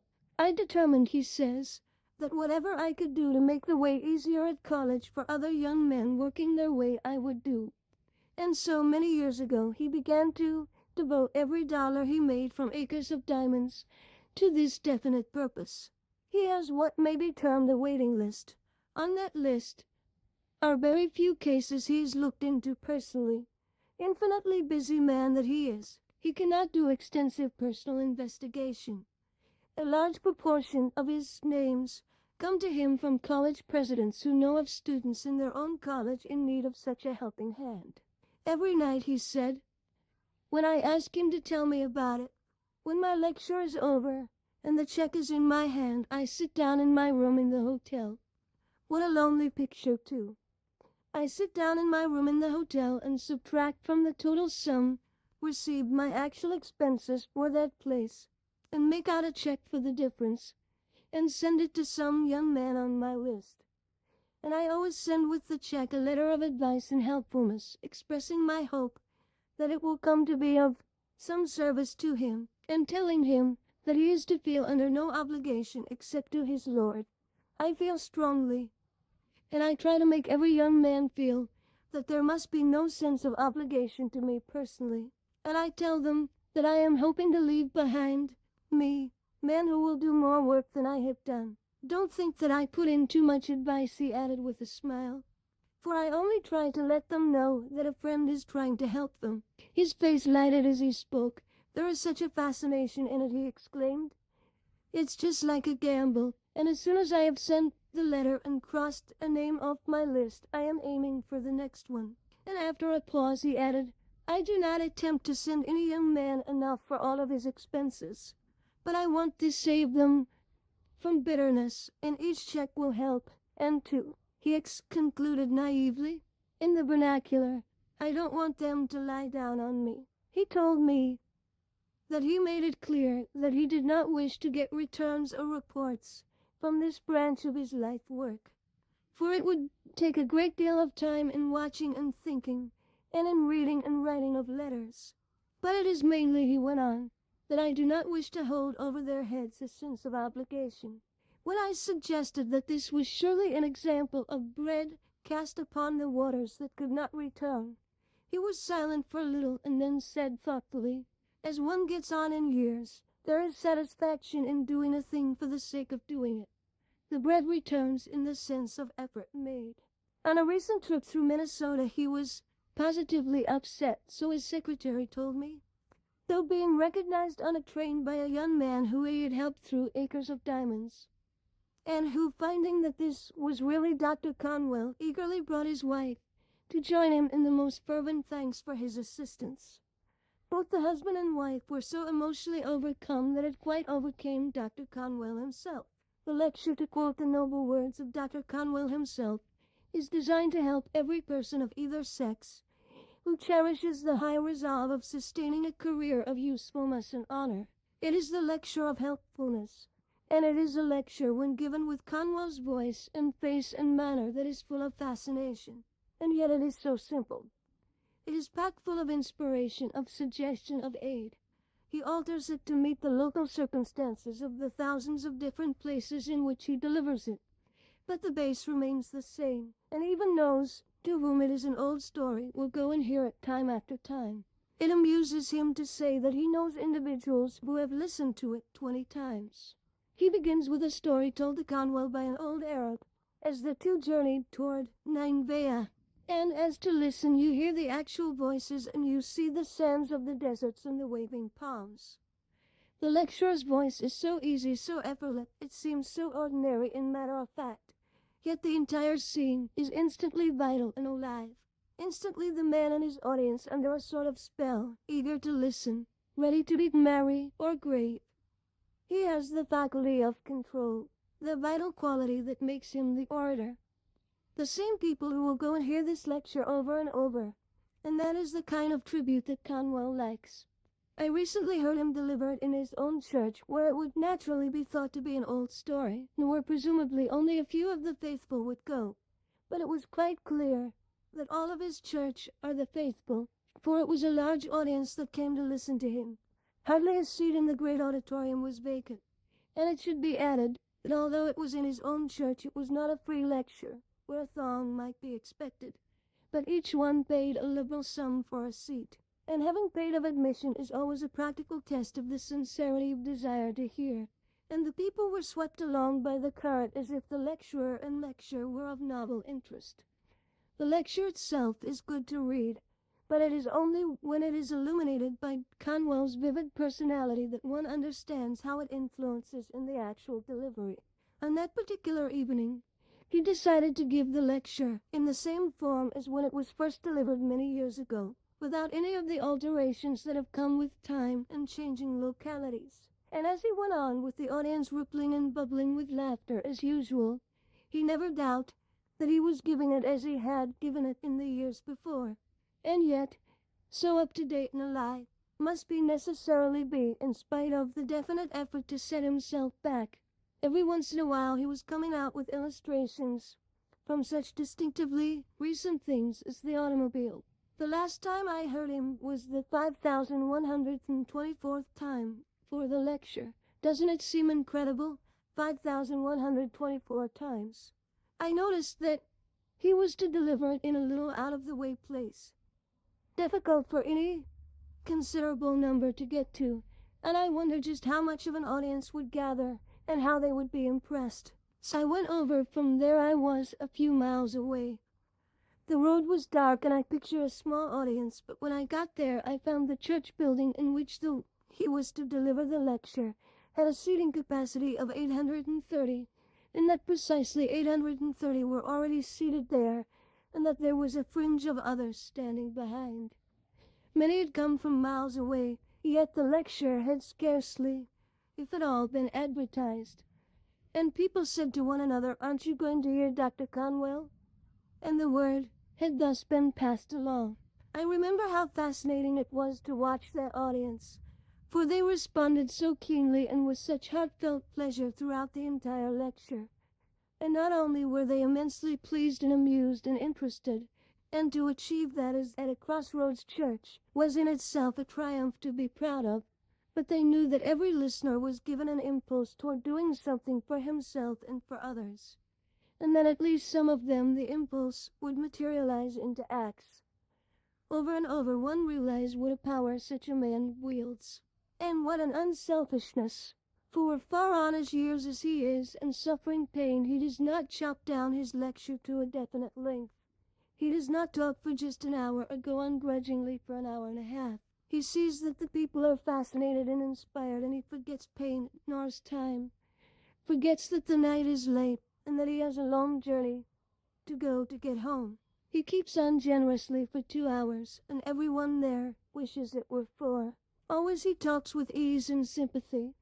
There are generally composure, humor, simple and homely jests, yet never does the audience forget that he is every moment in tremendous earnest.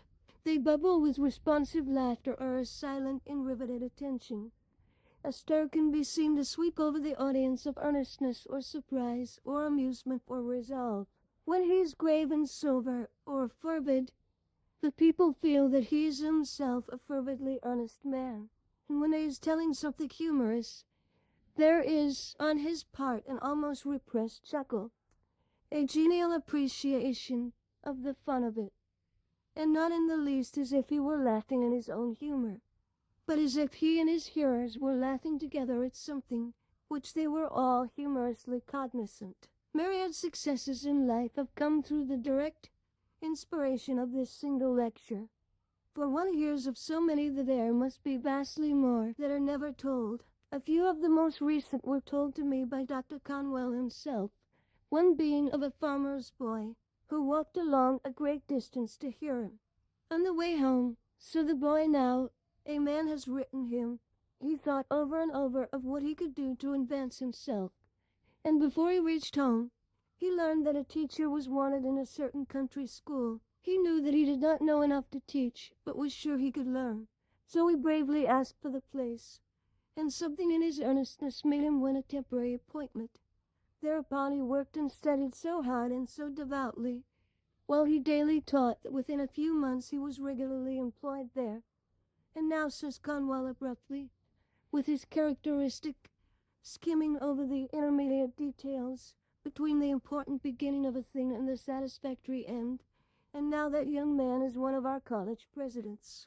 And very recently a lady came to Dr. Conwell, the wife of an exceptionally prominent man who was earning a large salary, and she told him that her husband was so unselfishly generous with money that they often were almost in straits.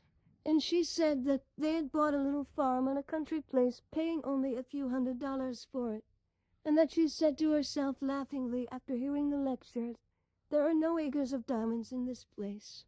But she went on to tell him that he had found a spring of exceptionally fine water there, although in buying they had scarcely known of the spring at all, and she had been so inspired by Conwell that she had the water analyzed, and finding that it was remarkably pure, had begun to have it bottled and sold under a trade name as special spring water. She is making money, and she also sells pure ice from the pool, cut in winter time, all because of acres of diamonds. Several $1,000,000 in all have been received by Russell Conwell as his proceeds from this single lecture. Such a fact is almost staggering, and it is more staggering to realize what good is done in the world by this man, who does not earn for himself, but uses the money in immediate helpfulness. And one can neither think nor write with moderation when it is further realized that far more good than can be done directly with money he does by uplifting and inspiring with his lecture. Always his heart is with the weary and the heavy laden. Always he stands for self-betterment. Last year, 1914, he and his work were given unique recognition, for it was known by his friends that this particular lecture was approaching its 5,000th delivery, and they planned a celebration of such an event in the history of the most popular lecture in the world. Dr. Conwell agreed to deliver it in the Academy of Music in Philadelphia, and the building was packed and the street outside were thronged. The proceeds from all sources for that 5,000 lecture were over $9,000. The hold which Conwell has gained on the affections and respect of his home city was seen not only in the thousands who strove to hear him, but in the prominent men who served on the local committee in charge of this celebration. There was a national committee too, and a nationwide love that he has won, the nationwide appreciation of what he has done and is still doing, was shown by the fact that among the names of the notables on this committee were those of 9 governors of states. The governor of Pennsylvania was himself present to do Russell Conwell honor, and he gave him a key emblematic of the freedom of the state. The freedom of the state, yes, this man, well over 70, has won it.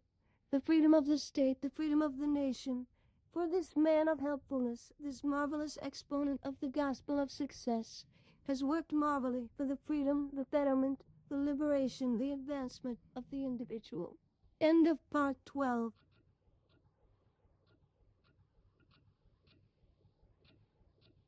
Part 13 of Acres of Diamonds. 50 Years on the Lecture Platform by Russell H. Conwell. An autobiography, what an absurd request. If all of the conditions were favorable, the story of my public life could not be made interesting. It does not seem possible that any will care to read so plain and uneventful a tale. I see nothing in it for boasting, nor much that could be helpful. Then I never saved a scrap of paper intentionally concerning my work to which I could refer. Not a book, not a sermon, not a lecture, not a newspaper notice or account, not a magazine article, not one of the kind biographies written from time to time by noble friends have I ever kept as a souvenir, although some of them may be in my library. I have ever felt that the writers concerning my life were too generous and that my own work was too hastily done. Hence I have nothing upon which to base an autobiographical account except the recollections of which come to an overburdened mind. My general view of half a century on the lecture platforms brings me to this precious and beautiful memories, and fills my soul with devout gratitude for the blessings and kindness which have been given to me so far, beyond my deserts. So much more success has come to my hands than I ever expected. So much more of good I have found than even youth's wildest dreams included. So much more effective have I been at my weakest endeavors than I ever planned or hoped, that a biography written truthfully would be mostly an account of what men and women have done for me. I have lived to see accomplished far more than my highest ambition included. I have seen the enterprises I have undertaken rush by me, pushed on by 1,000 strong hands until they have left me so far behind them. The realities are like dreams to me, blessings on the loving hearts and noble minds who have been so willing to sacrifice for others' good, and to think only of what they could do and never of what they should get. Many of them have ascended into the shining Lord, and here I am, in mine age, gazing up alone, only waiting till the shadows are a little longer grown. 50 years, I was a young man, not yet of age, when I delivered my first platform lecture. The Civil War of 1861 to 65 drew on with all its passions, patriotisms, horrors, and fears, and I was studying law at Yale University. I had from childhood felt that I was called to the ministry. The earliest event of memory is the prayer of my father at family prayers in the little old cottage in the Hampshire Highlands of the Berkshire Hills, calling on God with a sobbing voice to lead me into some special service for the Savior. It filled me with awe, dread, and fear, and I recoiled from the thought until I determined to fight against it with all my power. So I sought for other professions and for decent excuses for being anything but a preacher. Yet while I was nervous and timid before the class in declamation and dreaded to face any of the audience, I felt in my soul a strange impulsion toward public speaking, for which years made me miserable. The war and the public meetings for recruiting soldiers furnished me an outlet for my suppressed sense of duty, and my first lecture was on the lessons of history as applied to the campaigns against the Confederacy. That matchless temperance orator and loving friend John B. Gough introduced me to the little audience in Westfield, Massachusetts in 1862. What a foolish little schoolboy speech it must have been. But Mr. Gough's kind words of praise, the bouquets and the applause, made me feel that somehow the way to public oratory would not be so hard as I had feared. From that time I acted on Mr. Gough's advice and sought practice by accepting almost every invitation I received to speak on any kind of subject. There were many sad failures and tears, but it was a restful compromise with my conscience concerning the ministry, and it pleased my friends. I addressed picnics, Sunday schools, patriotic meetings, funerals, anniversaries, commencements, debates, cattle shows, and sewing circles, without partiality and without price. For the first 5 years the income was all experience. Then voluntary gifts began to come occasionally in the shape of a jackknife, a ham, a book, and the first cash remuneration was from a farmer's club of 75 cents toward the horse hire. It was a curious fact that one member of the club afterward moved to Salt Lake City and was a member of the committee at the Mormon Tabernacle in 1862, which, when I was a correspondent on a journey around the world, employed me to lecture on Men of the Mountains in the Mormon Tabernacle at a fee of $500. While I was gaining practice in the first years of platform work, I had the good fortune to have profitable employment as a soldier or as a correspondent or lawyer or as an editor or as a preacher, which enabled me to pay my own expenses. And it is seldomly in the 50 years that I have ever taken a fee for my personal use. In the last 36 years, I have dedicated solemnly all of my lecture income to benevolent enterprises. If I am antiquated enough for an autobiography, perhaps I may be aged enough to avoid the criticism of being an egoist when I state that some years I have delivered one lecture, Acres of Diamonds, over 200 times each year, at an average income of about $150 for each lecture. It was a remarkable good fortune which came to me as a lecturer when Mr. James Redpath organized the first lecture bureau ever established. Mr. Redpath was the biographer of John Brown of Harper's Ferry renown, and as Mr. Brown had long been a friend of my father's, I found employment, while a student on vacation, in selling that life of John Brown. That acquaintance with Mr. Redpath was maintained until Mr. Redpath's death. To General Charles H. Taylor, with whom I was employed for a time as a reporter for the Boston Daily Traveler, I was indebted for the many acts of self-sacrificing friendship which softened my soul as I recall them. He did me the greatest kindness when he suggested my name to Mr. Redpath as one who could fill in the vacancies in the smaller towns, where the great lights could not always be secured. What a glorious galaxy of great names that original list of Redpath lecturers contained.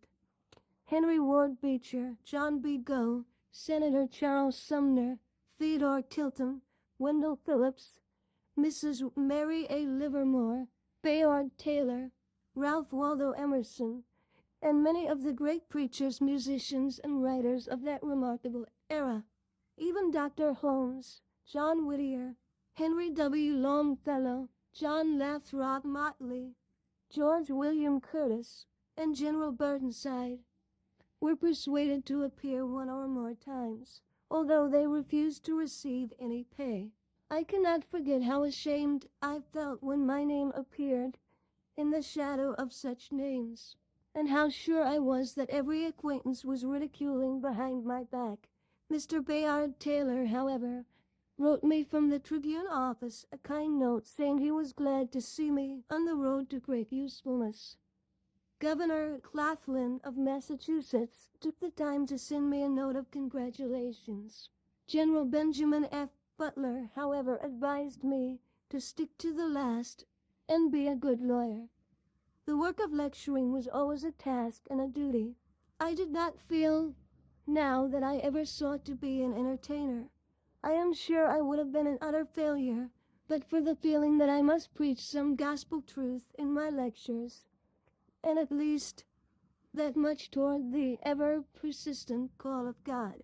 When I entered the ministry, 1879, I had become so associated with the lecture platform in America and England that I could not feel justified in abandoning such a great field of usefulness.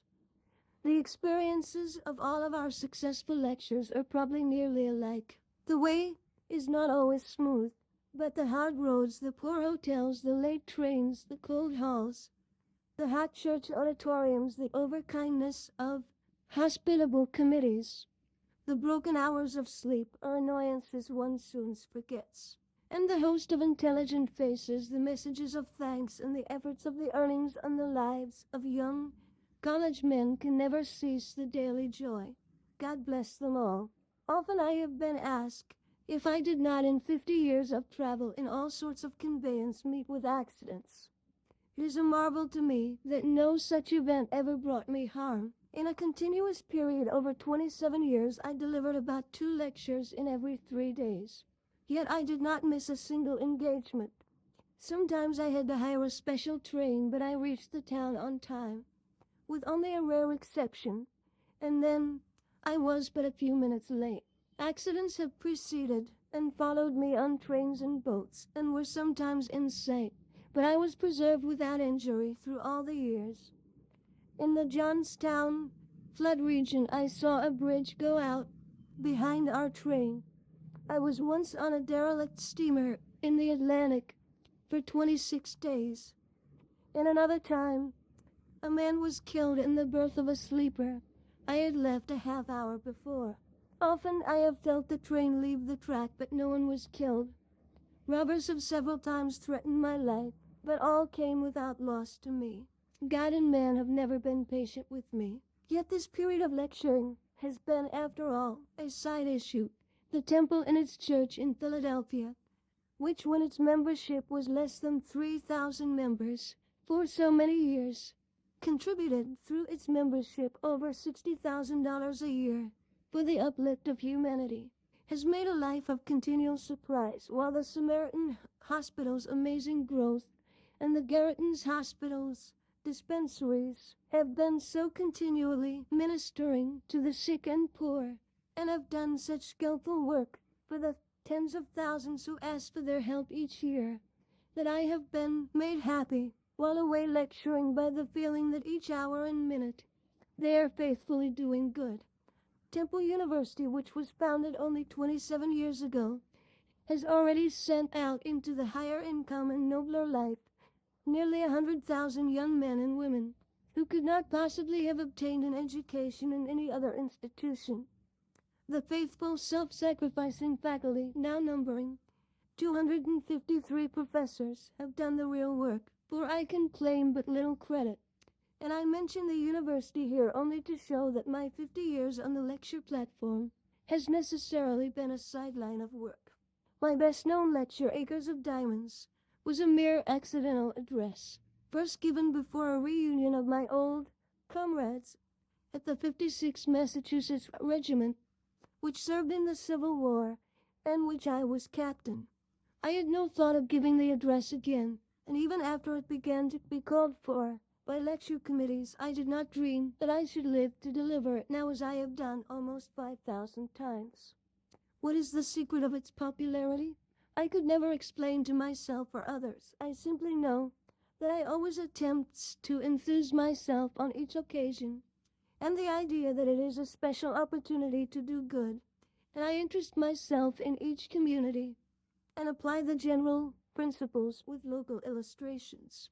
The hands which now holds this pen must in the natural course of events soon cease to gesture on the platform, and it is a sincere and prayerful hope that this book will go on into the years, increasing the good for the aid of my brothers and sisters in the human family. Russell H. Conwell, South Worthington, Massachusetts, September 1st, 1913. Footnote 1. This is the most recent and complete form of the lecture. It happened to be delivered in Philadelphia, Dr. Conwell's home city. When he says right here in Philadelphia, he means the home city, town, village of every reader of this book, just as he would use the name of it when delivering the lecture there, instead of going through the pages which follow. Footnote 2. Dr. Conwell was living and actively at work when these pages were written. It is therefore a much truer picture of his personality than anything written in the past tense. Footnote 3. This interview took place at the old Conwell farm in the summer of 1915. End of part 13. End of Acres of Diamonds.